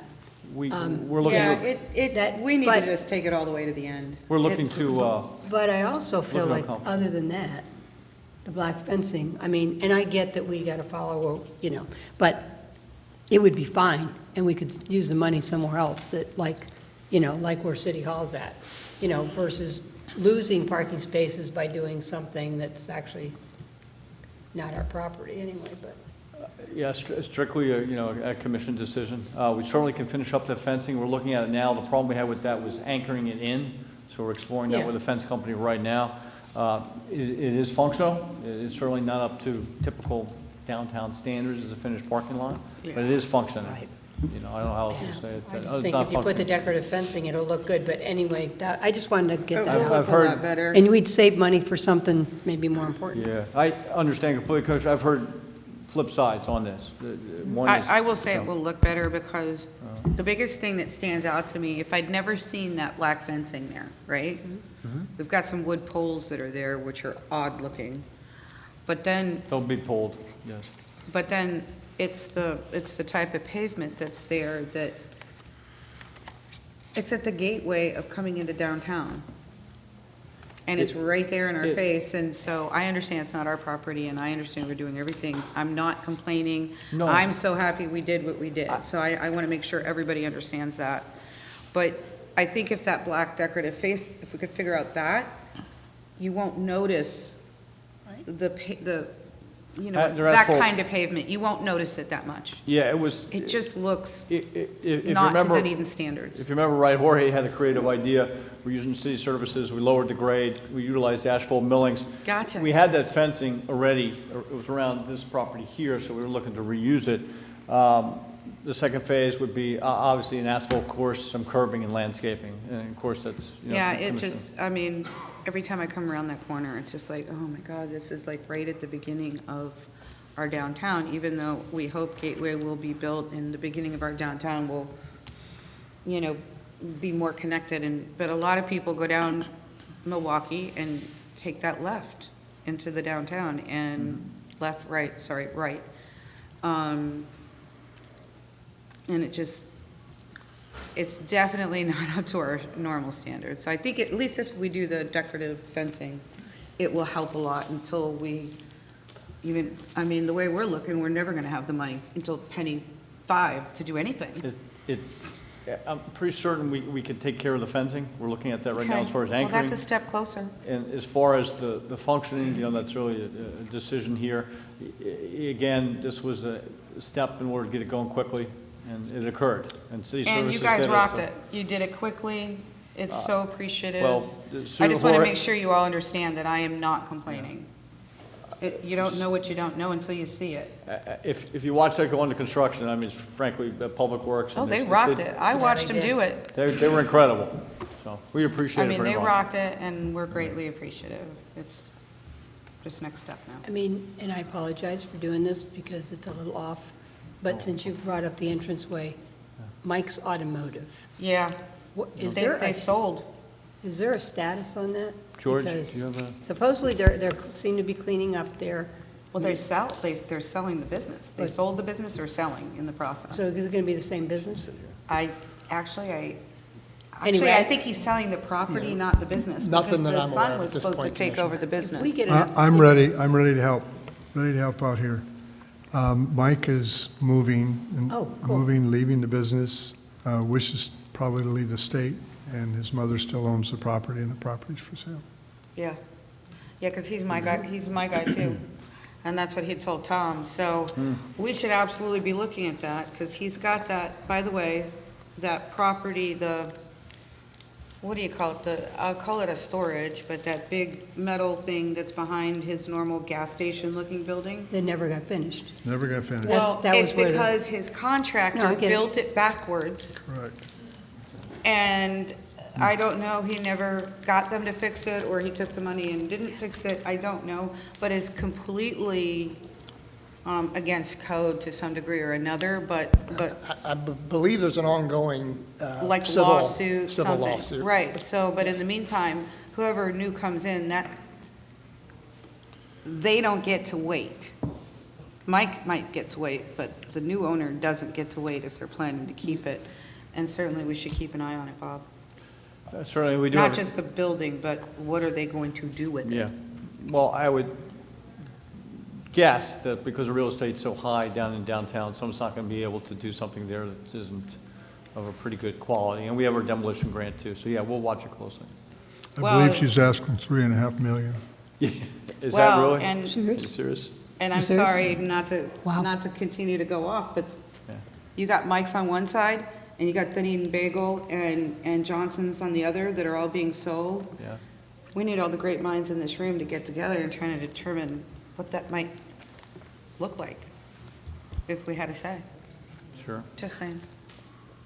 No, I agree. This is a place to be very proactive. Huge. So, including anything we can do on the code side of it. Yeah. Okay, anything else? Parks and Rec goal number 2. In goal number 2, I only have the Purple Heart Park renovation for fiscal year '24. And I already talked a little bit about that. I could add to that if you'd like. And/or we do have playground equipment and pavilions in for '25. And if you want to hear our playground plan, Laney's here to speak of it. Okay. Anybody else? All right, Public Works, up at goal number 2, visual sense of place. Thank you. Most of this is not sexy. It's maintenance and preservation of assets. So we have our citywide facilities painting, and then the other 2 pavement and brick streets have been discussed quite extensively. So they're laid out here, and we'll take the direction that we're given and take a look at those. And then there's 2, the pedestrian safety crossing improvements and the mast arm repairing. Jorge, if I could rely on you, because it says engineering on my note, even though it's on Public Works page. So, Yes, chime in. yes, if I could elaborate, the one for the pedestrian safety crossing, that's essentially to refresh existing crosswalks that we have throughout the city, or where we don't currently have street imprints, similar to what we did on Douglas and recently that we did along Edgewater Drive and out on the causeway. It's where we've constructed a crosswalk, either RFB, flashing beacon, and then we follow behind with the street print to actually make it look like the brick crosswalk. So it's to kind of get uniformity throughout the city. So that's ongoing budgeted dollars to try to address those crosswalks and refresh them or install them where they currently don't have the street imprint. Thank you. Okay. Well, I'm just going to reiterate that brick streets are important to all of us, and I think you're just going to get us something that lays out the history of the pavement management versus the brick and how we need to make sure that, because my only point is brick streets should be competitive. They shouldn't just be a cast out now. Before, they just weren't even being done, and we all thought it was a luxury, and now we've proved out that's not the case. So I just want it to be competitive, and so I guess we have to see all the numbers before we can decide how that. Yeah, I discussed briefly with the mayor during the lunch break. I'll need to circle back with finance to see the history on when we budgeted that. I know, as I mentioned earlier, we used to have some operational dollars in streets, and those were, some of that was moved into the capital side and then augmented. try to track when that funding shifted and what supplemented. Yeah, and all that being said, I completely agree with the mayor, like, this is one of the basics we do, so it's important to be strong on it as well. Okay. Anybody else?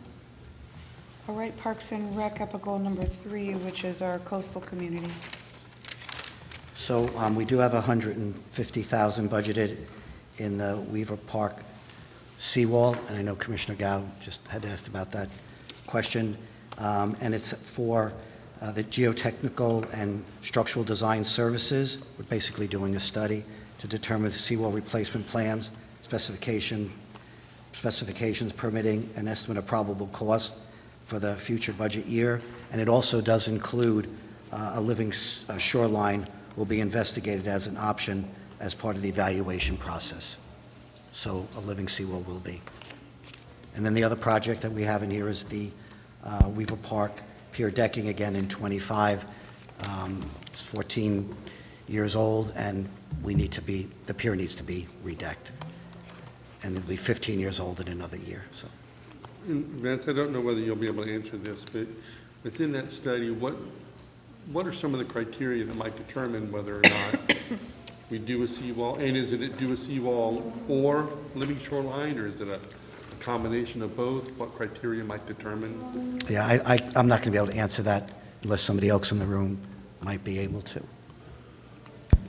Somebody with a PE. So, again, that was just a placeholder, Commissioner.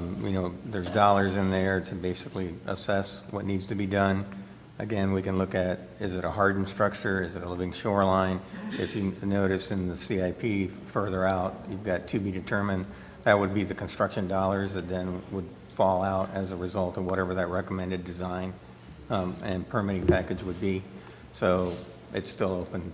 Right now, over time, it's just been a maintenance effort, place rubble there to try to protect the shoreline and keep it from eroding. But, there are other mechanisms to try to deal with erosion.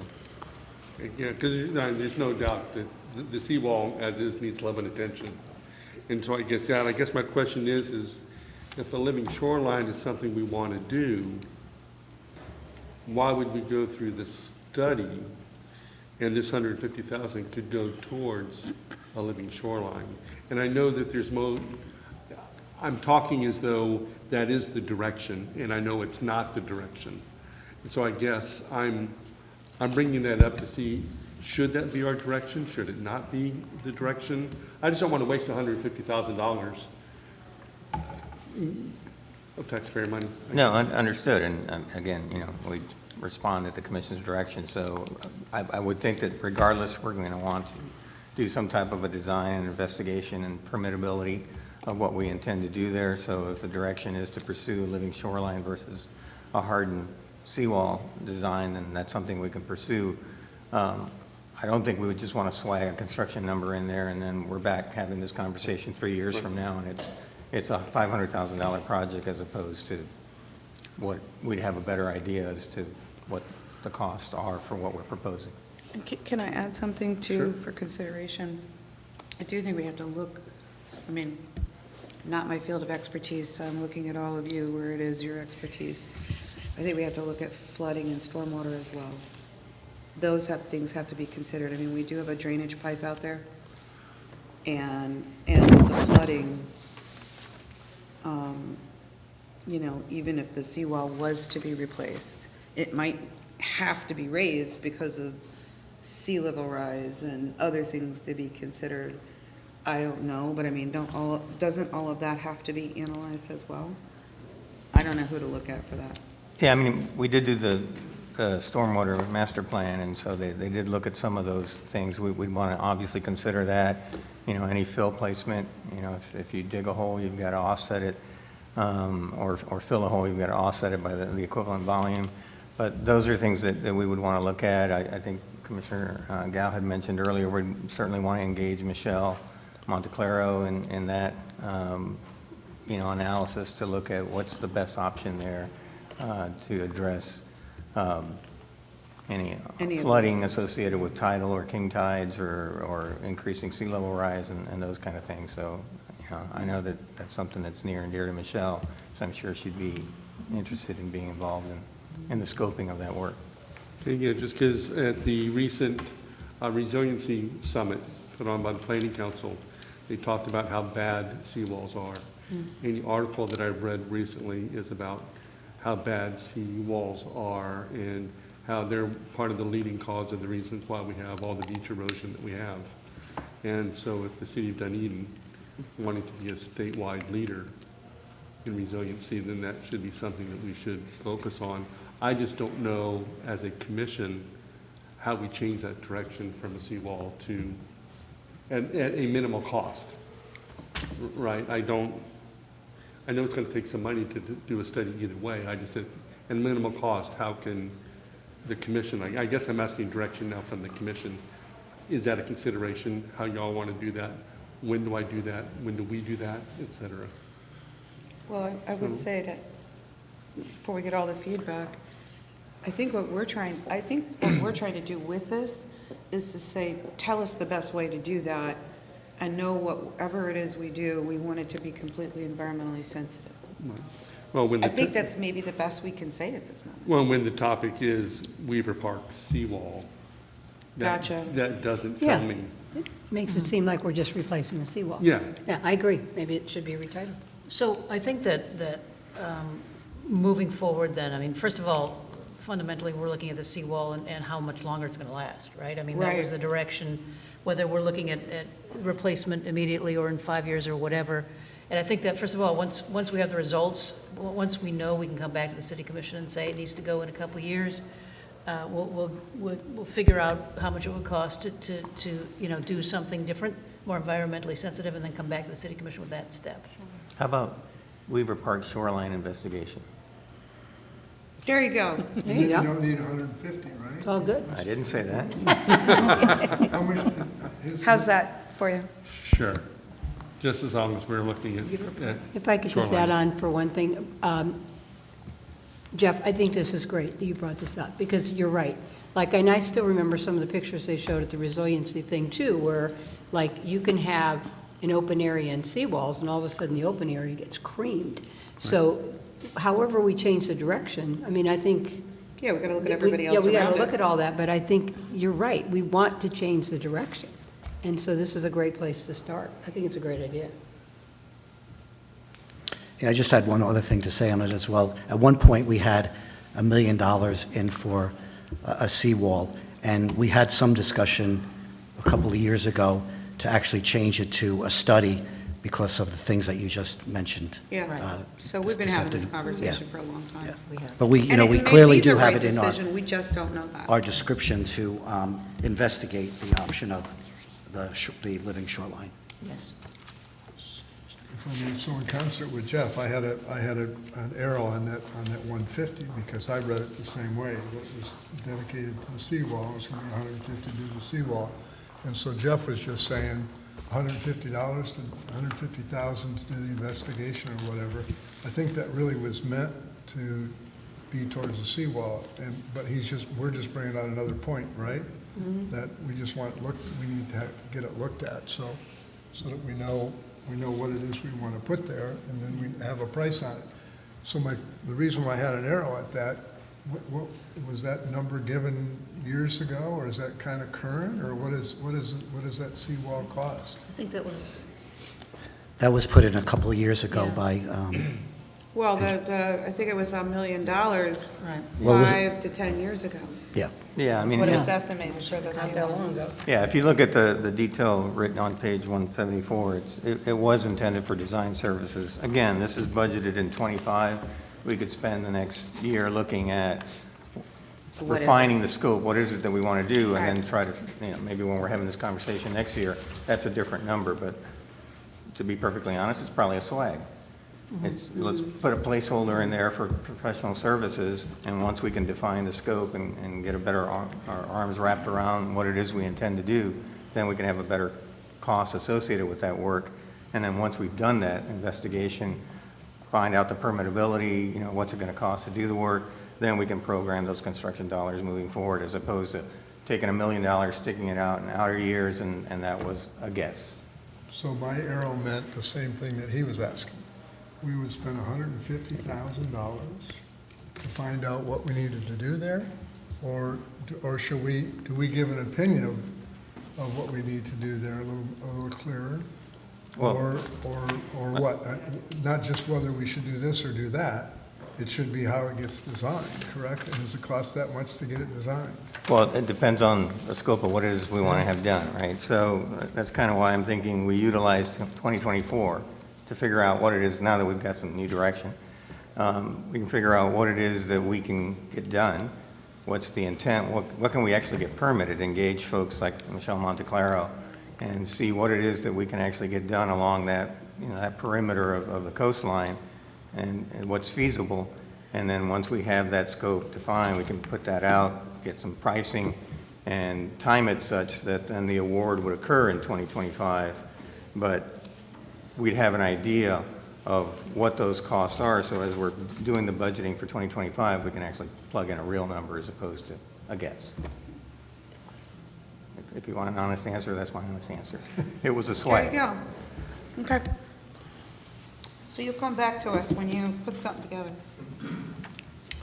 I'm ready for two others. Go ahead. Vince, the Dock A repair and replacement is down for fiscal year -- 750. Is that a good number, and what is that based on? Well, right now, we're planning, right now, we've already started. In fact, we have the first draft of the master plan. So we're really not going to be doing that work until we know what the master plan tells us. That's my So understanding. it's not going to be in '24. But I think we No. talked about this already, didn't we? Didn't we talk about this at the Marinas. the marina, the whole marina Rate study. rate study? I think we talked about all of these. I don't remember what we said, but I do think we talked about it, that it'd be moved out, right? Because we don't know if we're going to go with floating docks or whatever. Right, we did. Right, so a lot of this is going to be dictated by the master plan, which the good news is actually Laney wrote up the first. 750 is just really a placeholder. It could be XXX. Yes, and It's it's probably probably- moved to the next year. Yes. Okay. I think it was there from a few years back. And- Yeah, we should and- probably And move now that it's this out. year, and it should be moved. We'll move it up. And Vince, on the 55,000 for the Clearwater Ferry, without asking deeper questions than that, do you have any report back as to the usage now?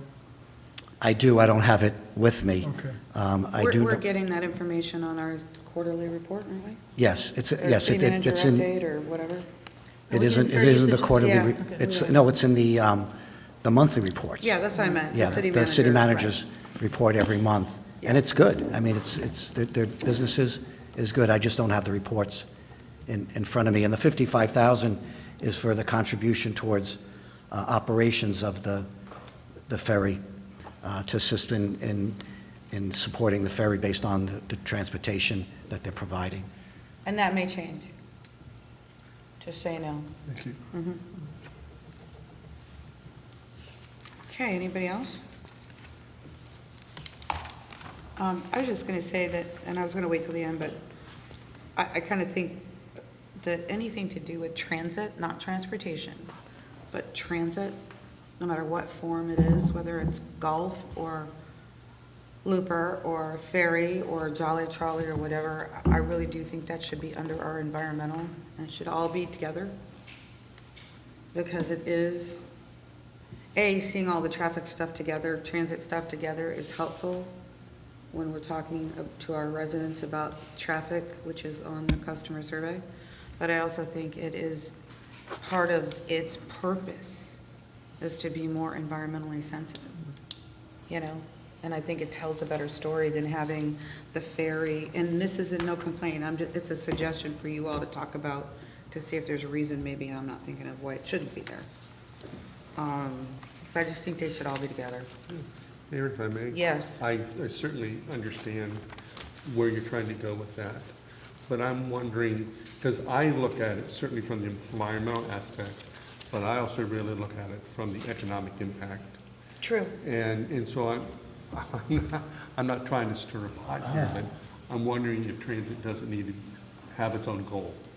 So it's all put together somewhere so we can look at it. Well, and I think that'll come out in strategic planning, maybe, some of that. I'm just saying I don't disagree with you, but as a business plan initiative, you know, I'm just looking at it to where it really tells a It would story. be nice to 'cause you see it don't all see- under one. I think so, Yeah. and I mean, first thing somebody thinks about when they take the bus, if they don't have to take the bus, is, hey, I'm saving gas, I'm saving money, I'm, it's helping the environment because more than one person is riding on it.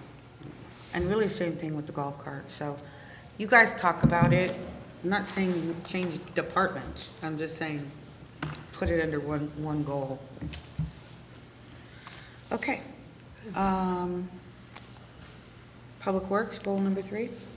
Yep, goal number 3. So we have a project that's been added based on direction from the commissioners for this North Douglas inline storm check valve. There's been some street flooding out there and the tide inundation and into our pond. And so this new project has been added, and just the check valve itself for that 60-inch pipe is nearly $1 million. And there's also 2 ditch checks that have to be put in because that system feeds in from tidal waters. And so, again, that won't solve the problem, but it will reduce the frequency of the flooding and the intensity. That's the idea. And then related to that is the North Douglas Pond Weir restoration, restoring that pond and weir back to permit conditions. That's ongoing now. The contractor's been out, and we're working with Bruce Worth on some field condition adjustments based on what we found out there. But that will be restored this year, and you can see many of these projects here are stormwater, and they're starting this year and being carried forward to next year. They're just large projects getting bid.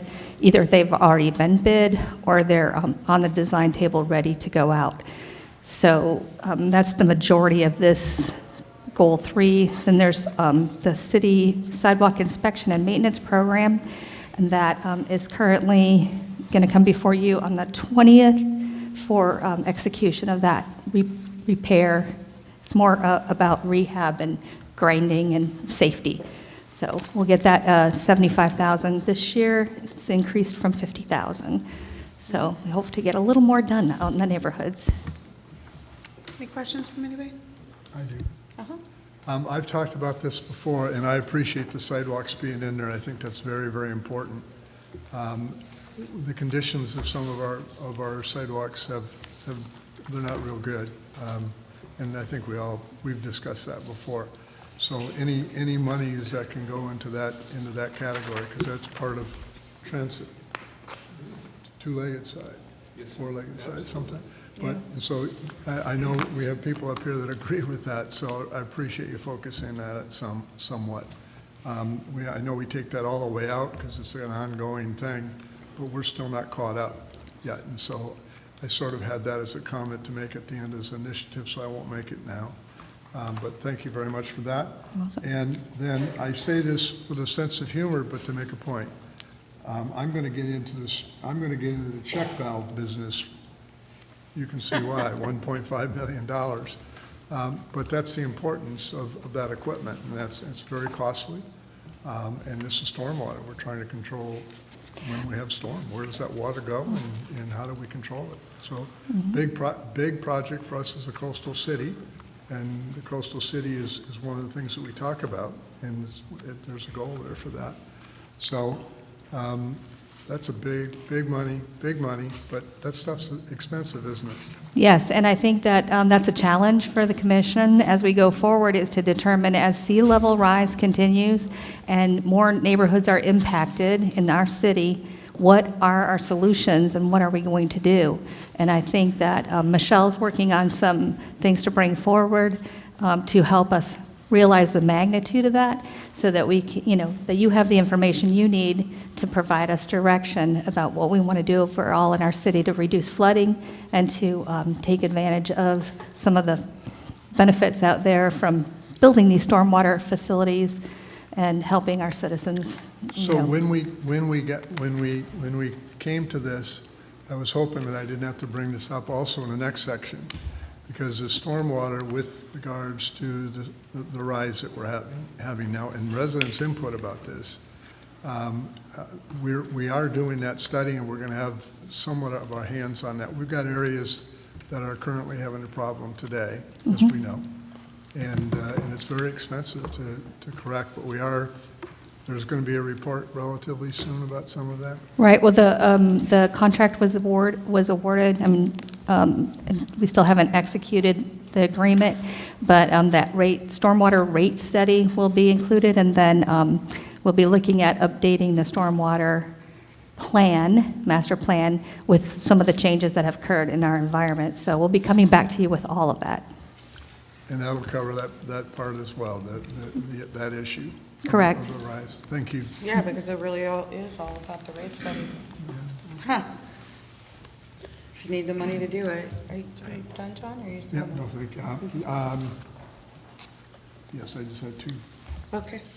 No, I think I just have a comment, because, the sea level rise is a big issue, and how we're going to deal with it in the future. And speaking of strategic planning, huge threat is the sea level rise. And when we went to the resiliency conference, big discussion, and of course, panel of experts, like, how are we going to incentivize or disincentivize people from living certain places and doing certain things? And nobody had a good answer, except for the person that, was very expertise on insurance. And of course, now we're looking at dealing with property insurance, big increase, but that's what our residents are going to get. And that is our biggest threat as we move forward, that we'll all get priced out of, some of our best areas. So it's, to be continued. Nobody has the answer, but it's going to be interesting. If I could, Commissioner, I think what Sue was dancing around was those difficult decisions that you as a commission need to make going forward is, we can program these capital projects, and at some point you have to look at the return on investment, right? Do you spend $1.5 million on a check valve, or do you address nature's way of wanting to return to equilibrium, right? So if you have a location where you've got repetitive losses, perhaps the better choice is to purchase land, remove what was constructed. Which is what I was going to ask you about. And then kind of return it to its natural state instead of trying to fight nature. Managed retreat, as they called it. And they're saying you can manage retreat. Nobody wants to do that, but the reality is insurance may do it for us. That's Right. Tracy's Our property. rates improve. Right, and Our then insurance how much goes down is for that everyone. done? Yeah. Yes. No longer her property, but that was Tracy's property. All right. Okay, anybody else? Interesting discussion. Scary subject. Okay, city manager goal. So we have the dream plan, and I have Natalie here. Natalie, could you step up over to sit down and just let us know where we are with the dream plan?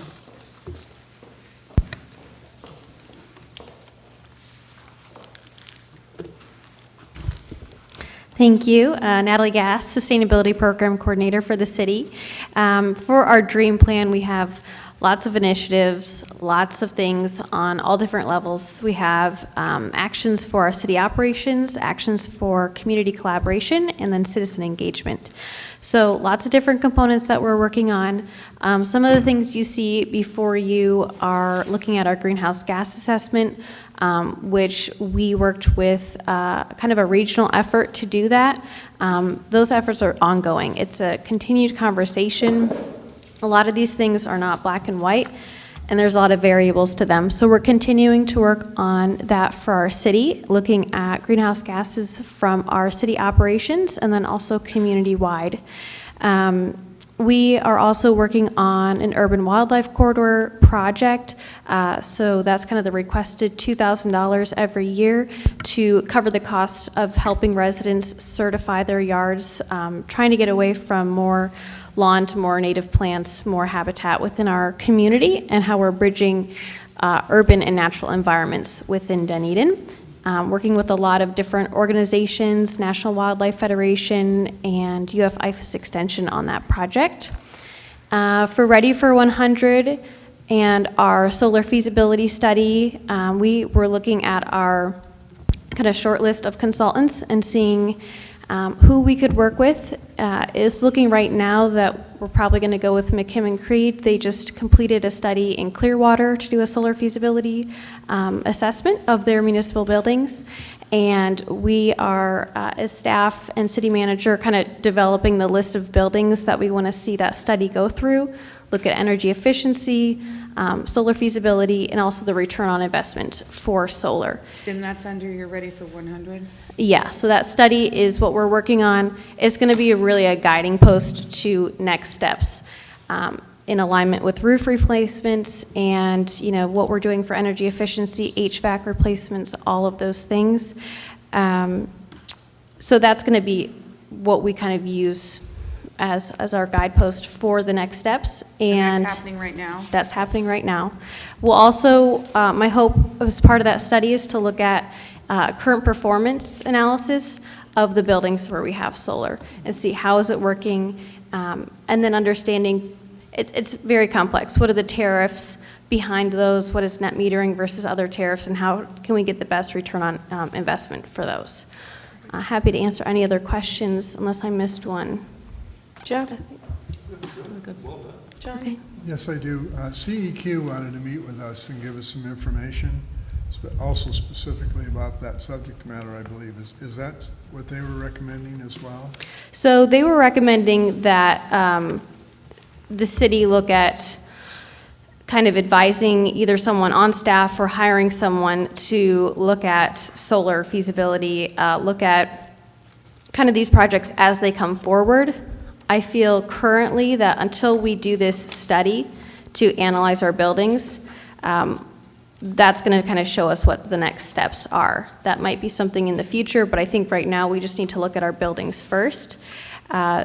They were pretty happy that we're doing this study, and I think that's kind of what they came to say, that they're just encouraging that work that the city is doing. And that's just something that they have in their, for now or for the future, something to explore. Thank you. Anybody else? Anything? Thanks. That's, hey, all you. I'm sorry, Natalie. What is, I'm sure you said it. What is the timeline again for this study? I hope to kind of move it forward and have it done this summer. And then also, I didn't mention, we received over $76,000 grant towards energy efficiency, the conservation block grant. So we're going to use that study to determine what we're going to use those funds for. But I'm hoping this summer, and then we can put together an application for the grant funding and apply that in January. So when might the commission see the results of that study? This summer? This summer, early fall. Thank you. Okay, thank you so much, Natalie. Thanks. Thanks, Natalie. Okay, community development. This initiative, I think, started last year under IT, and it was unfunded. 2 years ago, actually. Was it 2 years ago? Okay, and so we've got it, had it handed to us this year. So the first thing we did was set out to try and get some scopes from some companies that are available to do this kind of work. And for the public that's listening, this is parking sensor work, which would offer real-time parking data available typically through an app or some other service. Our project manager has reached out to 3 different companies, and we've gotten 3 different quotes, which range, they're fairly significant in price with respect to the annual operating and maintenance fees, but we're still kind of working through those, and probably we'll need to work a little bit more with the city manager to fine-tune that and bring that back to you. Okay.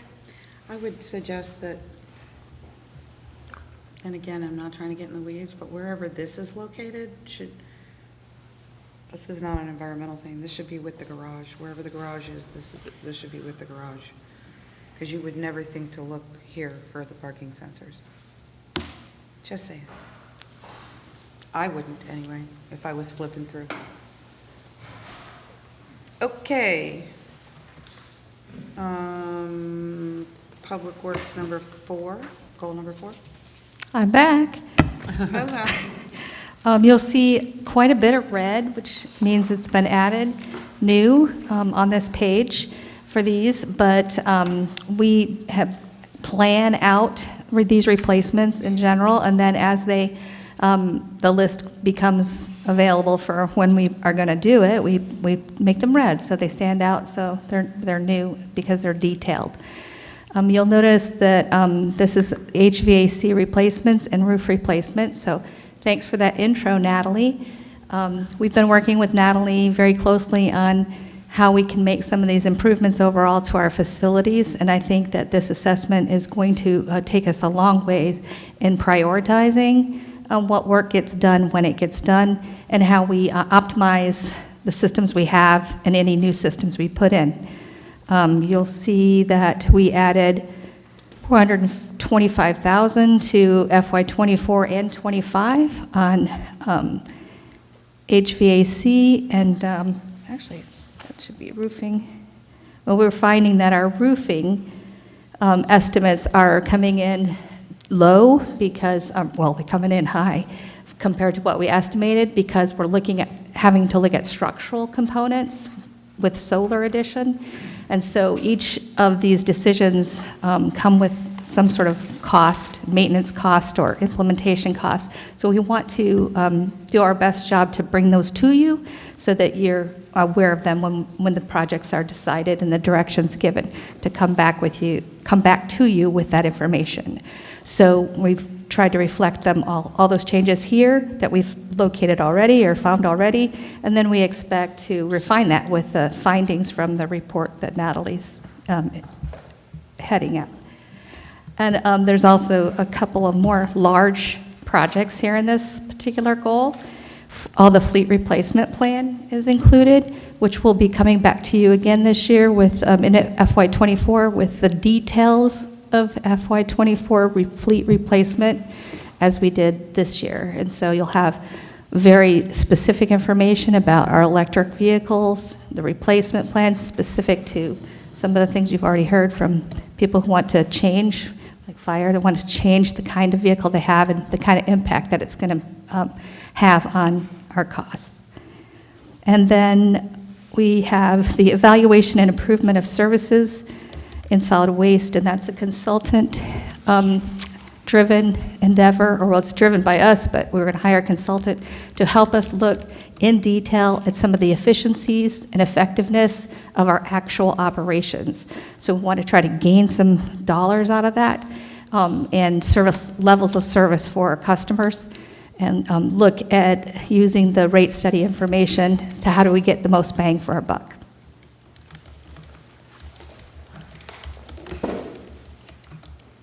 I do. Thank you very much for the presentation. Of the request for fiscal 24, also same question for what's happening this year. How many of these are receiving solar additions when they're getting a new roof? We are looking at every single one for solar installations. They're not, some haven't been determined yet. We're still waiting back from structural information, but wherever we can, we're doing that. One exception, actually, I don't know that it is an exception, but we're only doing a partial roof, so it's not a complete replacement on one of the buildings for the SO fleet that's proposed here. So that we wanted to get the results back from the evaluation so that we can determine, does it make sense to try to put solar on there?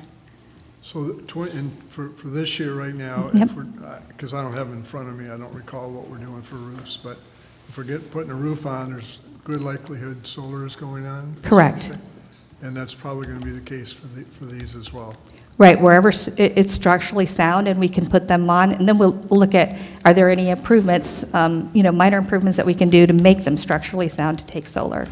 And I'm just curious, from the city standpoint and the way we buy things or purchase things, is it an advantage to do both of them at the same time from the same company that would have a relationship with? If it's a solar company, might have a relationship with a roofing company, or vice versa, or not?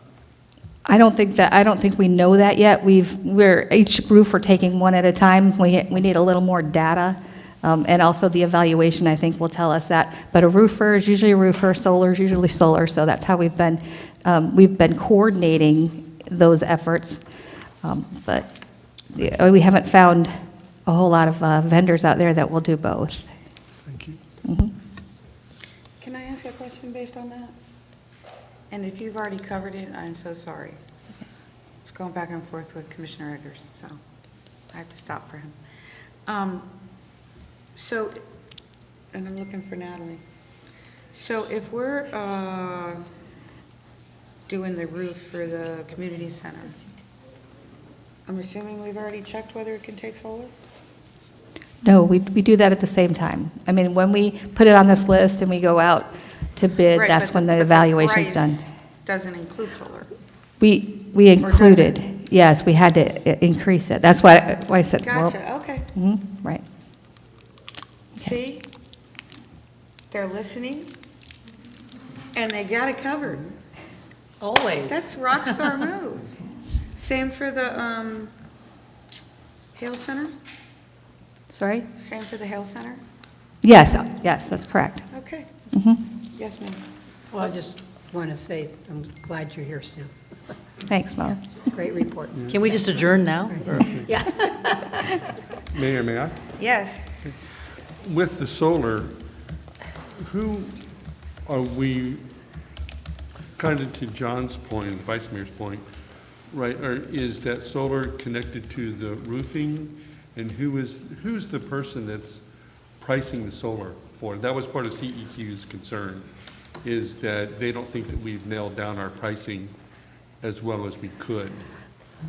Well, I don't know if we've nailed it down as well as we could, but we are working on that. And so, yes, it's done in conjunction with the roof, and whether or not that is the best way to get the best price, I think that answer is going to, that the information we're going to get from the evaluation is going to help us with that answer, because we're evaluating each structure one at a time. But this is going to help us prioritize all of our structures, so the possibility exists, once we have that information, we could go in a bundle and get get those contracts, and that usually saves you money. Okay. Yeah, so if you could do that and work with CEQ and work with Natalie to make sure that that's the lowest price possible. And rarely is a roof not structurally sound for solar. So it's not like roofs need extra stuff to have solar, right? Any residential roof, as long as, right, the surface level roof is good, you don't need to reshingle it. Other than that, most roofs just throw solar on it. Yeah, I did use the term structural on purpose, but there are other factors that are being looked at, like, hooking it into our electrical system and what the age of that system is and how we work that through the power company. So again, this evaluation, it's not going to be the end-all be-all, but it will help a great deal when you assess, and then you can make good data-driven decisions. Okay, just $2 per watt on a commercial system is good, so to throw that out there. So if I could just add to that, and one of the things that CEQ had wanted was kind of a third-party review of solar. And what we put on where and how much it costs and so on and so forth. I joined Natalie at the CEQs on Tuesday to talk a little bit about their letter to us and the action moving forward. They're in a good place right now as far as the assessment that we're doing, but to their point, we don't have a solar expert on staff, and we will never have a solar expert on staff. We need to use our continuing services contracts to get an engineer that we're comfortable with to review those bids when they come in, to make sure that we're optimizing the solar and we're getting the best bang for our buck. So we agree, and we'll act upon that as we move forward.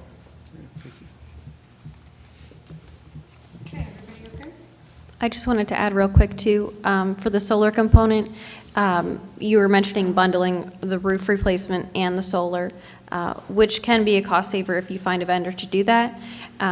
We can also look at exploring bundling multiple solar projects. So once the roofs are replaced, they're structurally sound to withstand solar, we could look at exploring, maybe we do 3 buildings, we can get a reduced rate, something like that. And that will have to be explored with vendors. But I just wanted to offer that up as another way to possibly reduce cost.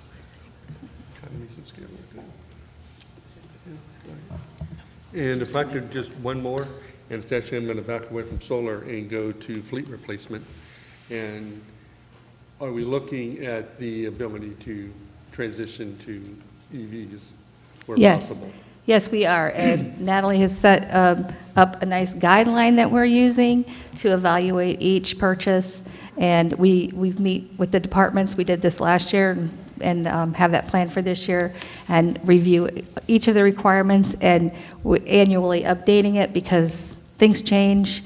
More things are available to us, and that's a good ongoing process. And just to acknowledge, and I talked with Bill earlier about this, there is a community near us that is, from my understanding, is purchasing their first solid waste truck that is electric. Yep. And so if that comes to fruition, certainly it's not just a matter of they make them, we should buy one. I get the value in it and whether or not it's still too expensive for us, and I get that. So, but it is nice to know that it's starting to come farther south and in the state of Florida, and if we could have, now we'll at least have a vehicle we can look at, kick the tires and things of that nature. So hopefully they'll invite us to the ribbon cutting or whatever you would have with a new vehicle. Yeah, we'll definitely keep tabs. Do they have wash down pushbacks for garbage trucks? Do they? Go ahead. We should. What They wash? should. What do they call it? What did you call it? Wash down? Wash down pushback? The answer is no, Bill. No, The answer is no. And I don't want to go down a rabbit hole with that Bill Pickram solid waste. I won't go down a rabbit hole with electric garbage trucks, but the technology is catching up. It's getting less costly, and that's one of the components why I approached Sue and Jorge about wanting to get an examination on that to what will it do to our operations. As the biggest customer to Scott Caterson, I'm in a good place bringing somebody on board. Scott knows the numbers, and if I don't have to fill it with diesel and charge it each night, I should be able to recoup some of that cost and make it feasible for us, because they're pricey. They're very pricey, electric garbage trucks. And just one last thing, a garbage truck just yet is not fully electric. You have the hydraulics is not fully electric. I'm waiting for that. So I like to see how it's being done elsewhere, so I'm not the guinea pig, and we can make it work. And I'm the first one to want one, but it does have to make sense, so I get it. Yeah, and it also, we have to have the infrastructure to support that. So we come to you with those changes, charging stations, just mechanics, training, all those things. So it's a collaborative effort for sure. Bill, since we're talking about that, what's the status of the hydrogen? Is that losing battle in this effort, or, and does Clearwater, where's your closest hydrogen refill? I've had conversations in the past with you, Commissioner, on that. When you're talking regenerative, you're talking like in the braking system, regenerative to capture some of that energy, to propel it to a stop. That technology is out there. I'm seeing more people gravitating. It may not be the answer, but I'm not much of it here to compare it to. I'm seeing people are making that pivot to the electric, even those who were all in on the CNG. But perhaps Scott might be able to weigh in a little bit more on the expertise side of it, but I'm not seeing it. I'm seeing it more on the electrification side, and it's out there, though. That technology is, and more so in our gym because we're going house to house, 15 to 20 feet away.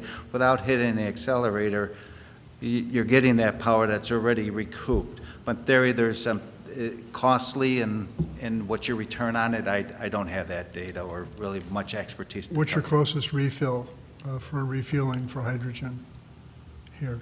Well, I wouldn't know that, sir. Okay. Probably Clearwater. Thank you. Did you just cover everything that was under utilities and engineering? We're only taking out 2 or 3. No, just Public Works.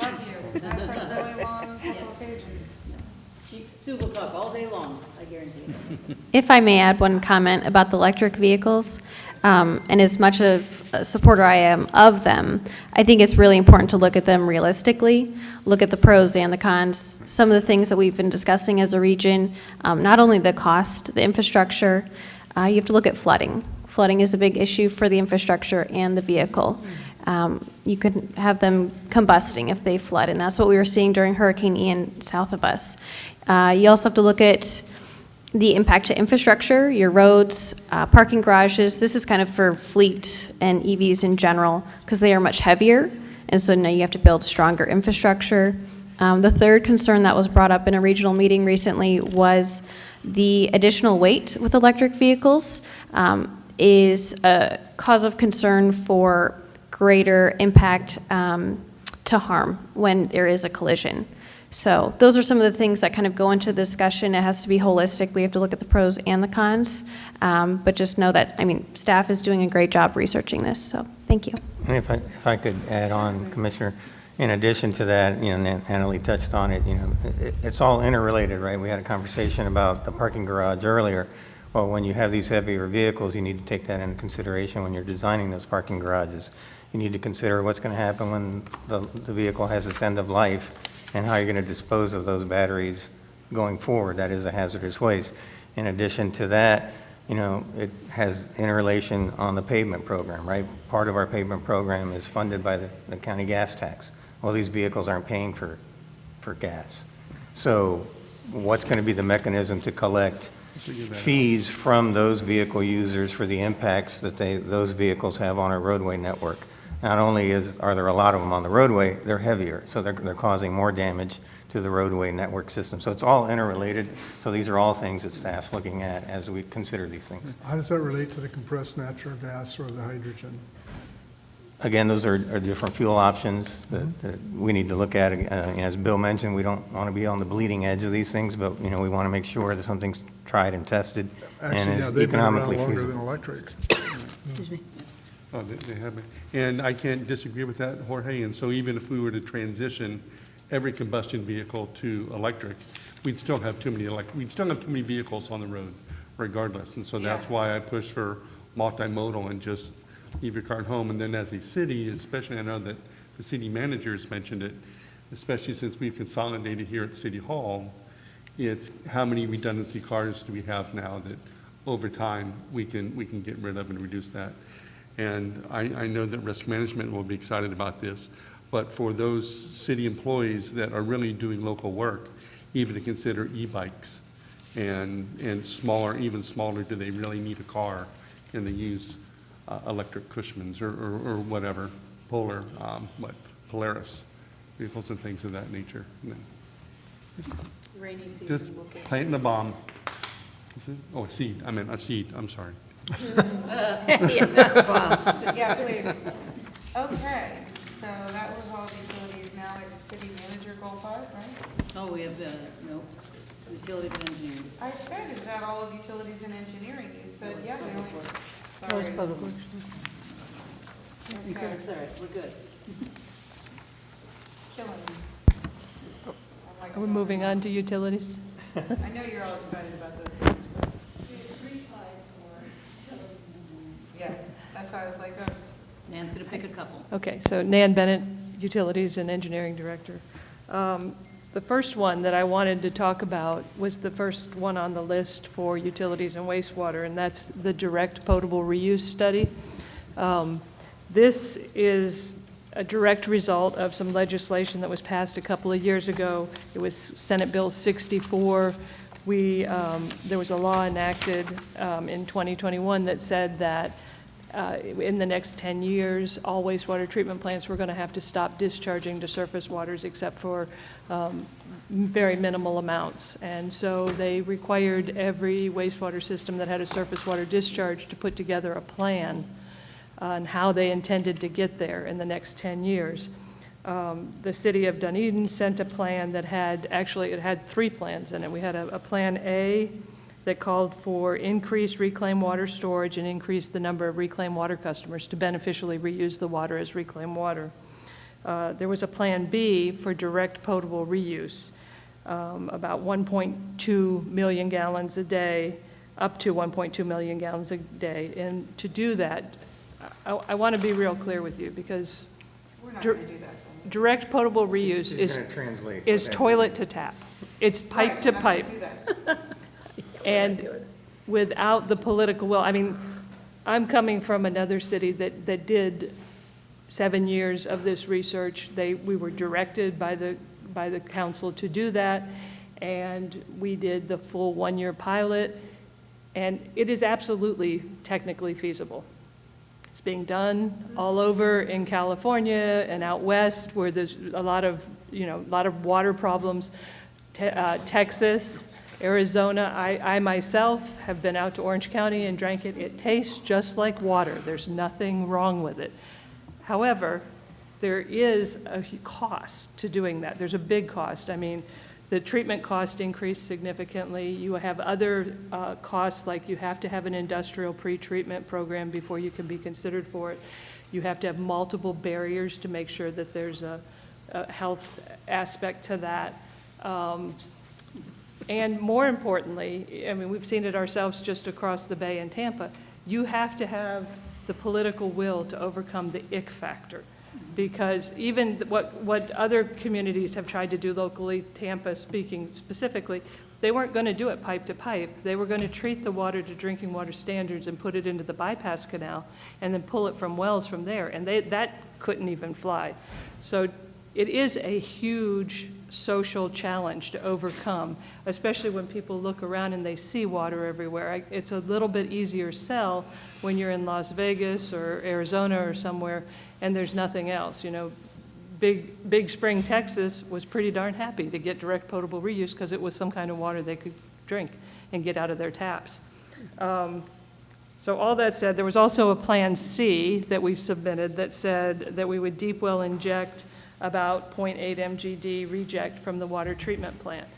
I guess what we need from the council, from the commission as the policymakers is this something, direct potable reuse, is that something you want staff to pursue? Because without your support, it's insurmountable. So I think, though, that it's item number 2. Direct potable reuse. Yeah. So I think actually, Nan, that's going to be a much broader conversation. I think that we need to workshop that and, and describe exactly what it is and some case studies from other cities and that type of thing. And is this, Great summary, is it being required? It was the goal of the legislation. Honestly, it was the goal was to drive people towards direct potable reuse or indirect, in some way close the loop on the water, because it technically can be done. However, nobody's done it in Florida yet because it just hasn't been overcome here in Florida. I mean, it works in Namibia, it works on the International Space Station, it works lots of places. But there are reasons for that, that's why it works. There are real, and the cost. Yeah, solid, there are. Don't say solid. Nan, the first part of that was simply a requirement from the state that we do that we have a study, that we make the presentation and have the study, right? No, their requirement is that we stop discharging to the surface waters. Their requirement is not that we do direct potable reuse. That was their goal, was to drive as many people as possible towards direct or indirect potable reuse, beneficial reuse. But in the end, for us, we don't need it. I mean, from the standpoint of we can use our treated water someplace else, some other way, and we have a sufficient quantity at this point in time remaining to use as regular portable water, right? There probably will come a day in the future where there's not enough water and that we that's are going to why have to close loop it. Is that day in 10 years? Yeah, I think that's why they wanted us to do that, in case that happened. Right. Well, But don't we discharge now during the rainy season? Yeah, usually the dry months. this is Brian Antonian. He's the superintendent at the wastewater treatment facility. Usually our dry months are April, May, and June, and after that, in July and the rest of the year, you're averaging 1.2 million gallons going out to the ocean outfall. So we only have a 3-month window where we have limited outfall to none. So that's where they're kind of pushing us to, hey, they want all that outfall out of the ocean. And what was that number again? I'm sorry. 1.2 million gallons a day. That seems to me that's a reclaimed water. So I said, as Nan said, we had 3 options. We can build more storage tanks, add customers, deep well injection, or toilet to tap. What's the average for what we have now? Reclaimed water storage tank, how much does that hold? We have, we got 7 million gallons total storage capacity. And that's what Okay, we're so that looking gives us at a week. doing. One more tank gives us another week. That's why we were looking at that storage at Coca-Cola. which all came to screeching halt. Yeah, It and seems our, to me, no matter how much storage we build, we're not going to have enough during the rainy season. correct. It usually takes a variety of techniques to make it work. You have to do a combination of reclaimed water. That's not a constant demand. When it rains, people don't use as much. When it's dry, they want it. Some kind of storage, maybe aquifer storage and recovery, is a bigger storage than you can afford to build, where you actually create a freshwater bubble in the aquifer, and then you pull it back out when you're dry, and that type of thing. The other option is, right now, we have all of our water treatment plant concentrate that goes into the head of the wastewater treatment plant. The plant was always designed with the ability to bring it in at the back end. Maybe if you had an alternate, like a deep well injection for that capacity, and when you needed it for reclaimed water, you could bring it in and blend it at the chlorine contact chamber or something. It's a variety of techniques, because there's not one answer that's going to solve this problem, that's going to get you to meet this law. You have to be doing a variety of techniques, different times of the year, different situations, that type of thing. But we have 10 years to figure this puzzle out. So I think, Well, it's actually down to 8. I think we're down to 8. Jennifer's right, though. I think this is a workshop, and I think we have to talk about all 3 items and what combinations thereof we might be comfortable with, based on your recommendations, of course. I don't think we're going to solve it today, and I'm not sure that that money should even be there in this year. I mean, we're going to come with a workshop. I don't know if you're going to be able to. I think we do need to start looking at what combination of options would work for us. I mean, I think every year we have to report to the state what progress we've made.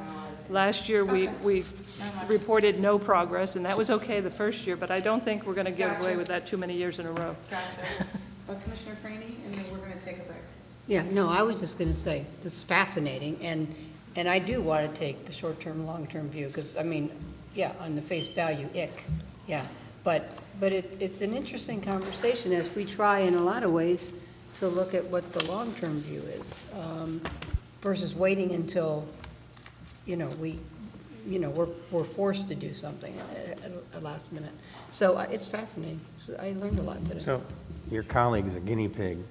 He didn't realize it, but he's been drinking it for a while. So you can just kind of watch him and see what you think. I'm not asking anything further about that. All right, guys, let's take a. Can I ask Nan the last question? Sure. Nan, we've got a tremendous amount of money, for example, in the Lofty Pines Estate septic to sewer, and. What page is that on? Oh, see, first one. Never mind, got it. I had to find it. Go ahead. Have you looked at that number? Is that a good number? Can that number be in here? Does that number belong in this particular year? Can it be moved out? It's the second part. That number is actually $3.6 million to take those 126 homes in unincorporated Pinellas and provide them with sanitary sewer that gives them a potential to hook up as utility customers. And we have a relatively firm quote from TLC to do the work. We're just trying to get to a place to get that initiated, where we have enough staff to execute the project. Thank you. Okay, let's take a break. 10 minutes, 15 minutes, whatever you guys want. And then we'll come back in and finish the work. Oh, it's good to stand. Okay, so Rodney says.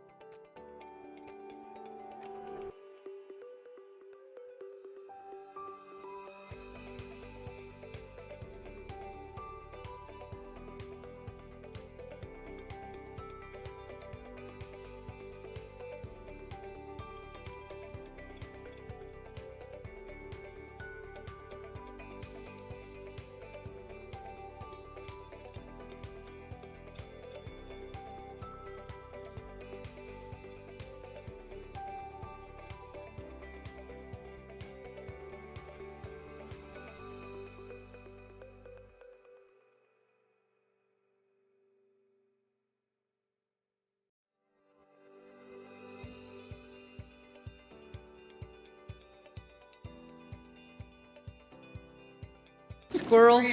Squirrels? Squirrels. No, I was just nodding. That stuff is the nod off stuff. It is. It starts and everybody's going that way. I know. Oops. We're on air. I'm sorry. Excuse me, keeping me awake. No, You can see the reflection of the flag, and it's amazing. I know. I love that.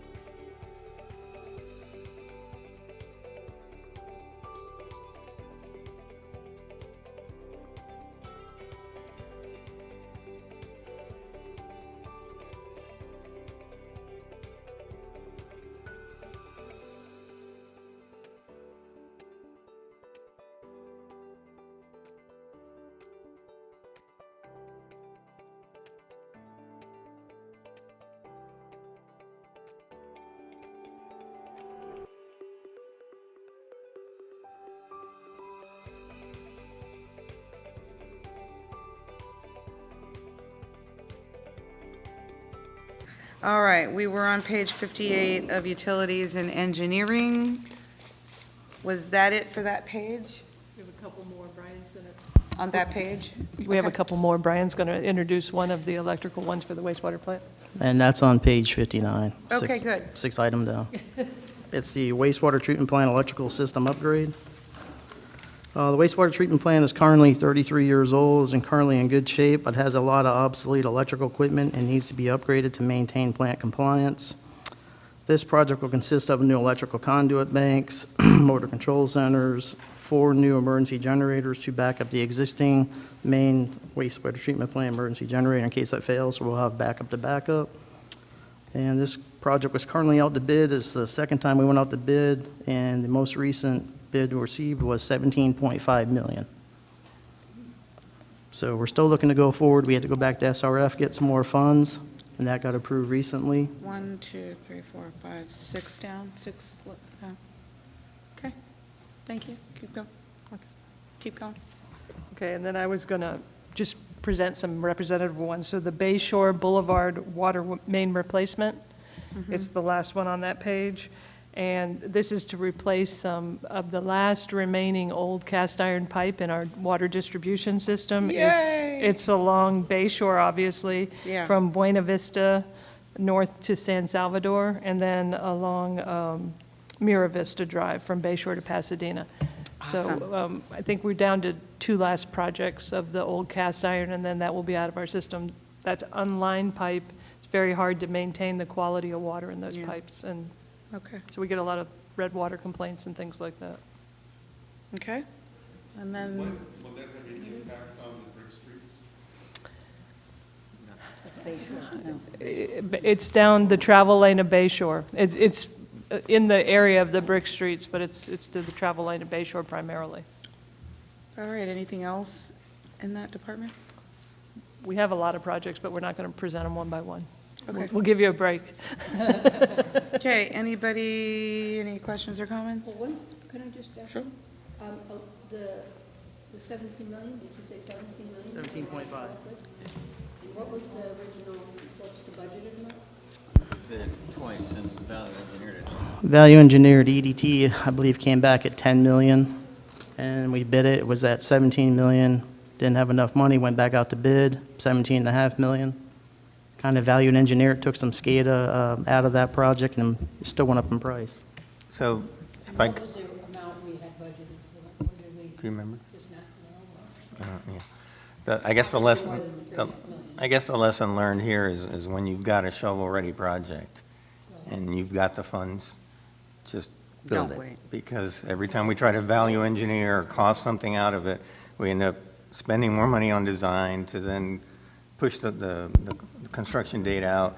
And, we're seeing escalations in the neighborhood of, $100,000 a month. So it's actually better to just go build it and get it in the ground because our costs keep escalating. And that was the electrical thing? Yeah. Do you think anything, any of that will get better because of like the crunch to do projects, drop of money, deadlines and all that? Do you think it'll get better? If the construction market slows down, then there'll be more electrical in particular. I mean, we're waiting sometimes a year for a termination box. That's just crazy. So we could, but then again, who knows when, how long, how long that might be. Okay, thank you. City Manager? So I'm So- sorry, you said, go ahead, Rob, I'm sorry. So you were the quote that you had, the 17.5 million, but I'm seeing three, And a half. where'd it go? 3.5. 3.5 million. So there's a bunch of carry forward from prior year. So this has been budgeted for a couple years now, and it just keeps rolling over and rolling over. 3.5 million is to get us to the 17. Okay, all right, thanks. Oh, I got you, okay. And so, and I might have missed that answer, it might have been the same question, but for the 17 million, what are we going to get for the 3.5? It's to make up the difference from the carry Oh, forward. okay, I'm sorry. Okay, perfect. You go, Ashley. Okay, so then that's it, right? Everybody good on utilities and engineering? Okay. And then we have epic goal number 5, city manager. So this strategic planning, we actually did an RFP. We had some responses to the RFP. We had some good responses to the RFP. We were advised, however, that we actually asked for a pretty robust strategic planning exercise and then a dashboard so that we can measure all of our activities under the plan. That said, not many consultants do both, the plan and the dashboard, and so we bifurcated that and put it back out for proposal, and we're getting proposals in right now. The next one. But it's saying 25. I thought we were doing it in this year, 23. We are doing it in this year. Okay, well, it's Yeah. saying, No. is the 20 grand that's in 25 supposed to be for the dashboard then? I don't know that for sure, I'll find out. But I know that we divide it into two. Okay. Let's just make sure we make a note about it. Right, okay. And then for the legislative lobbyists, what I'm going to do is, I'm going to put together some additional information from other cities about lobbyists and the amount of appropriations they've managed to attain for their cities, and just provide more information for all of you for the next meeting. And then we're out on the street with a business survey right now, Yeah. and we'll report back to you shortly on that. Okay, any questions? I guess the only question I have on the business survey is, or do we plan on doing this annually? We actually, the intent is to do the resident survey one year and the business survey the next year, then the resident survey, then the business survey, but we kind of got off track during COVID. So we really didn't want to do the business survey during that tumultuous time, so, or the resident survey. So we're a little bit behind on that, but we're getting back into the routine. Okay, very good. Okay. All right, communications. Hello, Antonella. Hi, Antonella, Public Communications Department. Sue is not here, so she left me some notes. So in regards to the marketing plan, an agency has been selected among the 13 agency submissions received from the RFP in late February. So the award of the RFP is on the June 6th Commission Work Session consent agenda, and Sue's prepared to answer any questions at that time. And we're just very excited to kick off that branding project. Awesome. And the website? Yeah, so for the website, it's already underway. We're in the content migration phase. We've started training, and we'll be in the final design later this summer. We're also using the Gov delivery system for Dunedin News, for the monthly library newsletter, Parks and Recreation newsletter, and the weekly Health Center newsletter. And now we have the internal employee newsletter inside the Den. So we'll be also bringing open forms for the new website once it goes live, hopefully this fall. I don't even know how to get into the Den. Great, thank you. Any questions for communications? Such a great summary. No, I don't have any questions. Really good. Great job, Antonella. All right, George. Thank you. From the Beltree's Complete Street Initiative, we have, and for the Commission's edification, you guys know what this is, but for the public, it is basically a street safety improvement project for Beltree's between basically Patricia and the trail. If you recall, we partnered with the county to seek some grant funding for this particular initiative, which we received. We just had a meeting with the county last week. We did not get the full funding amount, but we got the majority of it, and we're awaiting the agreement for commission approval, so we'll have the grant agreement soon to bring to you. So very excited about that project. The next project you kind of talked about a little bit already, that's our Land Development Code project. I would consider this our biggest initiative, obviously. To just kind of expand a little bit on what was already discussed earlier, that, this is intended to be a multi-year project. As you know, a land development code is extremely technical and legal in nature, so there's a lot of that aspect involved in the review aspect of it. It also has to carry forward with a lot of public meetings and a lot of public scrutiny, as it should be. The intent of this project is to provide consistency with our recently adopted comp plan initiatives, including our land use, our new land use categories, and also to start to incorporate some of those compatibility provisions from our comprehensive plan. In addition, it's intended to work through any recent legislative changes that need to be incorporated in the Land Development Code, and also include the ORC recommendations that have come out of those past meetings with respect to the Land Development Code. So that is ongoing. We have reached out to a consultant to have a conversation with them. We're really looking at what I call a hybrid or form-based code, which is more about form than it is about use. But it's something that I think the city has sort of has run in this direction for some time, and this would kind of bring all of that architectural aspect, historic aspect to fruition through this rewrite. And happy to answer any questions you have about that. Any questions? So I did want to just say to Rob on the land development code thing. One of the biggest complaints that we get from developers or homeowners or anybody is that our code is so convoluted to try to find anything.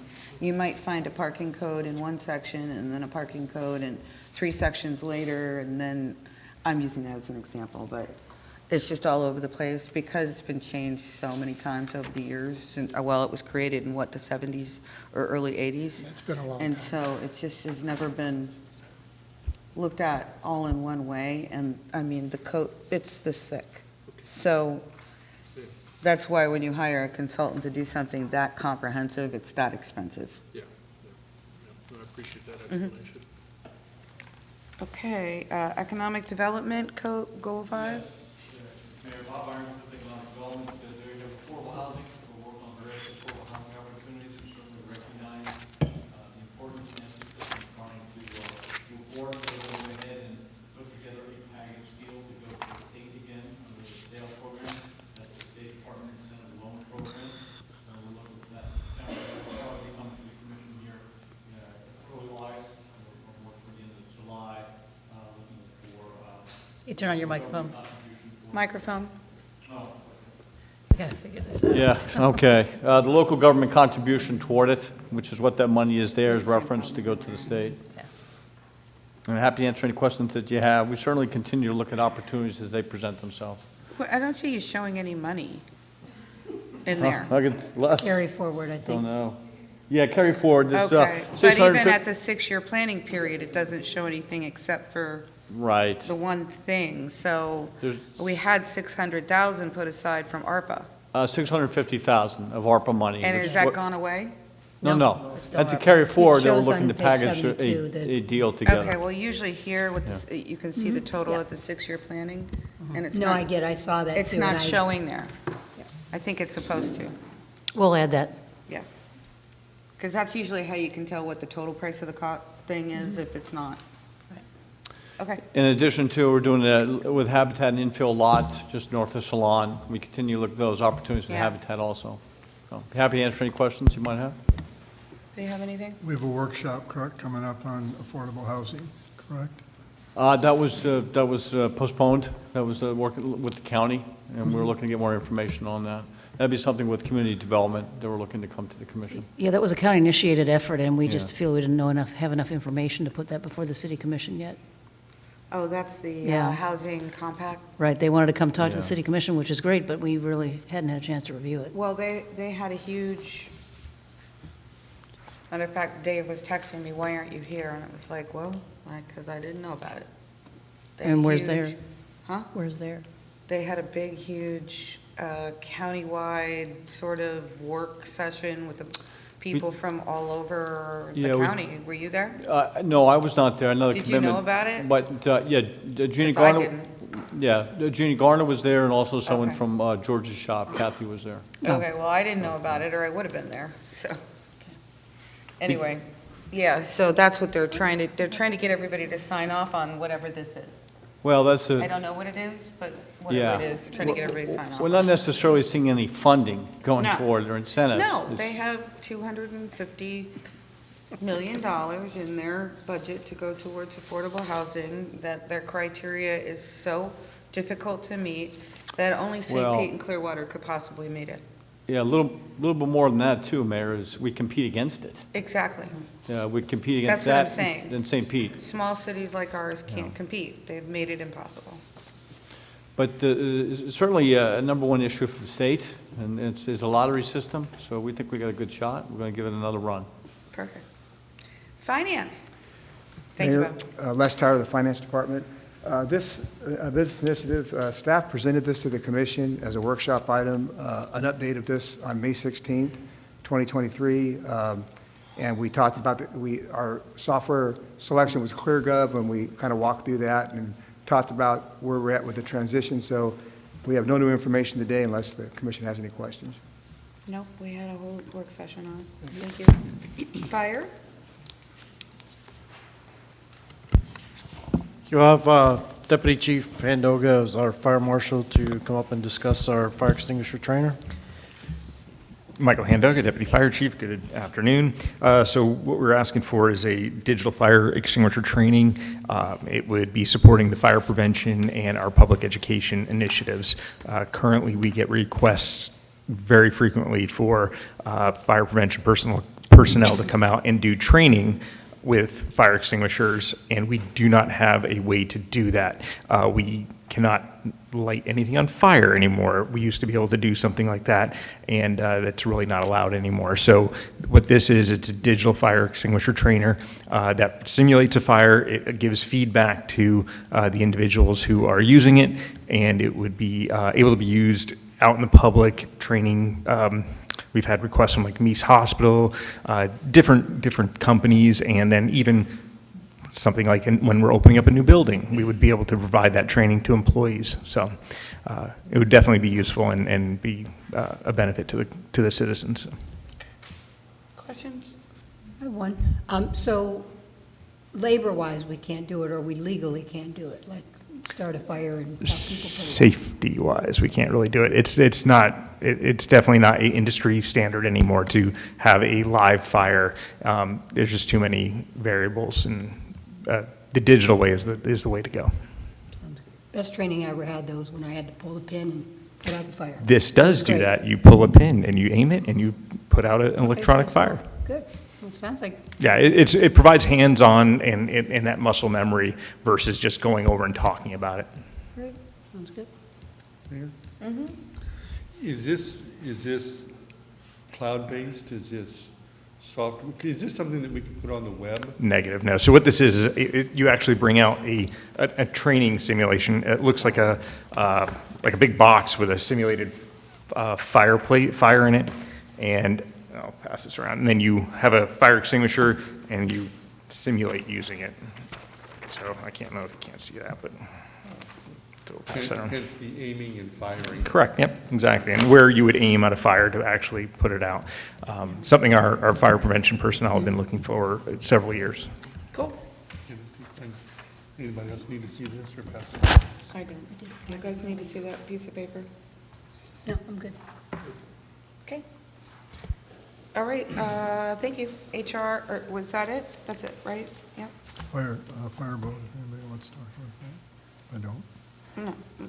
Okay, so HR and risk management. Good afternoon again. Teresa Smalling, Director of HR and Risk Management. Before I go over any initiatives, I just want to take an opportunity to introduce our new HR manager to you, Alex Simpkins.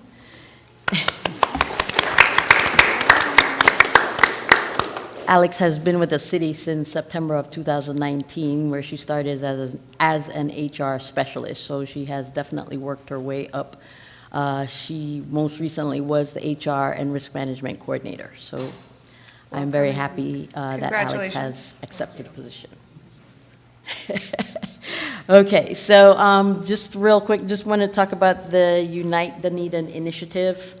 You may remember that was started as a task force for employees to get together and discuss ways that we can talk about diversity, talk about our community and how we can be a better community in terms of being more diverse, inclusive, and equitable.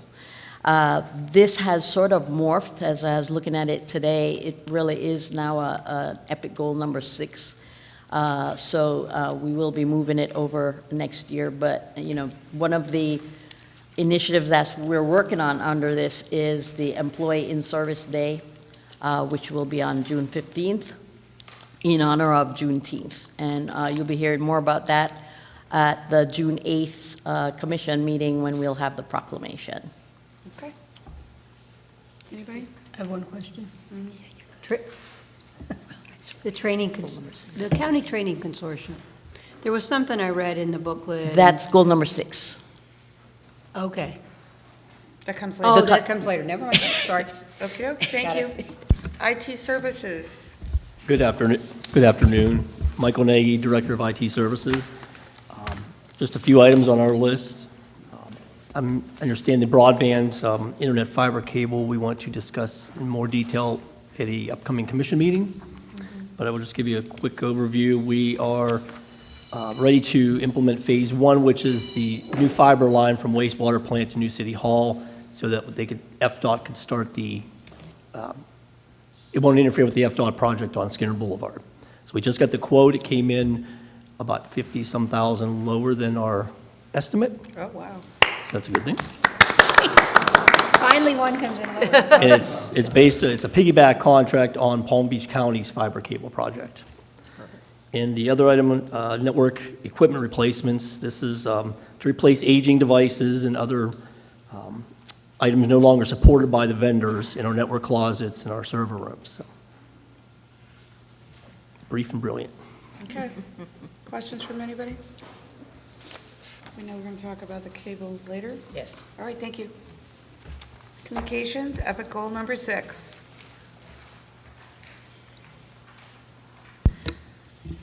Okay, so that's me again. All right, so for the intranet, this has been reduced to a little more than 12,650. And this business plan item will be removed from the 2024 budget. We will be using 2023 budget to purchase the intranet package and licensing in this budget year, and the annual cost for licensing in 2024 will be $7,200. And this product will be rolled into the new addendum to our annual agreement with Granicus Government Experience Cloud. Okay, anybody? No, that's good. Thank you. All right. Okay, fire. Pick your top 3. I mean, we're not going already through talked every about one of those 2. red items. That ain't happening. 3, we talked about 3. Okay, the one we'd like to talk about first is the decon washer for SCBA bottles, masks, gloves, and helmets and boots. As you know, in our washdown push-ins for the new engines, we've gone to a clean cab concept. So cancer being one of the illnesses that kills firefighters each year, one of the high number of injuries or deaths due to cancer, we've done the clean cab concept. So we're keeping the gear out of the trucks, out of the front of the trucks. And this bottle washer and basically extractor, you can do so much at the scene. We wash down the hose for the gear and everything before we get back in the trucks or put the gear away. This goes the extra mile and reduces the carcinogens that are in the gear that are off-gassing once we come back from a fire. So we're looking at one washer that would be at Station 60, that everybody's gear would come back and be put through this cleaner once they were finished at a fire. And the next one, Chief Handoga will discuss the Knox Box key security system. Michael Handoga, Deputy Fire Chief. As you may or may not be aware, there's a system in the county called the Knox Box system. Knox Box system gives fire department and emergency personnel access to businesses if they have a Knox box on it. Essentially, we have a key to a box. Inside that box is the key to the businesses, and it's basically a vault on the side of the building.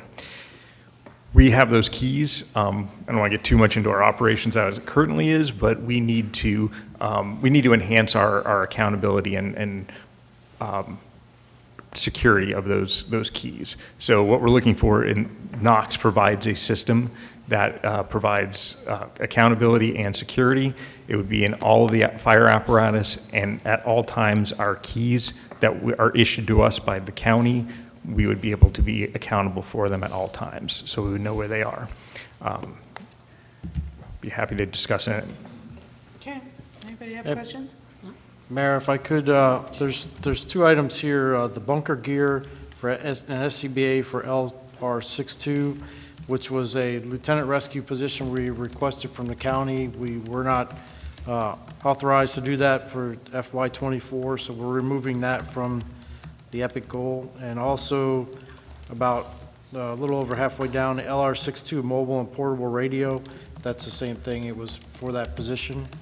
And we've also would like to move our carport for Station 60 to a future year if possible. Which thing do you want to move to? The third one down, the carport for Station 60 and District 60 marine vehicle. We were looking at that based on our overcrowding at Station 60 we have right now. We were trying to add a carport just to keep some vehicles out of the sun. And you want to move that out? Yes, please. Jennifer? Giving that one to you. See, we're trying to give back. That's how we do it. I'll move it out. Well, but I mean, do you really need a carport if you're looking for that building? I don't know if the building's still happening, but isn't that what you wanted to put all that stuff in? Yeah, it's a carport. No, the carport was basically we have the district chief vehicle backing into the station and our engine backing into the station. They butt up to each other right now. We were going to move the district chief vehicle outside under this carport. We also have a pickup truck that goes to the marina. Instead of driving the big ladder truck down there, this other vehicle sits outside and it has all our dives or our marine equipment in it. So. Well, it's only 15 grand. That's the one we can keep. Any comments from anybody? Nope. Okay. HR risk management, thank you, Chief. Goal 6. Teresa Smalling again. Just want to highlight the HR recruitment retention software initiative, and mostly because Alex has been working almost singularly on that. The recruitment module and the onboarding modules have been launched, and they are being used. I think most people in this room, most of our directors have used it at some time, and I think they agree that it is a lot better than the My Staffing Pro that we had previously. Alex is now working on the Perform, which is the performance management module. And then along with that, we have requested an online learning platform for FY24, One of the main drivers with that is, as Commissioner Freeney mentioned, we used to have a partnership with the Pinellas County Consortium, where they offered a variety of classes in person that our employees were able to avail themselves of for free. Once COVID hit, they shut it down and made it only internally, and have since decided they prefer that method. So we no longer have that avenue. We think that the learning platform will be helpful to the city in regards to some of our other initiatives, including the succession planning and career pathing, because the supervisor will be able to collaborate with the employee to discuss seminars, courses that can be whether already loaded in or will be loaded into the platform that they can use as goals for their annual evaluations. So we do see it as a good tool to have, especially, our HR staff. We've learned to work very lean, and so we are always looking for efficiencies that will help us to take care of all the tasks that we have to do. Okay, questions? I have a question. So I'm not sure who you talked to at the county. And the other reason I say that, maybe this is a better way to go anyway, but yesterday, I guess it was, I talked to the current interim HR director, who's a good friend of mine, and she talked to the training person, and I didn't get the feeling that that's a closed door. So maybe you could just reach out to the current interim HR director for the county and just see. I can definitely do that. We reached out to them several times, and that's what we were told. So Okay. I don't know if something changed since the interim director came in. Yeah. That's always a possibility. This does help in terms of the employee doesn't have to travel. Right, so it still may be a good decision, but if you'd reach out, I think the consortium was good in the sense that it was twofold. You actually created relationships with county workers, which is not a bad thing, to have sometimes those relationships. So I think it's just worth checking, because I didn't get the sense that's closed door, and maybe it was something that happened under the former director, but the interim director now is probably one of the people that started it, so. Right, okay, definitely. Thank you, but other than that, it may still make sense to do this. I don't have a strong opinion. Thank you. Okay, anybody else? Thank you. Teresa, Public Works, Epic Goal number 6. Sue Bartlett, Public Works. Scott's asking for the column lifts, the truck lifts fleet to be replaced. They're 23 years old. No one else would ever get the $70,617 in the budget. It would be rounded up. That's hilarious, actually. Okay. How much do they hold? How much do those things actually hold? What's the weight? It's got to be no, just rough, just anything. 16,000 pounds per column. Wow. Thank you, Scott. You put it in the actual sheet. Nice, Scott. Okay. All right. The projects being removed from the business plan that are just being considered as implemented or ongoing operation type things. So I think Jennifer's motivation is just get the junk out. Did everybody get a chance to look at that and make sure they're okay with that? I do have a question. Question or comment, whatever you want. Yep. It's really a question. I just wanted to, is our short-term vacation rental secondary program working? It is up and running, yeah. And actually, as I of wonder if we yesterday. could- You don't have to give it to me now, if we could get an update on that sometime. Sure. I know that That'd be Julie great. Phillips does feel like it's adequate to her needs, the secondary program. And not only that, I think we do plan to come back to you. You had asked us to come back in a work session in a format like in October, November timeframe. So we're starting to put that stuff together, statistics together, and we'll come back with a full report on all of that. And the second one that we did, was that was getting notices out to people, or? I forget what the second part was. The modules? Yeah. Yeah. Yeah. I don't remember the exact details of both modules myself, Commissioner, but it was, there was notice. Well, you're going to give us an update, so I don't want to take our time today. Yeah, and I can get that to you for sure. I know that's obviously a see big. that. Good idea. Anybody else have Mayor, comments? Mayor, just real quick, on the law enforcement annual evaluation. Can you just make a quick comment about that? Certainly. The Sheriff's Office publishes the total annual statistics each September. It's included in the city manager's report That's not what this is. each year. So we moved it from a continuing initiative to an operational. I thought what this was the request that Commissioner Franny made to sit down with law enforcement and do a real deep dive on what we were getting and what we weren't getting, which we haven't seen any result from. No, And that's not no. listed anywhere. So Yes. that, if I may, that actually came up on the dais. The city commission directed staff to reach out to the sheriff to organize a sit-down to talk about. Right, because we were the going to have them performance. come, and then we said that wasn't a good idea. Right. You guys should do it.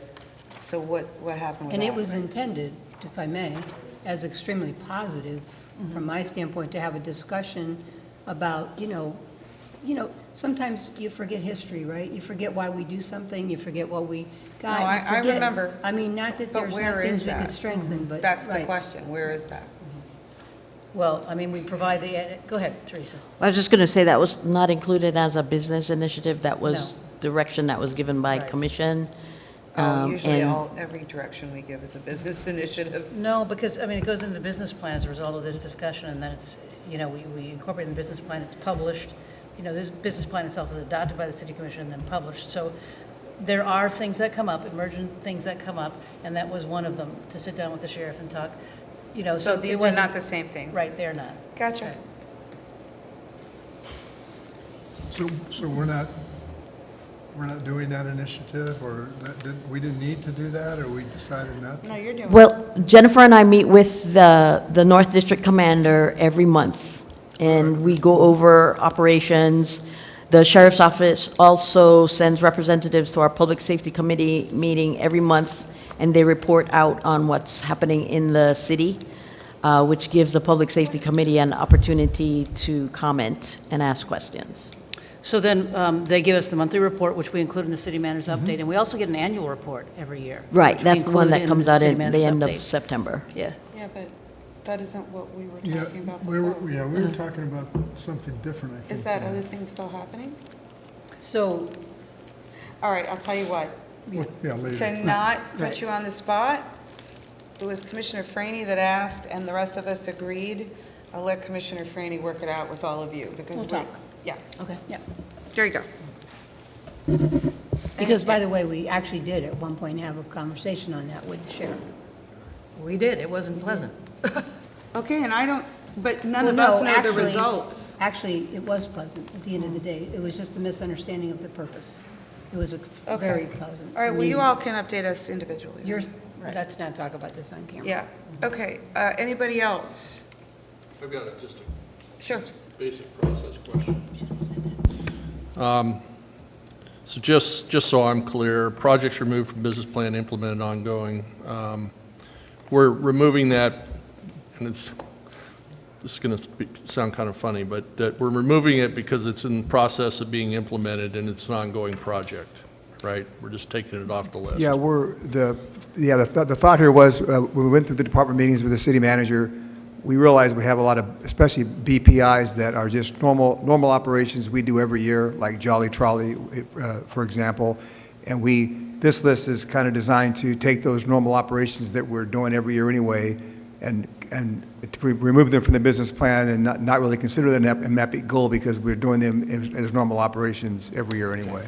All right, yeah, that was the right. Yeah, and then inactive canceled just means that no funding. What does that mean?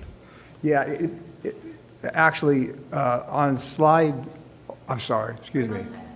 Yeah, We're on you- slide Oh, 73. 74, well, yeah, I We're on moved ahead to 73. 73. Okay, that was a good question. For slide 73, Sorry, I jumped ahead. these are just ongoing projects and things we're doing every year, and we're just saying that we think they don't need to be epic goals, they're just normal operations. All right, okay. Mayor, may I? Yep. Les, now, under the notes, it says ongoing operation expenses, which goes to your point, they're just part of the ongoing operation. But then it says still in budget for '24. So is this the last time we will see this list? Or these type of ongoing items we'll see during the budget cycle on this sheet every year? So next year it'll say still in budget for fiscal year '25. No, that's a good question. These will stay in the budget. In other words, they're still budgeted line items, but they will, they currently had a separate project page in the business plan. Right. And by removing these, they'll, in the future, moving forward, these would not be separate project pages. They're still in our budget, but they're not highlighted as project pages in the business plan. And that I guess, it just is ongoing occurring expenses, I get. But then when you throw in the, still in the budget for fiscal year '24, tells me that it's not in the '25 budget. Yeah, they're still in the '24 budget, but they will be in '24, '25, and future year budgets. At least that's the plan right now, unless we decide to cut one of these programs. Just, to me, just to acknowledge, because it says budget for '24, because it doesn't say ongoing. Oh, I see. you know. You're reading it. You're reading it that it's 1 year, then it's done. Right. I see. Yeah, that was not the intent. The intent was these would be every year and ongoing, and we just felt that they really did make sense to keep them epic goals because they were just sort of normal operations. Because that does make sense. But then, so this is the last time we will see this list? Yes, I mean, well, it'll still be in the business plan. This is on page 39 of the business plan document, this list, and we will continue. This list will be tracked in the business plan, but individual project pages moving forward will not be there for these Right. particular But projects. this summation will always be a part of the book. Yes, correct. That was it. Thank you, Mayor. Okay, I do have a couple requests on this page. Because I know that we're going to be working, that there's upcoming work to be done on these things I'm going to say, is why I want to see it stayed in. The Jolly Trolley, we are going to be working towards getting that to be 30-minute service, and I think it needs to be front and center with all the other transit things, as I mentioned earlier, together, packaged.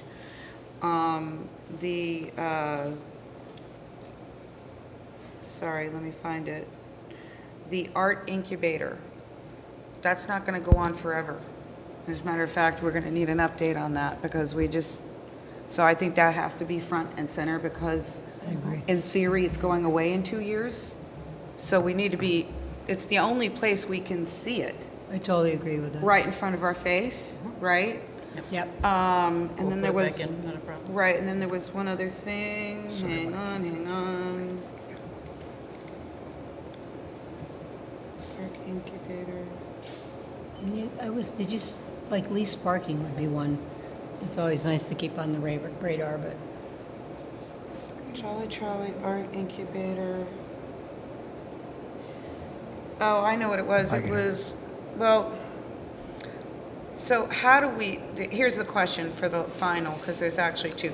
How do we stay, where would we see, for instance, the solar incentive program, what we've been doing, we did last year or the year before, I don't remember, we increased the funding to that. Remember that? Because it was so successful.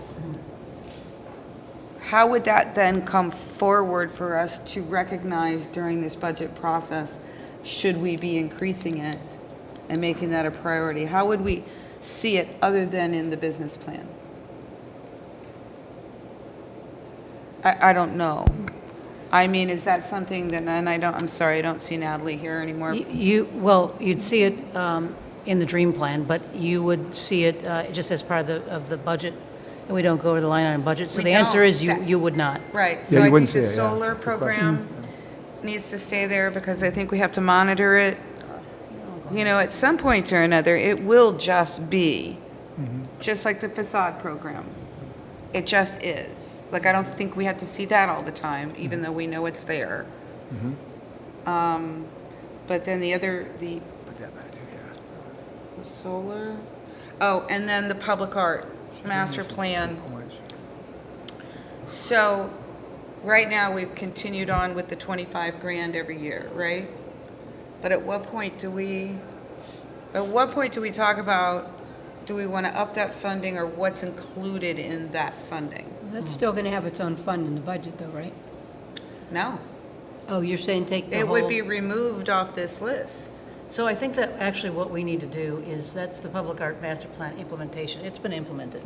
I mean, Right, it's in place, it's the it's up and funding, running. it's the annual public art funding. Right, and so we typically allocate the funding, and it's a general fund expenditure. 25 grand. Right, exactly.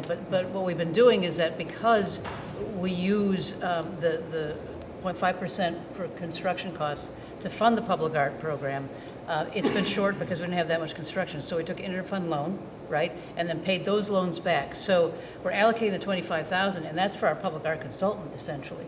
We don't have a lot in there for projects. So we could take a year off from the projects and then re-implement it once we essentially collect the funding from construction, or we could do another interfund loan. But right now, I think that we just need to finish off, what we're doing as far as the projects that we have, because we had some. We have a curated art exhibit here, we have the sea, and all those sorts of things, and then kind of like take a measure of where we are and then move forward again. So the public art, that's a long answer to your question, right? I think that we need to take this initiative and change it into just the public art program projects. Yeah. Instead of implementation. I think it needs to be there, though, because I do think the conversation has to happen, whatever you want to call it. Because how else are we going to know what we're doing? It's not just a matter of paying our consultant, but then what's paying for that maintenance work on the existing artwork, and then what new projects? Like, I don't know how that will come up annually. Right, but it won't go annually. It comes up to you item by item. You approve our public art projects, No, even if no, they're I less know, than 50,000, so. I know, but what we have to do is understand how much money we have to put aside every year. Because Well, that you're would be not part going of to the just. budget cycle. Right. So that's my point. Instead of in the business plan. That's fine, we can put it back in. I have no problem with that. I assume that was for the consultant. That's what I thought. It was Yes. funded for that, and the other fund Yeah, was the for- consultant part, yes, that's an annual. So that's an annual. Yeah, but Well, I'm talking about the actual program. Right. Right. I understand, but I think that one of the issues is that we need to really address is that the funding. 25,000 is for the consultant. We don't have funds for the projects because Right. we're not generating those funds from construction projects. And so that's why, as far as the business plan initiative, I think that we need to reevaluate exactly how we're allocating that funding moving forward. I So let agree, me and work maybe on that that- initiative, yeah. and then we'll There put you something go. back in there. We can call it program, whatever you want to call it, I don't care, but I think it needs to be in front of our face, is my point. And I think the same thing applies to the art incubator. Yeah, which is what we said, the art, right. Otherwise, and the rest of it, I'm okay with. But, so you were talking about, you weren't going to have a separate public art fund anymore? You were going to pull that out of the budget, is that what you're saying? So we have the public art fund, right? And we set up the public art fund. And that's essentially when we generate the funding from the cost of construction, it goes into the Right. public art fund.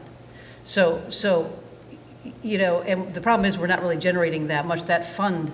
But the fund will stay in place. Yes, In yes. case we do. Absolutely. So to me, that's the Yeah. trigger that says, oh, public art fund's still empty, but Yeah, the that's all public I'm art saying. fund's You don't need it right. anywhere But else. the business plan It's initiative, separate. isn't that, for instance, if you're coming forward, like we're getting ready on the next slide or 2 slides away to talk about any new initiatives, if one of your initiative is public art, then you got to, this is to me the place to talk about it before we get to the fund, because once you get to the fund, the book's been developed. Yeah, the proposed budget's been developed. You know what I true, mean? Yeah, Yeah, true.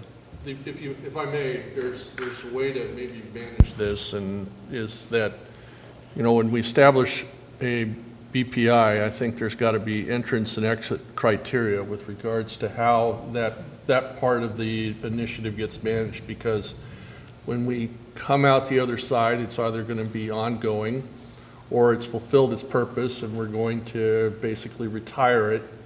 Or I'm sure there's another scenario, but Yeah. because I look at this list, and this is going back to Commissioner Franey's comment with regards to the short-term vacation rental enforcement subscription. You know, it says project implemented, ongoing operating expense still in the budget for FY24.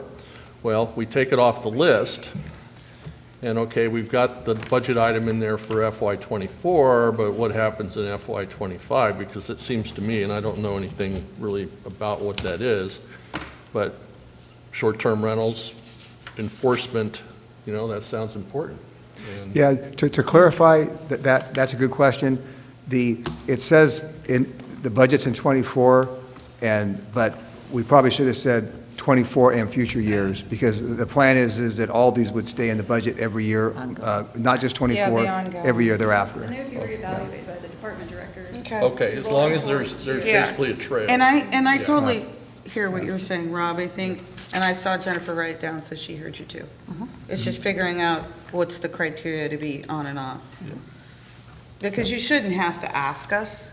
Yeah. But if you know changes are coming, Right? then they're coming. Like, I know Right. there's going to be a change. It may not be this coming year, but the following year, and we'll be like actively lobbying to get 30-minute service on the trolley. And that means you want it in front of your face. It's an initiative, because one of us as a commissioner is working on it. We may need a staff person to help us work on it. We've been talking about it on the dais. It's just I'm just giving that as an Sure. example. Sure.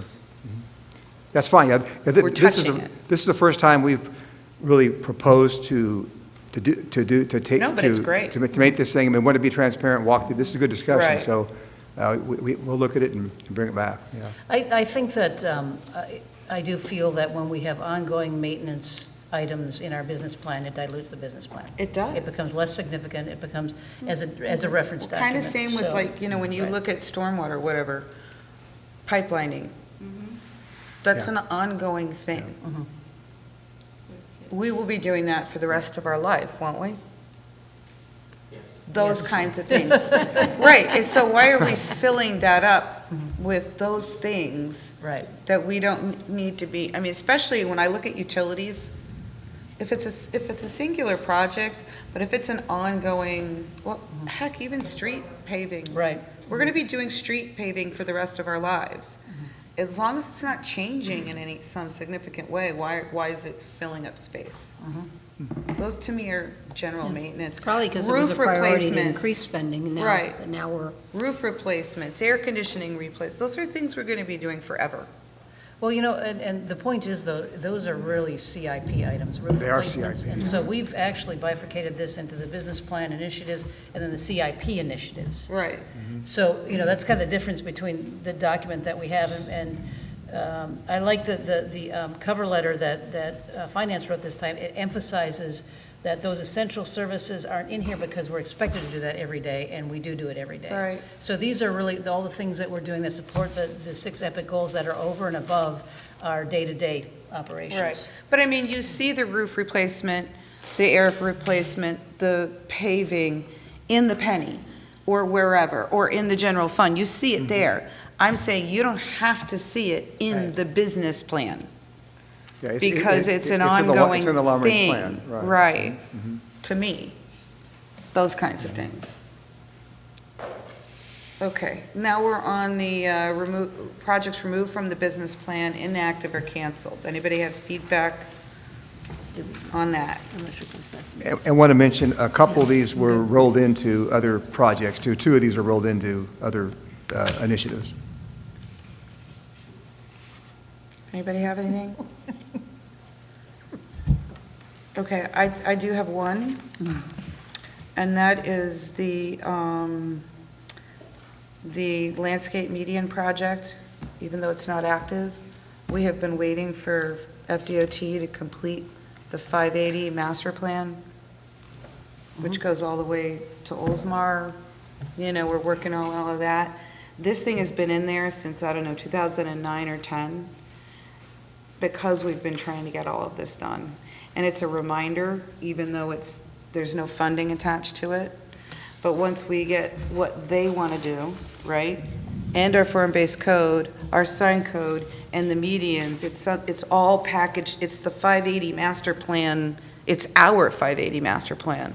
So maybe that's what you want to call it versus a median, but, and lump the sign and all of that. But I don't want to lose sight of that.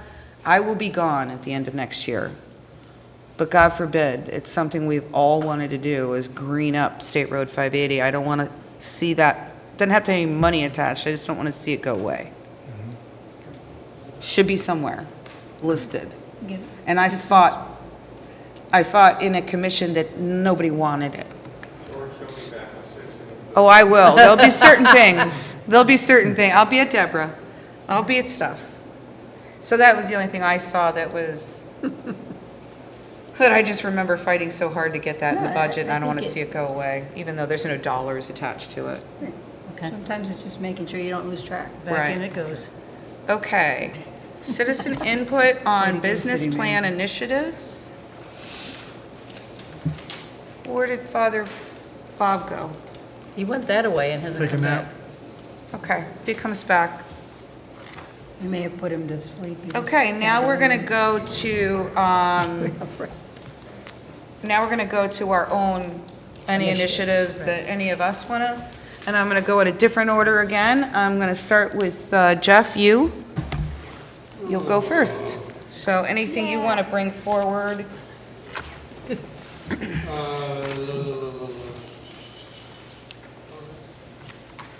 Yeah, I would like for the city to become a certified bicycle-friendly city, which has gone through the American League of Bicyclists. You said? I'd like the city of Dunedin to become a certified bicycle-friendly city. That is done through the American League of Bicyclists, and there is funding involved with that. Can't remember what the price is. That's why it would be an initiative. It's a small funding fee. And then also to work with the businesses to get them to become certified bicycle-friendly businesses in Dunedin. Let me see, my opinion on the garage, talked about Weaver Park. Other than that, the only initiatives I have is a request for the departments to look at any master plans that are tied to their departments and to grab 2 action items that are there. Far be it from me, right? We've got a multimodal master plan, we have a stormwater master plan, we have a public art master plan, we have a comprehensive plan. And so if you're not already doing that, to look at all those plans and grab some action items from there. And I don't want to sound facetious, but it does sound facetious. Do what with them? Report back to the city commission? Make sure they work on them every year? All of those plans have action items attached to them, correct? Yes. Grab 2. Grab 2 and... implement them. Because, and the reason why I ask is that in some of the plans, we're implementing many, some of them, maybe not. So let me work with staff on that one and how that would flush out, because... Well, sure, my thought was, we're all, 5 of us coming up with our own initiatives. Right. But yet we have these master plans out there that have action items to them, which I would think are initiatives. So we're just kind of duplicating all this effort. And so, that's why I like plans, that's why I like master plans. And they shouldn't collect dust, we should be looking at them, we should be going, okay, what's the next step?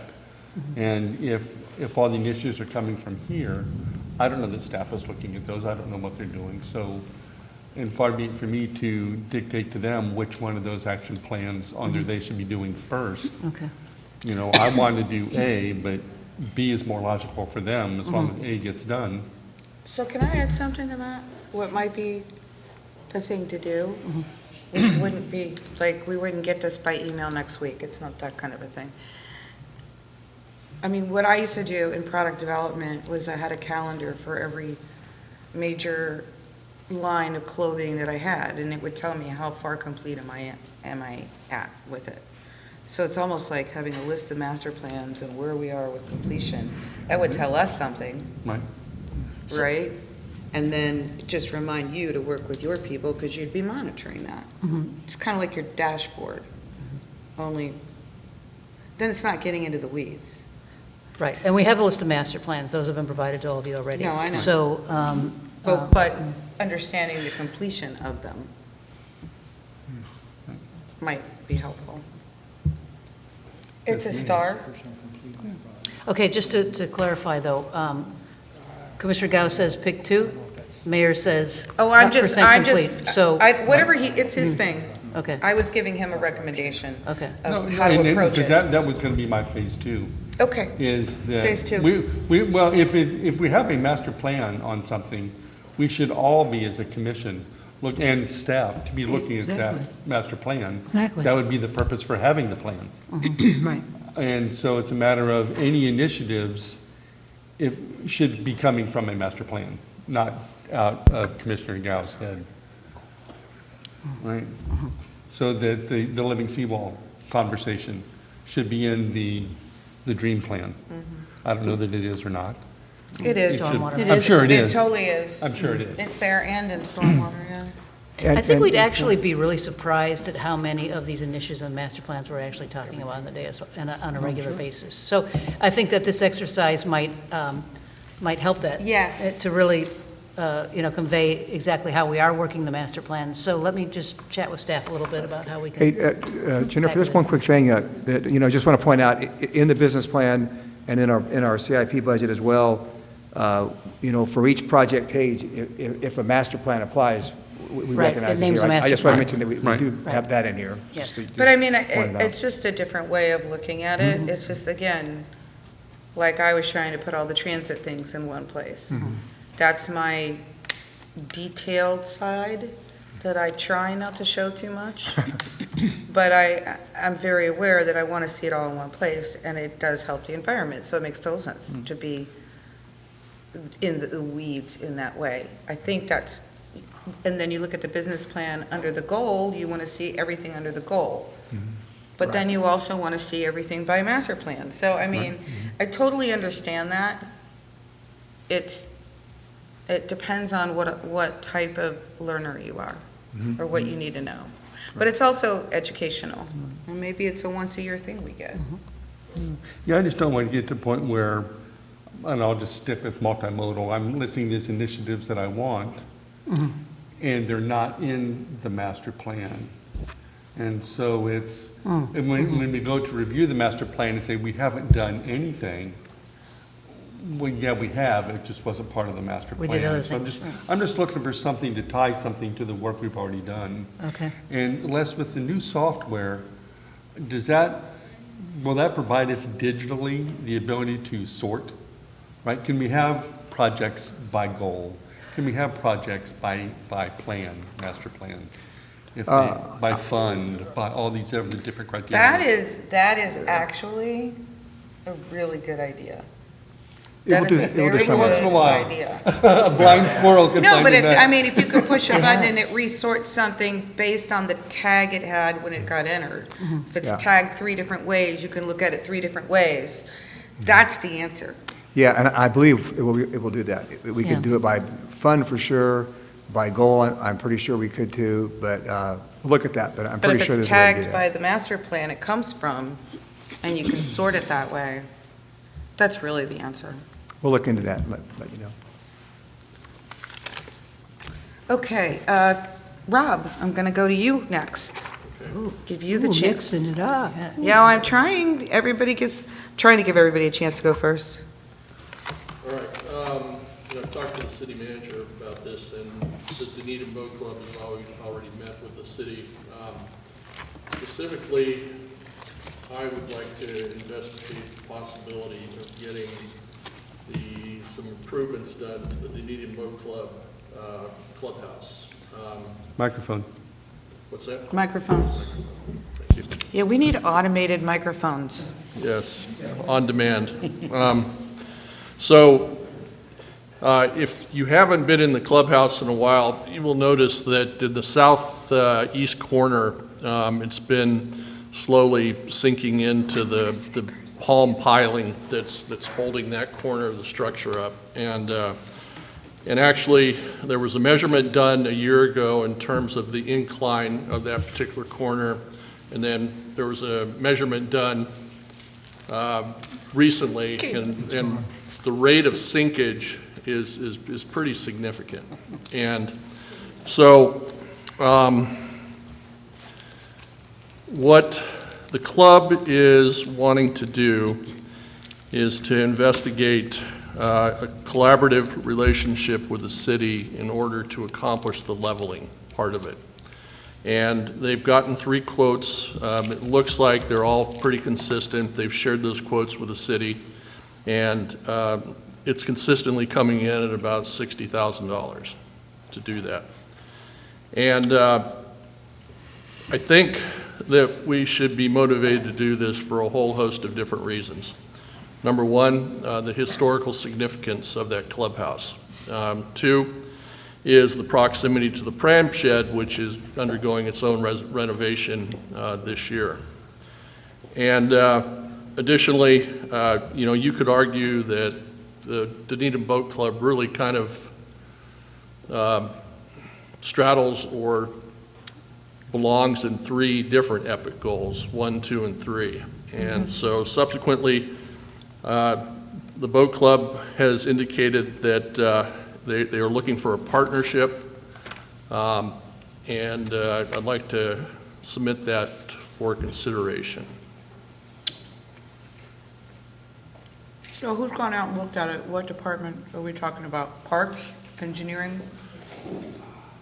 Anybody? The estimate was generated by the boat club themselves. Yes, yeah, exactly. The city staff has not had a look at it, apart from Jorge looked underneath one time. I believe that the gentleman's name sent the quotes that he received to Chuck and purchasing.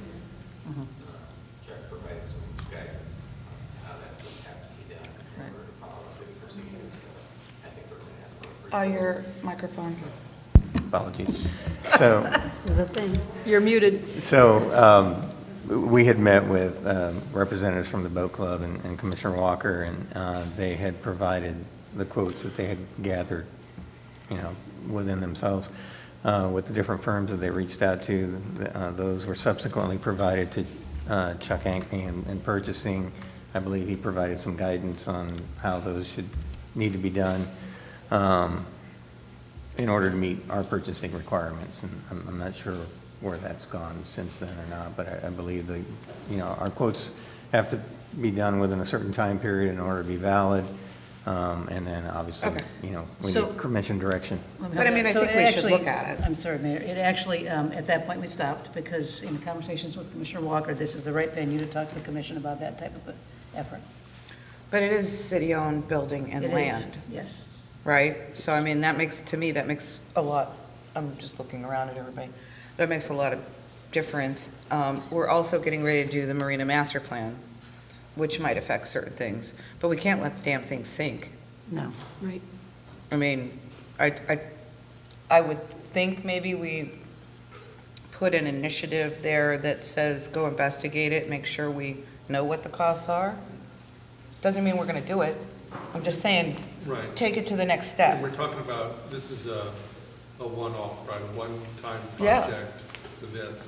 It's not a partnership with the boat club. That all of a sudden, the city is taking on partnering with capital projects ongoing. No, this would be basically, this is a one-time deal. It needs to be stabilized because it is sinking into the seawall there. It's a one and done. I'm just thinking of things like the Scottish American Society. You might go, oh, hey, can we partner? Right. Yeah.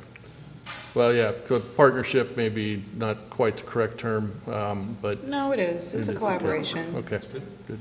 We own the building, we own the land. Scottish American Society is a little different. We don't own the building, we own the land. It is different, but there are enough similarities to. No, I know. All on you, buddy. I mean, I think we can put, don't you guys agree? I think we put some line item there to go look and investigate, and then you all come back and tell us, as a staff, what's what. So what I'd like to do in this, then, if we have consensus direction from the City Commission, is between now and July 18th, is have a look at exactly those estimates and what we're looking at, and then come back with a recommendation to the city commission moving forward. Oh, I wasn't Because thinking if by we're- July 18th. Or then I- August, no. but I don't think that they can wait another whole year. No, that wasn't what I was saying, put a line item in the budget. Oh, okay. I mean, put a, Business plan initiative. yeah, and go research it and figure out what it is. We don't know what it's going to be. How many times do we put something in our budget and we don't know how much it's going to cost? Well, I think if it's that important, we might want to just assess it now. Is that Well, what I you're think, saying? I think though, my point is that we have the estimates, they're relatively good estimates. They haven't been, haven't gone through our procurement process as far as putting an RFP out. I don't think that the money is necessarily What do you the want to issue. see?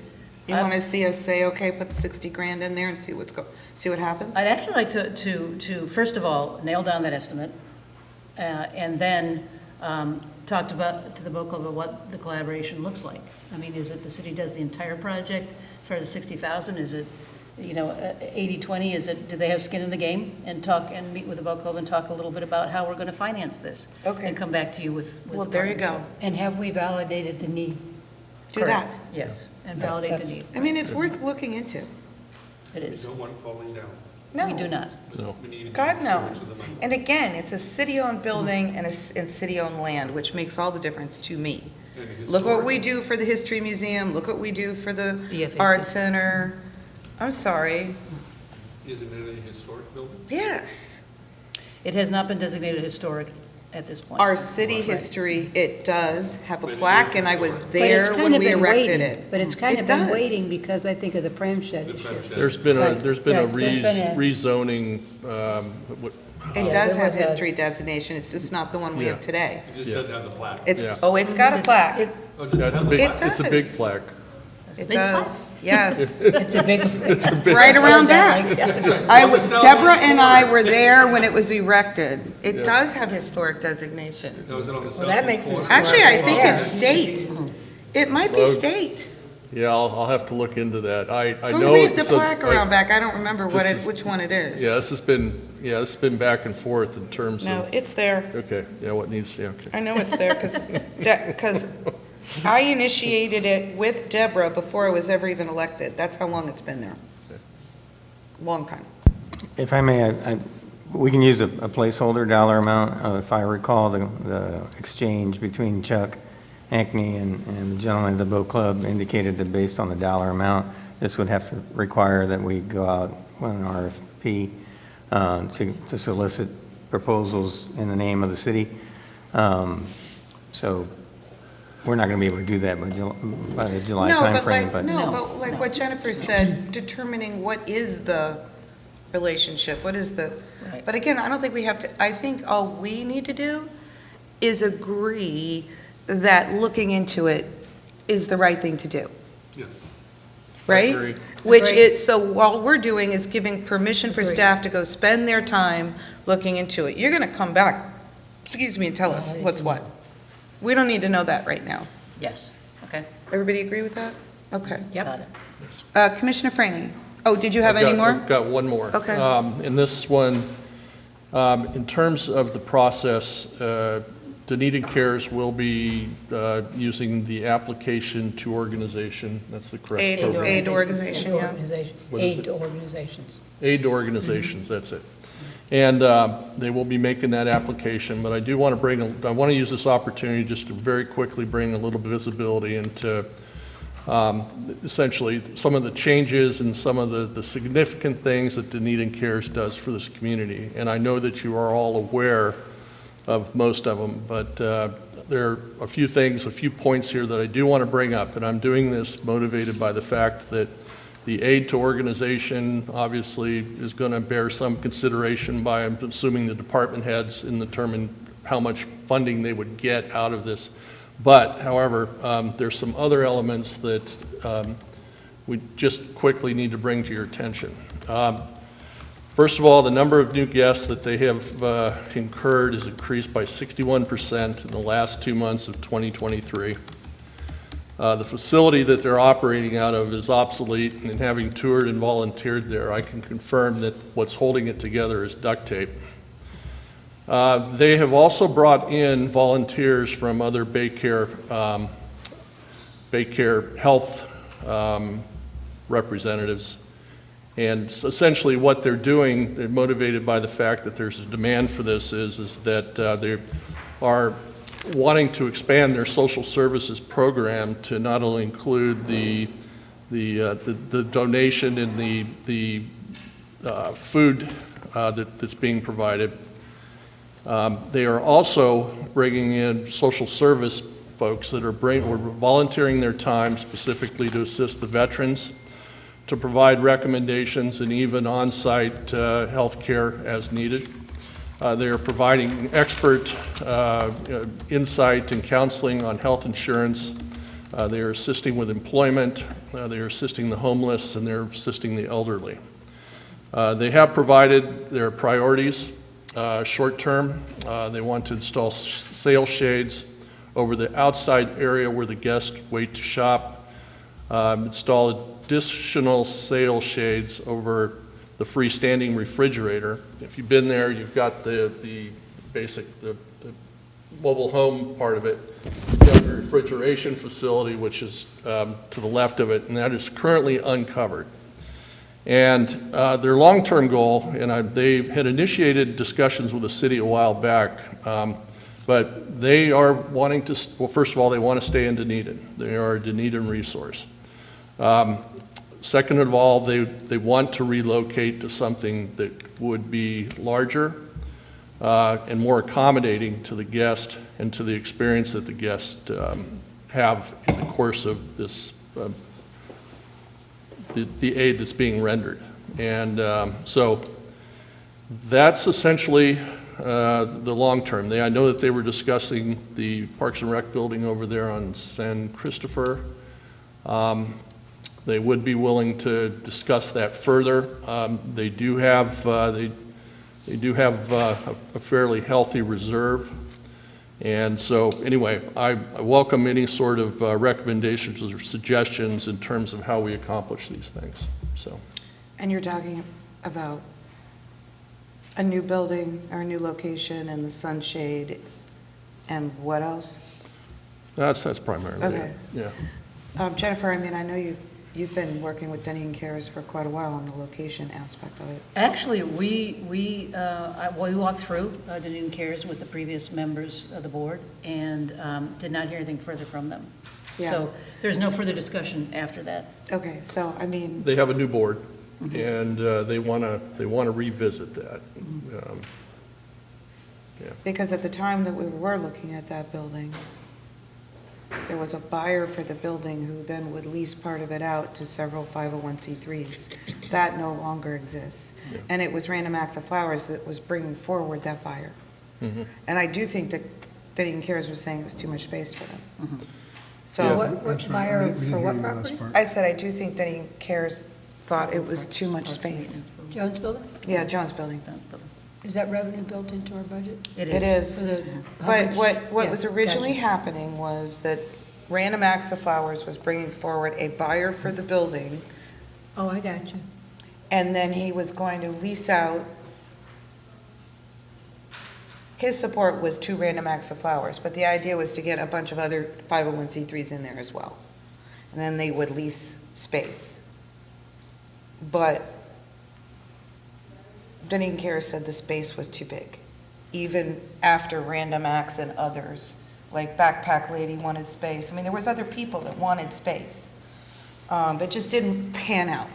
So that whole thing went away. Random Acts has a whole nother location. That same buyer went and bought a different piece of property. Maybe there's a connection. Is it in town? It's not. It will only fit Random Acts. Oh, I got you. Okay. It's not that group thing. So now we're back to square one.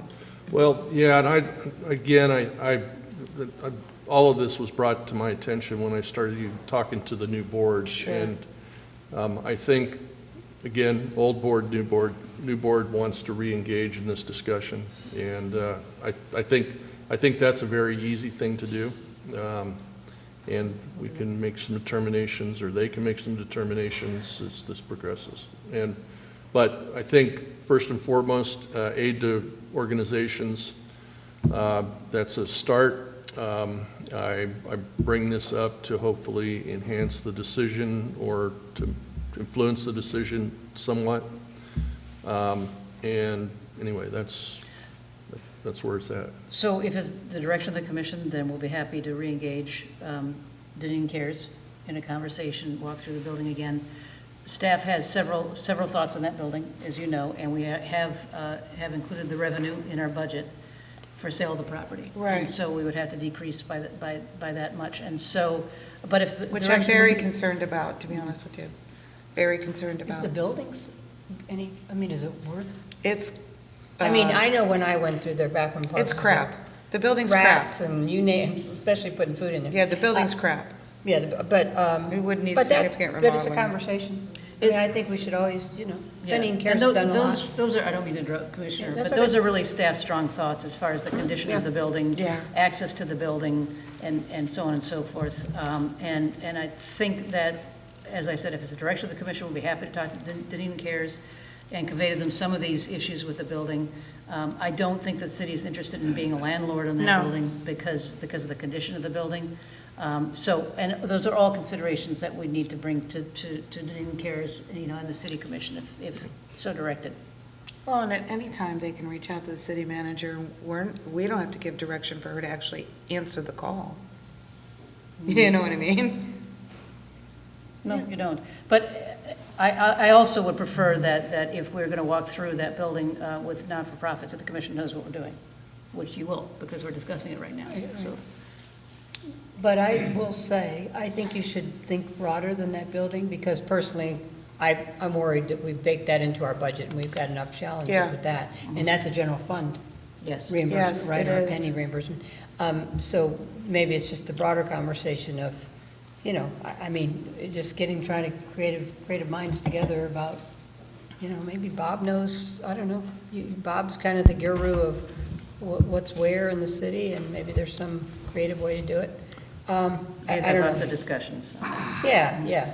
But I think in the meantime, my comment to you on aid to organizations is I think that, I'm just going to speak for me, but I think you guys all agree, we've kind of always said Dunedin Cares is kind of our number one. They're doing a service that's pretty awesome. So. And that shows in the funding that aid. It does show in the funding. Well, and you know, we've you always might given them a want to lot of consider, deference. so the old location of Random Acts of Flowers is a warehouse too, but that was purchased and they're leasing it out. Somebody should be looking into that. But yeah, I think you guys can have a conversation. I don't, again, we have something in our budget. You okay with them having a conversation? And I think it's a commercial realtor to try to find out what's available is really the route they need to go, just to see what's what. Right. You know, but, It's tough, Okay, because they got anything- free land, and free, you know, so it's tough. Rob, anything else? No, ma'am. Okay, Commissioner Franny? Yeah, I mean, I don't really have, you know, just kind of my thought on new initiatives that hit me is, as I look to the future, I have one new initiative, I'll say it at the end, but just to get in my mind about what is important, maintenance and upkeep of our current assets. Namely, we're sitting in a brand-new building, and I want it to look this way in 20 years. And that's all about custodial and our maintenance and making sure, as we look out into all our challenges, that's as important as any new initiative, that we are focused on that. And I, you know, keeping the downtown, great, because you let that decline, all bets are off. So, I mean, I think I just want to kind of really cement those things that's more important than So you're giving any. your final comments now? Okay, that's fine. I'm just talking about new initiatives. My one new initiative is, because what comes to mind with me is to keep forefront that more important than any new initiative is keeping up all the things we've just done. That being said, my one new initiative is 124 years ago today, the city of Dunedin was incorporated. And so a year from today will be our 125th anniversary, or birthday, so to speak. And if you don't know why, one of the driving reasons for, of course, incorporating was pigs were not being kept in pens, and they were eating up flowers and being nuisance animals. But I think that, again, we have an opportunity now, when we celebrated our centennial and it was 100 years we don't have the staff time or energy to do that. But I think that in some way, we should, commemorate our 125th. And I've got lots of good ideas to add to it, and happy to help, but there were some pretty simple things, as if, like, one of the things we did that was not a money issue, we created a logo at the 100-year mark, and every event, I mean, whether it was like Kiwanis Midnight Run or whatever event, everybody agreed to put that logo on the shirt. So you had this, all through the year, you had this consistency of the theme of, Happy Birthday Dunedin. So I think there, it doesn't have to be about money and labor as much, and maybe ending, or on June 1st or whatever, having kind of a street party, whatever. But I just thought we shouldn't really let it go by without, making it important. Because what I found during Centennial Year was it really bonds the community. And this community is bonded anyway, but it just really bonds the community, and people come up with their own ways. You don't have to sell it. I think we should have a special event for our 125th. And so we may need Don't a you little guys bit of agree? money, but we're Party not talking time. about a lot of money. I mean, an evening street festival, whatever, I don't care, but we should do something. Got a party house right here. There you go. We should have a party. Okay. I like that initiative. It's a good way. Yeah. Anything It's else? fun. It bonds no, I don't have anything else, because you're going to get mad at me if I say anything else that's not right on point. So. Vice Mayor, initiatives? My fellow Dunedinites. I've already spoken about the rollback, so I'll come back into that when we get into the direction at the end, so that I don't bog us down in that. And so, as I believe that we remain committed to strong, vibrant neighborhoods, and I do believe that we wish to continue furthering our reputation as a charming coastal city. And therefore, then, I would like to consider having the golf club remain open for the following reasons. One is for the neighborhood that uses it. One is it is a city building that is owned by the city. It does have a usage. Approximately 70% of the people that are purchasing food or beverage there, and they keep track of that, are not members of the club, but are members of the local area, mostly of Dunedin. I think it'd be a great opportunity. John, I got to interrupt you. Yep. This is not a new initiative, though. This is, we're talking about adding something completely brand new to our business plan. That's what our discussion is. Doesn't mean we can't talk about that, but that, I think we have to talk about that under commission discussion or something. We're talking about a brand new initiative that nobody's heard before. I'm just trying to keep us in line. I'm not trying to be disrespectful in any way. Do you have any other new initiatives, like something we haven't heard before?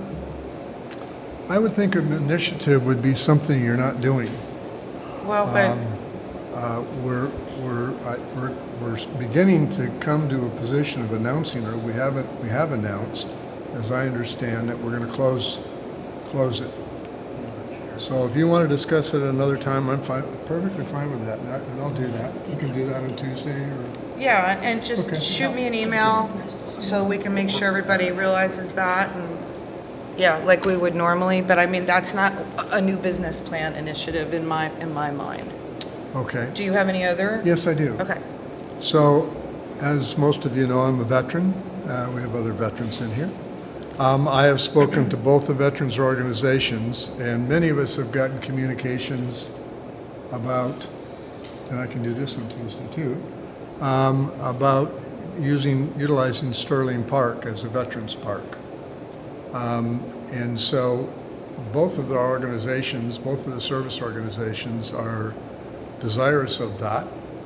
I've spoken with them, and I've spoken with many other people that are veterans. That is a tremendous veterans location. We're going to be renaming, as I understand it, not renaming, but code naming, or together naming, a street up there that's right alongside of that area as for one of our veterans that was killed in Afghanistan. We also have tremendous history up there for the flight training that went on here and for the LVT. So I think it'd be a great opportunity for us to have a selected and set aside Veterans Park. Many cities have Veterans Parks. We don't. There's a flagpole up there right now, right at the entrance of that area, that is a flagpole dedicated for the veterans. The Marine Corps League has a plaque on the other side of the street, which is named, which designates for the LVT that was in the Marine area and in the area for the Marine Corps at that time. So I wanted to put that forward because that may require some kind of a budget. Well, I do think that that is a part of our Sterling discussion, which our staff is working on recommendations. So I think that is the appropriate time to talk about that. Because we don't have all our money together for Sterling either, because we're not quite sure exactly what we're doing. Right? Correct. And there's a stormwater piece to it as a possibility. So I think that is where we discuss this whole thing. Okay. Okay. Anything else? Yes, on another side, we hear lots of folks talking to us about traffic and traffic problems and enforcement and the like. And I'm beginning to wonder if, and you know, I'm always concerned about adding people or adding costs, but I'm just wondering if perhaps we shouldn't somehow carve out a special way of having one sheriff's car that's dedicated to making sure people know that we're observing our traffic and going right to a problem when we have it. And that can be the same way that you do it today. Simply, you have hours set aside, but it's something that would really let everybody know that when there's an issue, boom, we're going to get a car on it. We do that today, and we can still make that happen.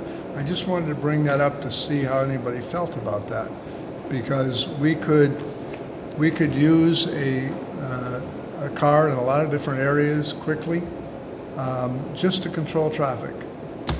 I'm particularly speaking about the Skinner side. Every once in a while, everybody gets concerned about how fast people are going up and down Skinner and the like, and it is a major issue for a lot of people as they consider our traffic. So it doesn't necessarily have to be an initiative. It could be a separate one, or it could be combined into what we do today. Yeah, I'm not, we just added somebody 2 years ago. An additional, what do you call it, CPO that also does traffic, too, actually, yes. Because of what we heard on the citizen survey about, it's on. Citizens, okay, yeah. We definitely need better microphones.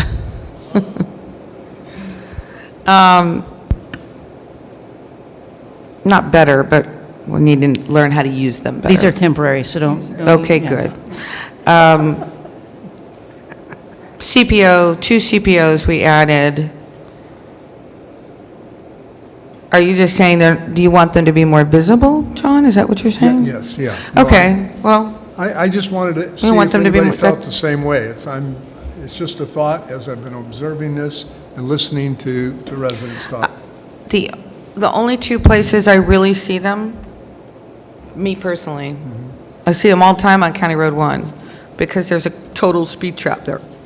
Not against them, but there is a slowdown from 40 to 35 that nobody remembers to do. So it's a perfect place to give tickets. And then I see them on Michigan. That's it. I don't see them on Pinehurst very often. Alt 19, never. Downtown, almost never.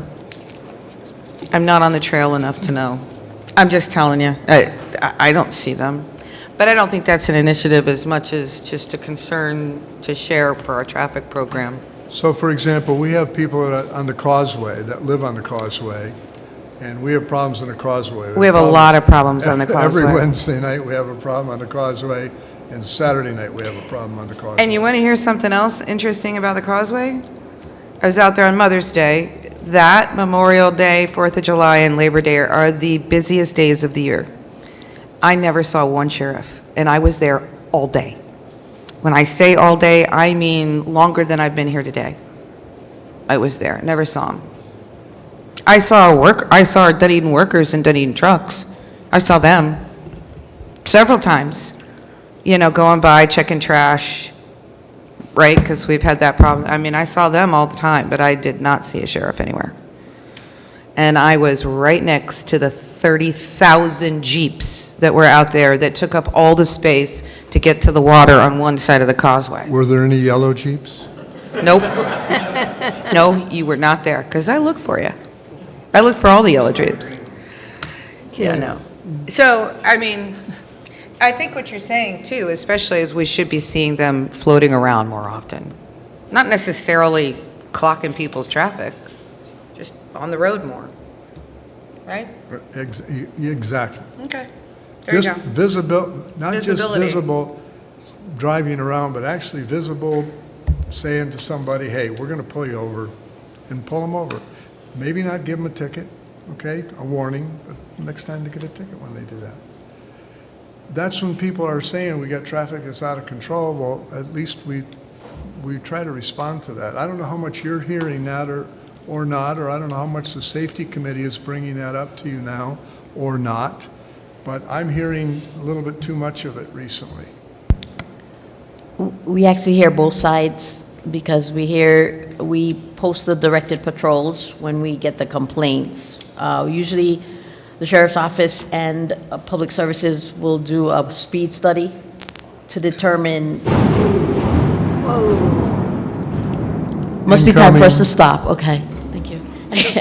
So I'm sorry, I saw the lightning. I thought it hit the building. That was over there. But it literally reflected off that glass, and I was waiting for it. I went like this. And go ahead, sorry. That's okay. So usually when a problem is identified, the sheriff's office and/or public services will do a speed study to determine the level of the problem. If it is determined that there is a speeding problem, they will initiate a directed patrol in which the traffic enforcement deputies and the night patrols will concentrate or use that spot to make sure that the issue is addressed. And then sometimes when the directed patrols are started, the complaints start of saying, why are you doing this? Why are you bothering me about speeding when you should be stopping criminals? Oh, can I just tell you, I had a friend call me up the other day that got stopped at Fairway and something, I don't remember, where it has one of those little stop signs. Mm-hmm. And why are they pulling me over? And I said, I am quite sure it was a directed patrol, and I later found out it was the homeowners association that asked for it. Yes. It was. Yes. Yeah. Yes. You probably got the call too. It's a no-win situation. Yes. So it's a double-edged sword. Yes. So we don't need a study done on the causeway, for example, and they know about, and they know about it. It's just, I didn't know whether it was, we didn't have enough money left in our use, or enough hours left. Or incoming. We do have a generator, so. Or whether we need it, and I don't like to spend money, as you know, or whether we need to set something aside to, at least for the appearance, for the residents that are talking to us about it, to say, oh no, we have, yeah, we've added, or something, if we needed to. So, you can't do it on our causeway. We're a coastal city, and we talk about, the beautifulness of our causeway. And so when that happens, I don't know whether we don't have enough, again, hours left, or do we need to add some? No, we got We don't run out of hours. Usually if we're coming close, I will get notification from their finance department that, because they send a monthly of our special employment hours. It's interesting. I'd really want to talk to the sheriff's office some more, because usually on those days that you've named, that's where they put a lot of their resources on the causeway, and they will tell you that they spend a great deal of their time on the causeway because of the teens, the Jeeps, all the assorted problems that occur on the causeway. It's not the Jeep. Not the yellow Jeep. Not the yellow Jeep. It's the guy in the Jeep. Okay. All right, I don't need, I can leave that as an initiative then, if we've got that space, and we'll just talk, we can talk about that later. And it does need attention. It needs attention on Wednesday nights and Saturdays and Saturday nights. It needs more. Okay, For example. we're an talk to Captain hour and Jackson about 15 that. minutes over our time, although we added an event in the middle of that, so I was giving myself an extra 30 minutes, which is, so we're 45 minutes running over. Okay, may I leave one comment then? I'll leave one comment. It doesn't have to be an initiative. We've asked for it before. You just go back and replay what I've said, and that is vehicles on demand for the looper system. And I know it could go into that, but I don't want to forget that. Yep. That's a program that we can work for. We need, again, from what we talked about the Yep. golf carts, that we become a full golf cart community, and that we become perhaps an on-demand community to lessen our parking requirements in the vehicles downtown, and also some of these traffic problems, because now somebody's going to be driving it that's not going to violate those laws. Thank you. So I have one small initiative. All of my initiatives are already in here. They just have not been funded or implemented, so I'm happy. They're all in this year. I've got no complaints at all. And they're all small, because I don't want to take away from the big stuff. It's the big stuff that makes the difference. But again, because I am going to be termed out, essentially within the next budget, I did want to work with Jorge a little bit just to create a couple of pages on the future of the causeway. We had actually had it as an initiative a couple of years ago, and I don't know where it went, but I want to make sure there's a document, not a big plan and not a thing, but just a couple-page document that actually says, hey, the county's agreed to underground the utilities once the bridge is replaced, and a date, and some proof of that. There's a lot of things, initiatives that are ready to be done with the causeway that can't be done until the bridge is done. And I just want to get it on a piece of paper and make it a nice little report. So for future commissions and future, God forbid Jorge might retire, I just want to make sure it's somewhere. So again, I'm not looking at hiring anybody, it's just time. Maybe work with him to talk with the county again as to when this money is coming. It really is just staff time.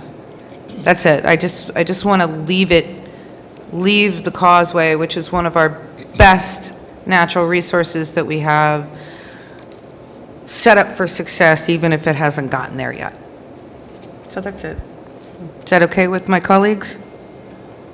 I'll leave it to our city manager to know if, how, it sounds good. It doesn't seem like it would be too intense, but, It's not. yeah.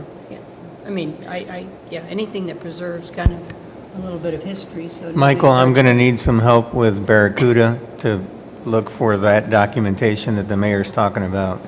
We do have it.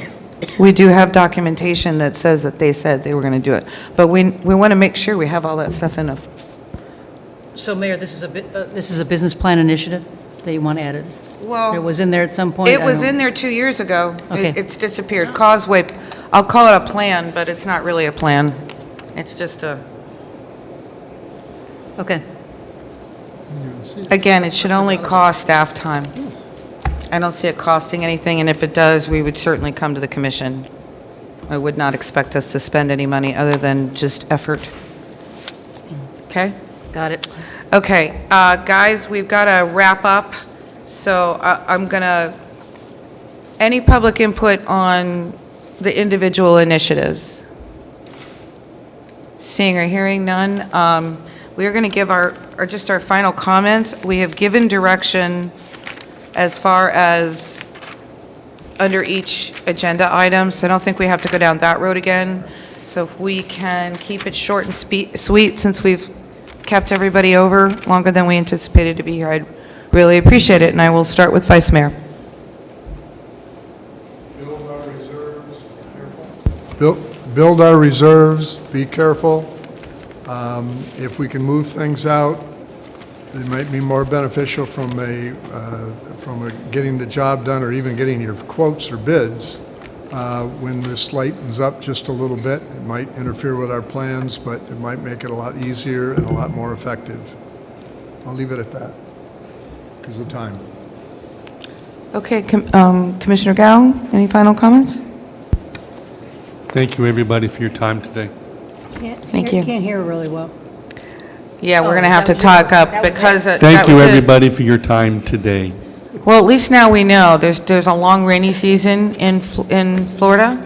So now we know that everybody really has to be on top of their microphones. Okay, Commissioner Franny? Well, we're not going anywhere, so I have a long list here. Yeah. Kidding. Get- Okay. get over yourself No, over there. I've said this, concern with the future operational budget, but labor and market, employee, the market pressures. Obviously, I've said it before, with the capital, it can absolutely backdoor into the general fund. Everything's on the table with general fund, penny, ARPA, CRA somewhat. These things are interchangeable.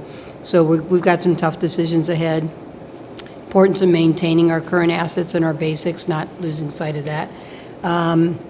Let's see. And one thing I did want to say that I hadn't put out there and intended to, when we talk about our land management, where we actually have land, and this kind of comes off something that Vince commented, when we do build our new pool, we may need parking, right? So right now, a lot of somewhere where we might put extra parking might be where we store our special events things. So I just put it in your head that we need to be thinking about all our land that we've got. So we're thinking about where we might, in that case, maybe move something. But so we're kind of thinking ahead. So we're not stuck with like no place to put stuff if we need more parking. So I put that in. Other than that, this is early in the process. I ended last year, and I'll say the same thing this year. My goal will always be to provide fiscally responsible long-term stability to our citizens, as well as the quality of life that they've come to demand from us. So that's it. Very good. Commissioner Walker. Well, I just want to thank everybody, the department heads and the rest of the staff and all the employees. The job that you guys do is absolutely amazing. There's not a day that goes by where I'm not incredibly impressed with the level of expertise and commitment to this city. Going through the various alternatives, scenarios, presenting it in different ways at our request, I know that is not an easy task, but I'll tell you, I'm just thankful for the group that we have here, and thank you very much for this. Great comment. Thank you. I also want to thank everybody for all the hard work. It's not easy to pull off a meeting like this, but especially when you've never done it in this room and with the equipment that you have. So again, thanks everybody for the hard work. Thanks for all the effort to my colleagues for all the studying they did. Thanks to the budget team and Jennifer and each department head and their teams who had to pick which projects should go in there. Any conversations we're having today, please don't take them personally. Like Vince, I certainly wasn't picking on your department, and I know Mo wasn't picking on fire. We are again trying to really. Although fire did have the most new initiatives. So well, I know Parks and Rec was But pretty still, I was not strong there picking too. on fire. But we are really just trying to look at the big initiatives and how do we get them done. And so when you start way up here, the stuff way down here becomes less important, not important, but less important. So that we're just approaching it from a different place. Doesn't mean it doesn't need to be done. And I think we gave enough feedback that says, y'all go back and talk about it and see if any adjustments can be made versus scratch that. I don't think we really tried to do that because y'all know the cause and effect. If you scratch one thing, it's going to scratch something else. So I want to thank everybody. Jennifer, I do have the list of things that we said we want. I'll take a copy of it tomorrow. Okay. And give it to you rather than go over it again. It was a pretty comprehensive list, but I'm sure you took notes as well. I have 5 pages, yeah. Okay, yeah, I have front and back, so I have 2 pages. I don't have 5. Anything else for the good of the order? Let's hope the rain stops. Thank you, guys.